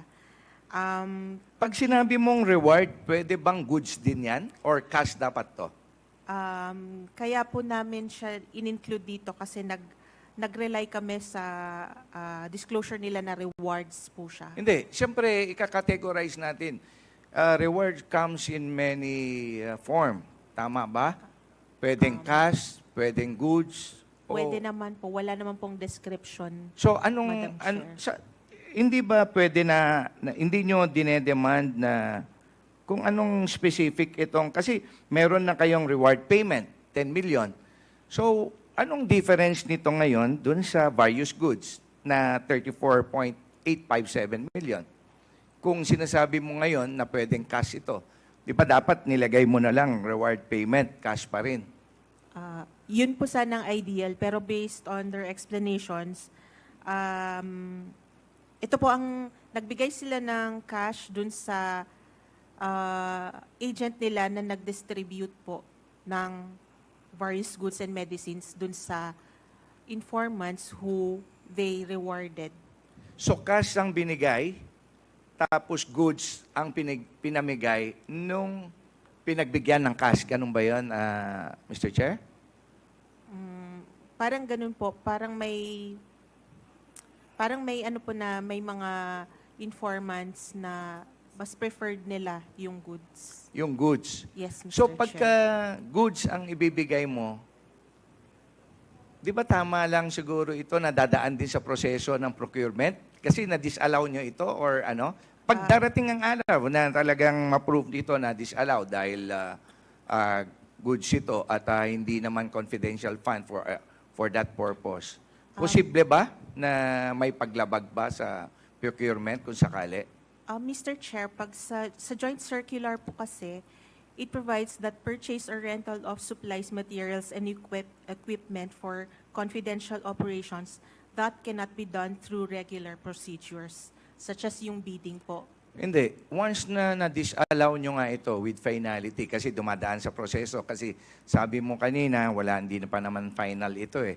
Kasi pwedeng ma-explain pa, no, na pagka na-explain, baka papasok na pasado naman as confidential fund, di ba? Yes, Mr. Ang ano ko lang, what if na hindi nga nila ma-justify ito at nahulog na talagang notice of disallowance? Dalawa naman pwede niyang puntahan to, di ba? Pag na-disallow ba ito, may possibility ba na babayaran ng nag-disburse ito o hindi kailangan? Ibalik o bayaran? Dalawa naman po yan, Mr. Chair. Pwede nilang bayaran as is, or pwede silang mag-appeal on the disallowance. Yes. Hindi, with finality. In case lang, yung appeal, talagang hindi na talaga final na yung findings na disallowed. Di ba? Sabi mo, pwedeng bayaran. Tama? Yes, Mr. Chair. Okay. Kung na-disallow ito, siyempre, ang pananagutan niya is the whole amount, ibabalik niya. Tama ba? Yung amount po na disallowed, Na-disallow. Mr. Chair. Yes, Okay. Mr. Chair. So ngayon, punta tayo dun sa medicine, no? Ganun din. Yung medicine na yon, binigay ba as a medicine yon na mismong produkto or yung goods na medicine, yung amounting to almost 25 million? Ganun po yung based sa documents nila, Mr. Yes. Chair. Tama? Sa explanation po nila. Okay, so 25 million na medicine, hindi na ba kailangan ito na dadaan sa proseso ito once na confidential fund? Goods ito. Mr. Chair. Mr. Chair, yun nga po, ang explanation nila is hindi sa informant na siya medicines, pero sa agent nila is cash na bigay. Hindi, kanina tinanong ko nga sa inyo eh. Cash ba binigay ito sa informant at siya yung informant Sa na cash agent. ang natanggap, nabibili siya ng medicine? Yun ba yung explanation dito? Explanation po nila, Mr. Kasi Chair. same yung issue doon sa various goods kanina. Cash binigay, tapos yung cash binili ng goods. In like manner, dito sa medicine, cash binigay na medicine. Tama ba yun, Mr. Chair? Tama po, Mr. Chair. Okay. Ngayon,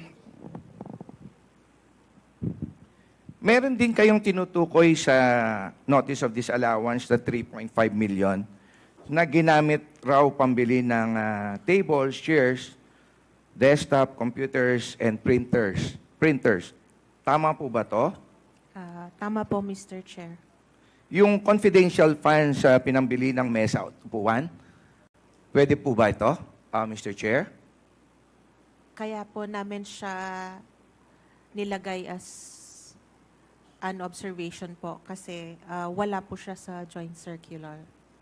So, ang tanong ko dito na naman, Mr. Chair, kung na-disallow ito at balang araw, dalawa naman ang pupuntahan nito, na-disallow na pinababalik mo yung pera or na-disallow na ma-justify. Tama ba, Madam, Mr. Chair? Tama po, Mr. Okay, Chair. kung na-disallow na babayaran. Paano kung na-disallow na na-justify? 3.5 million ang worth nito, pambili ng tables and chairs. Di ba dapat dadaan na naman ito sa proseso?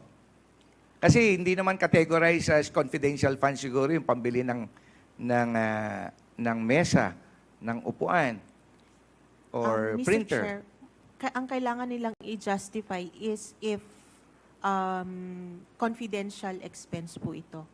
So, the moment na hindi po siya ma-justify as a confidential expense, disallowed na po talaga siya, Mr. Chair.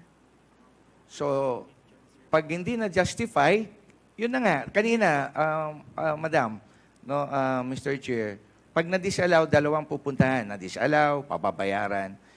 Na-disallow, na-justify. Pero ito nga, pambili ng upuan, no, at worth 3.5, di ba dapat nadadaan din sa proseso ito? Yun lang yung inaano ko. So anyway, tanong, wala bang pondo ang OVP pambili ng tables and chairs na gagamitin pa ang confidential fund? Di ba? Pwede naman i-lodge ito on other, as per, di ba, yung mga budget naman ng iba-ibang ahensya. Yung pambili, kailangan pa ba confidential fund gagamitin dito? Kayo, as per your experience ninyo na mga auditors ng COA, kailangan ba confidential fund pa? Mr. Chair, hindi po kasi nila sinagot itong particular observation na ito. So, hindi po namin alam yung wisdom kung bakit po So, kaya nyo dinisallow. Ngayon, yung explanation nila when it comes to yung binabanggit nyo ngayon, hindi mo alam kung anong wisdom nila. So, tinanong nyo o pinapasagot nyo sa kanila. Yes, Yan. Mr. Chair. Kung Sa anong AOM. wisdom nila. Tama ba?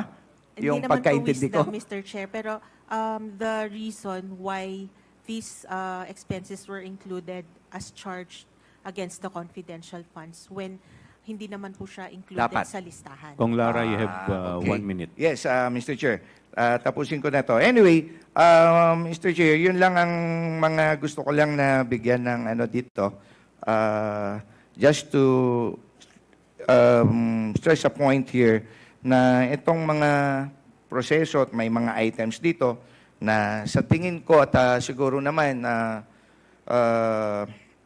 yung mga nanonood na sa atin ngayon, once na sinabi mo, confidential fund, at ito, hindi mo naman kailangan na confidential fund pambili mo dito dahil justifiable ito kung sakaling ipepresent mo ito na pambili ng computer table. No, at panghuli ko na lang, Mr. Chair, no, follow up lang dun sa issue. Kanina, binanggit ni Chairman Paduano, ni Chairman Acop sa duration, palagi ng COA reports natin. If ever, Mr. Chair, i-manifest ko na lang in the introduction of, kung sakali man magkakaroon tayo ng legislation to effect, no, itong mga sakali na papag-usapan yung paggawa ng mga polisiya, lalo-lalo na sa COA, na i-consider yung time frame, duration, no, ng mga reports ninyo. Kasi it might happen na ito kasi palagi kong sinasabi ito sa pagdinig, lalo na nga, no, nag-start ito dun sa case namin sa Cagayan. It is a deterrent kasi kung mapabilis sana ang proseso natin, hindi na tayo aabot pa ng ganito eh. Palaging sinasabi ko, hindi titigil ang paglabag sa batas.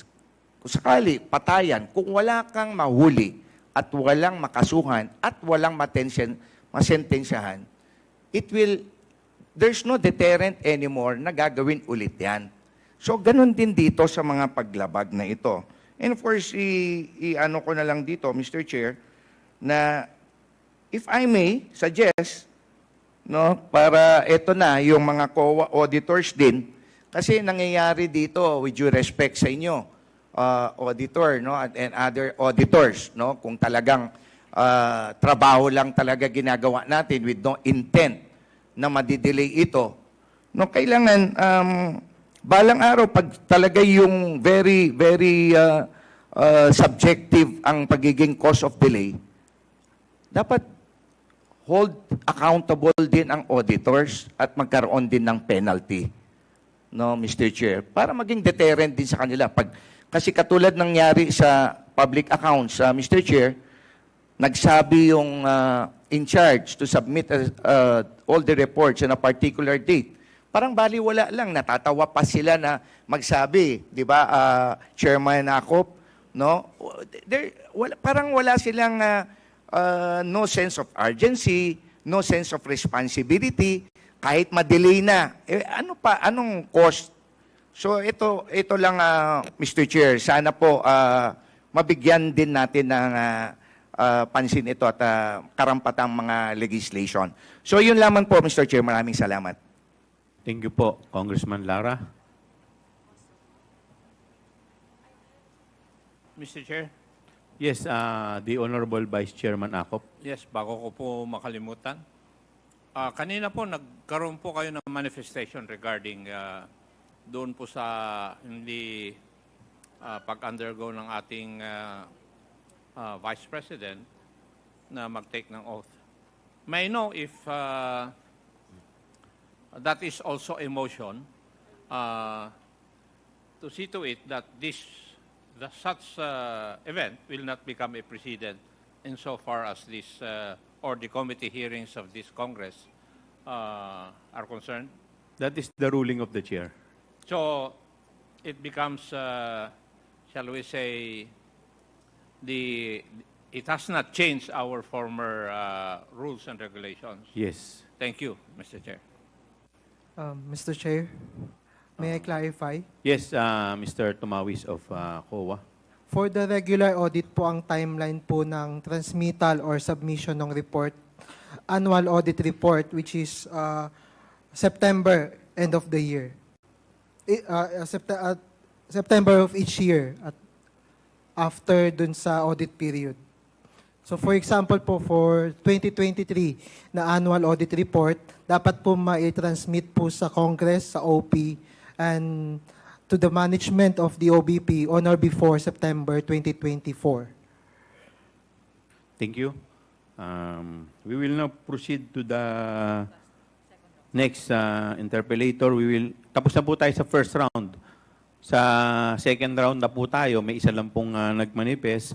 The chair would like to recognize the Honorable Franz Castro, the last interpellator. So, thank you, Mr. Chair. Clarify ko lang sa auditor. So, kung ang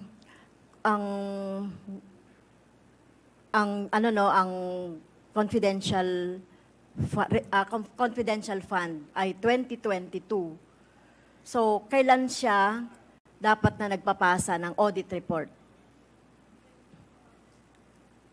Confidential fund Attorney Camora. used Who will answer? 2022. Attorney Camora. Attorney Camora, please reply. Mr. Chair, ang confidential fund audit po ay hindi regular audit. So iba po yung sinasabi ni Okay, so Sir paano na po sa timeline. confidential funds? Na nakasama din kasi siya doon sa GAA. O nakasama siya na ginasta doon sa taon na yon. So paano yung submission ng confidential funds? Every quarter. Tama po ba? Yes So po, every Mr. quarter. Chair. So yung last quarter ng 2022, dapat na i-report, na i-submit na yung report by?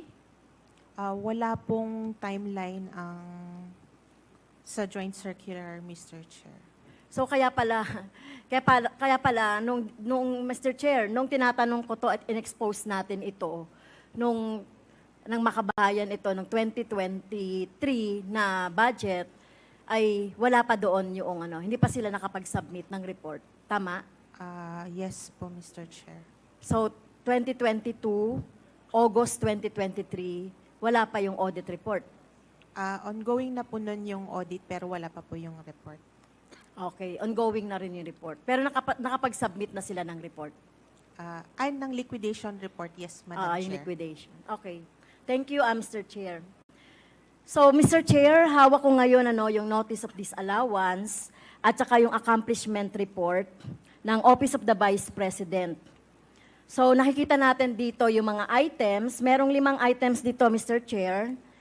Dito sa accomplishment report, utilization of confidential and intelligence funds, submitted by Gina Acosta, Special Disbursing Officer, and approved by Sara Duterte, the Vice President. Pero ito po ay pinirmahan din, sinertify ni Gina Acosta as Special Disbursing Officer, certified purpose of cash advance duly accomplished by Sara Duterte, Vice President, certified supporting documents complete and proper, Chief Accountant Julieta L. Villadelrey. So para alam po ninyo saan yung pinanggagalingan ng aking Okay. So nakalagay po dito, Mr. Chair, nanggaling to sa Office of the President, period cover December 11 to December 31, 2022. So ang ibig sabihin niyan, 11 days yung utilization ng fund na 125. So nakalagay dito, total amount is 125 million. Okay, program, projects, activities per physical and financial plan, meron niyang annex kung ano yung mga activities niyan. Nakalagay dito, safe implementation of OVP initiatives and confidence building. Okay, nakalagay dito rin ang second column, Mr. Chair, actual outcome and accomplishments. Surveillance and monitoring. Nakalagay dito, Mr. Chair, letter A, purchase of information, 14 million. Payment of reward, 10 million. Rental of other incidental expenses relative to the maintenance of the safe houses, 16 million. Letter D, purchase of supplies, 35 million. Letter E, provision of medical and food aid, 40 million. Letter F, payment of incentives or traveling relative to the confidential operations, 10 million. Conducted surveillance, Mr. Chair, 132 areas. Letter B, 100% implementation of activities without untoward security-related incidents. So, yung summary, amount of the period, December 21 to 31, 2022. Okay, isa-isahin natin, Mr. Chair. Dito sa notice of disallowance, based dito sa utilization, may binabanggit kasi dito, number 3, non-submission of the revised accomplishment report to the Office of the President, Senate President, Speaker of the House as required by item 5211 of the JC. So yung tinutukoy natin, yung JC 2015-1. Okay, non-submission of revised accomplishment. Ito yung accomplishment report. So ano pa yung hinahanap nyong revised accomplishment report? Madam, Mr. Chair, hindi po yung accomplishment report ang hinahanap namin, kundi proof na they submitted this revised report dun sa 3 bodies po. So mukhang mali yung inano nyo, no? Non-submission of revised accomplishment report. Hindi pa sinasubmit. By this time, eto ba? Opo. Kailan ba yon? August 8? By August 8, 2024, ibig sabihin, hindi pa sinasubmit yung accomplishment report. Revised accomplishment report. Yung revised po, ang hindi pa po nila nasubmit. Okay, ano ba yung revised accomplishment report? Mr. Chair, ito po yung revised. Ang original po kasi nun, hindi naka-breakdown po yung expense Okay, accounts. can you, Mr. Chair, may I ask the COA to submit the revised? Mr. Chair, ito Please. na po yung revised, yung binasa niyo po kanina. Ito na yung revised. Opo. Okay. Yung isang kasama niya pong, dalawa po yung sinubmit namin dati. Yung first one na may whole amount na 125 million, yun pa yung original na submission nila. Okay. And then ito pong... So yung binasa ko kanina, ito na yung revised. Opo. Okay, thank you. Kasi nalilito lang ako, baka meron pang iba pang mga revised. Okay, Mr. Chair, dito sa surveillance and monitoring, purchase of information, pasok ba yan sa JC? Yes, Madam Okay. Chair. 14 million. So, paano nyo masusukat itong paano nyo, ano ba yung sukatan ninyo nitong purchase of information relative to the success nung success noong mga activities and projects or whatever. Kasi 14 million yan. So ano yung sukatan ng COA para masabi na, kasi hindi nyo nilagay sa non-notice of disallowance eh. So ibig sabihin yan, pasok sa criteria ng JC or pasok sa criteria ng audit. So paano nyo nasabi na pasok yan doon sa JC? Nakapag-submit po sila, Mr. Chair, ng acknowledgement receipts from the informants. Okay, so ang ibig sabihin, certificate of payment. Parang nakapag-submit sila ng certificate of payment. Yes, Mr. Chair. Okay, so purchase of information, sino ang nakalagay doon sa certificate? I mean, may tao ba? Yung pinagbilhan nila ng information, tao. Yes po, Mr. Ilan Chair. po yung tao na pinagbilhan ng information? Marami po siya, Mr. Chair. Ilan? Hindi Kung po inaudit namin- nyo to, alam nyo to. Hindi po namin alam yung exact Well, number. Mr. Chair, next meeting, kukuha natin yung number. Hindi naman natin kailangan kuhanin yung names. yung number lang. Nitong binayaran nila, ng pinagkuhanan nila ng informasyon. Certificate of payment daw nakapag-submit daw po. COA, Kompleto. please take note of the manifestation of Congresswoman Castro. Noted po, Mr. Chair. Kung marami yan, hundreds ba yan, thousands ba yan, millions ba yan? Okay. Purchase of information. So tao din yung pinagbayaran. Anong pagkakaiba ng purchase of information sa pagbabayad ng reward? Mr. Chair, based po dito sa joint circular, ang reward presupposes na nagkaroon po ng success yung information gathering. Kaya nagbigay po sila ng reward. Tao din? Tao din, Mr. Okay. Chair. So COA, pwede payment, pong pakilakas po ninyo. tao din yung pinagbayaran nila ng reward. Yes, Mr. Chair. So yung tao sa pinagbilhan nila ng information at saka yung payment nila ng reward, magkaiba? Pwedeng magkaiba yan, Chair. Pwedeng magkaiba siya, pwedeng after ng information gathering, kung may success po na iba, pwede pong same. Pero as far as yung nakita po namin, magkaiba po sila. Okay. I-submit din nila, Mr. Chair, kung ilan doon yung magkasama o the same, yung binayaran nila ng information, purchase of information, at saka binayaran nila ng reward, worth 10 million. COA, please take note of the manifestation Pero, of Congresswoman Noted po, Castro. Mr. Chair. Mr. Chair, nilagay mo dito notice of disallowance. Take note nilagay nyo dito notice of disallowance. Yes, Mr. Chair. So, ang ibig sabihin, wala pa yan, hindi nyo pa masasabi na talagang nakapag-submit sila ng mga documents relative to this 10 million na payment of reward. May particular document lang po kaming hinahanap, Mr. Chair. Ano yon? Ito po, yung document evidencing the success of the information. Well, ito lagi na lang sinasabi, yung success. Sinabi nga dito, paano nyo ba masusukat yung success ng information na sinasabi nyo based doon sa sukatan ninyo sa pag-audit? Minsan po... Nakapunta ba kayo doon sa mga activities?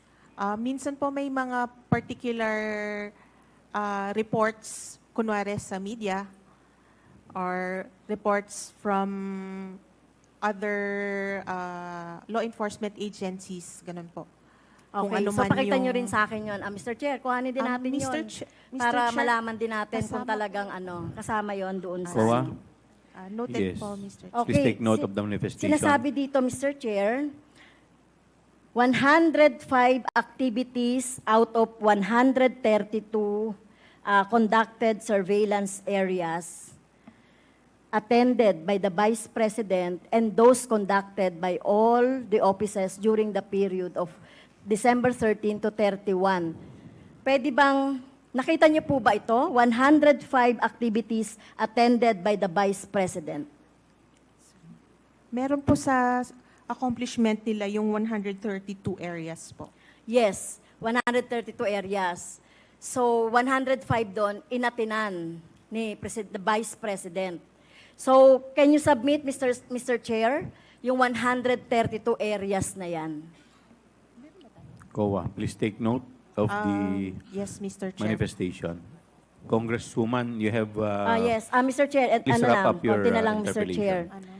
So, yung purchase of information, ito kina-question ka pa rin to, Mr. Chair, na pinayagan nila yan, yung payment of reward.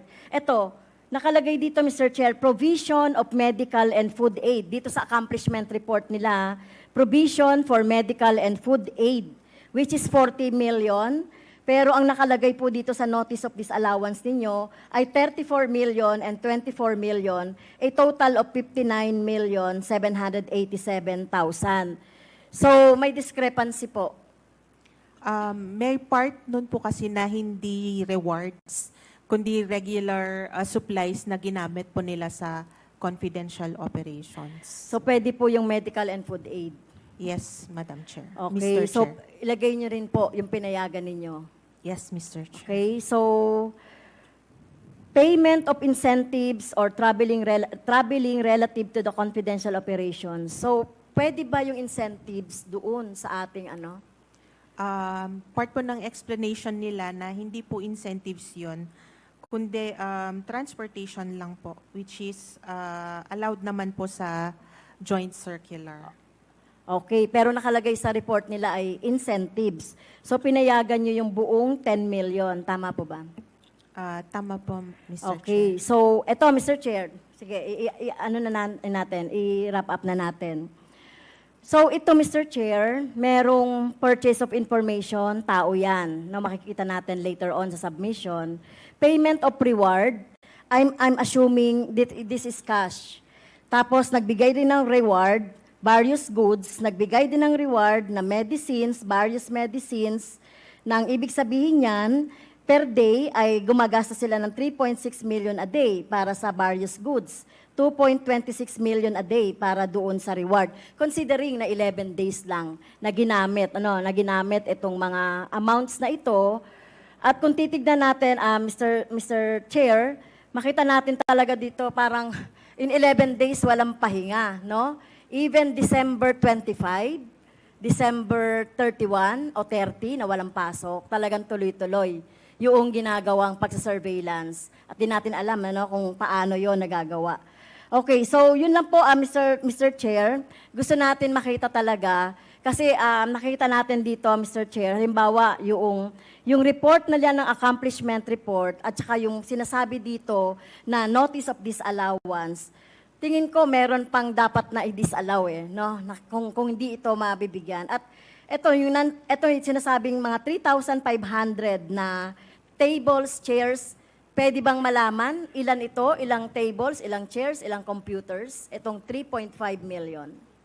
Ang documents po namin is yung amounts po. So kung ilan yung number of tables or chairs, wala po kaming data nun. So yun pa lang, Mr. Chair Pero, di ba, hindi talagang X na ito doon sa confidential. Kasi 3.5, di natin alam kung ano ba yan, binili ba talaga or gumamit lang sila ng mga tables nila sa mga opisina o pinorchase. So talagang may misuse ng funds. So yun na lang po, Mr. Chair, at itutuloy ko po yung aking interpellation doon sa mga nabanggit kong mga pangalan kanina. Thank you, Mr. Chair. Salamat po. Last interpellator, huling hirit na po, Congressman Jojo Lara. You're recognized. Thank you, Mr. Chair. Follow up lang, nakalimutan ko lang. Relative dun sa binanggit ni Kong Castro, actually, sinabi ko kanina sa inyo, Madam, Mr. Chair, yung mga specifics and breakdown. Nung binabanggit ko itong mga disallowance at binabanggit nyo kasi kanina na hindi pa naman final ito, di ba? Na baka ma-justify ito or maging compliant sila. Di ba? Tama ba ako doon? Tama po, Mr. Tama, Chair. okay. Ngayon, doon sa 73,287,000 na disallowed, pag compliant o ma-justify, walang problema. Tama po, Mr. Chair. Pero eto na, once na hindi nila maging compliant, so ibig sabihin, ginamit ito for non-confidential expense. Tama? Tama po. So, ulitin ko, balikan ko lang yung issue ko kanina. Kung sakaling maging final with finality na ma-disallow ito at categorize not as a confidential fund, but a non-confidential fund, may posibilidad ba ito na ipa-account nyo lang at may paglabag ulit ito sa proseso kung in case dumaan ito o yung mga sinasabi natin kanina, procurement of goods, procurement of medicine, and of course, yung procurement ng office furnitures. Mr. Chair, pag na-finalize na po yung notice of disallowance, kailan pong mag-settle ng mga liable persons na po? So either ibabalik. Ibabalik po talaga Ibabalik yun, nila. Mr. Chair. Yun lang ang magiging recommendation. If ever maging final yan. Pag na-final na po. Yes, if Mr. ever Chair. maging final, yun ang magiging recommendation. Although, Mr. Chair, after pa ng COA, meron pa po silang... Yes. Tama ka. Pero as far as COA is concerned, if with finality na non-compliant siya at hindi niya ma-justify, the recommendation will be, yung rekomendasyon nyo, ibabalik yung pera. Yes, Tama. Mr. Chair. O, yun lang Mr. Chair. Maraming salamat po. Thank you. Any other matters? In relation to the issue raised Yes, by the Congressman Akop. Honorable Lara. Please proceed. Pag nag-final yung notice of disallowance, restitution ang mangyayari. Di po ba? Tama po. But supposing there are laws of the land violated, ano po yung action ninyo?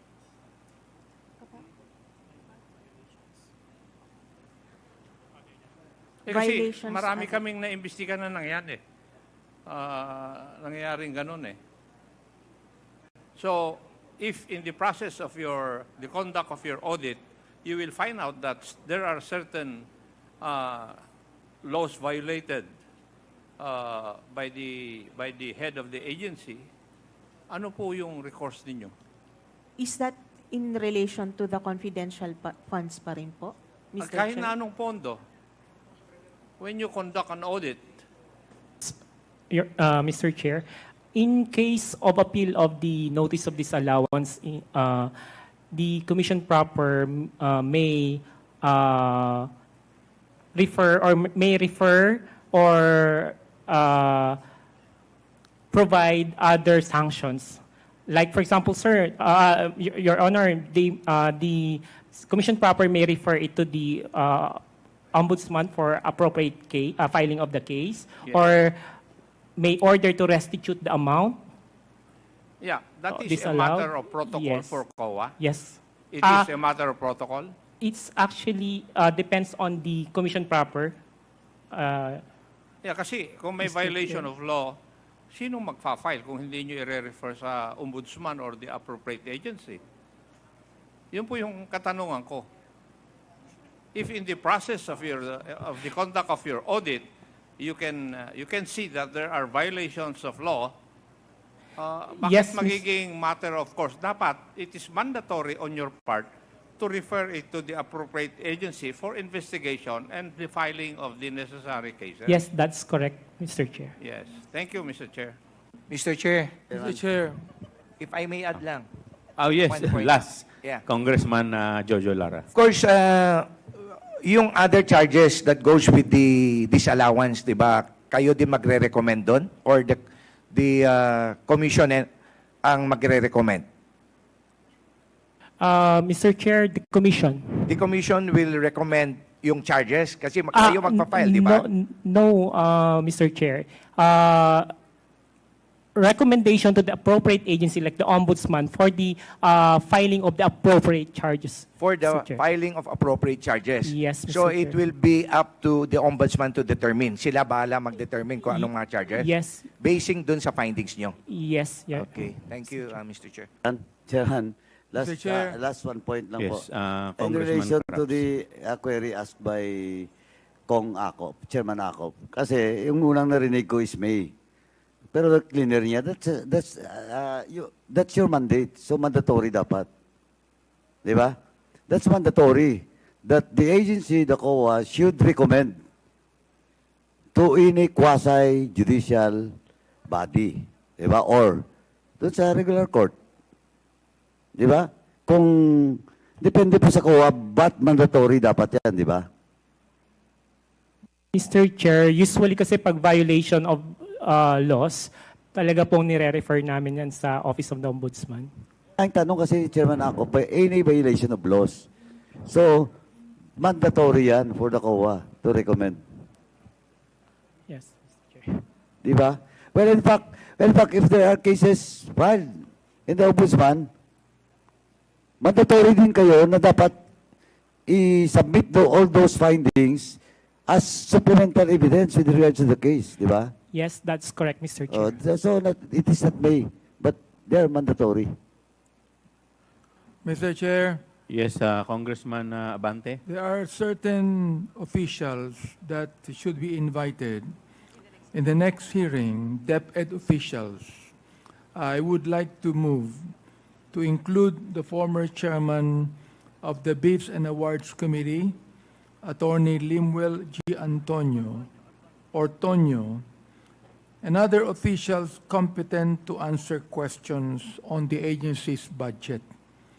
as well as the bid documents for computers purchased from 2022 to 2024, August 31, 2024, and teachers as well who are actually end users. So move, Mr. Chair. The motion is duly seconded. Is there any objection? Hearing none, the motion is carried. Meron pa po bang matters na gusto pong i-discuss? Kung wala na po, Sir, motion to suspend. yes. Is there any second? Second. Is there any objection? Hearing none, the hearing is now suspended.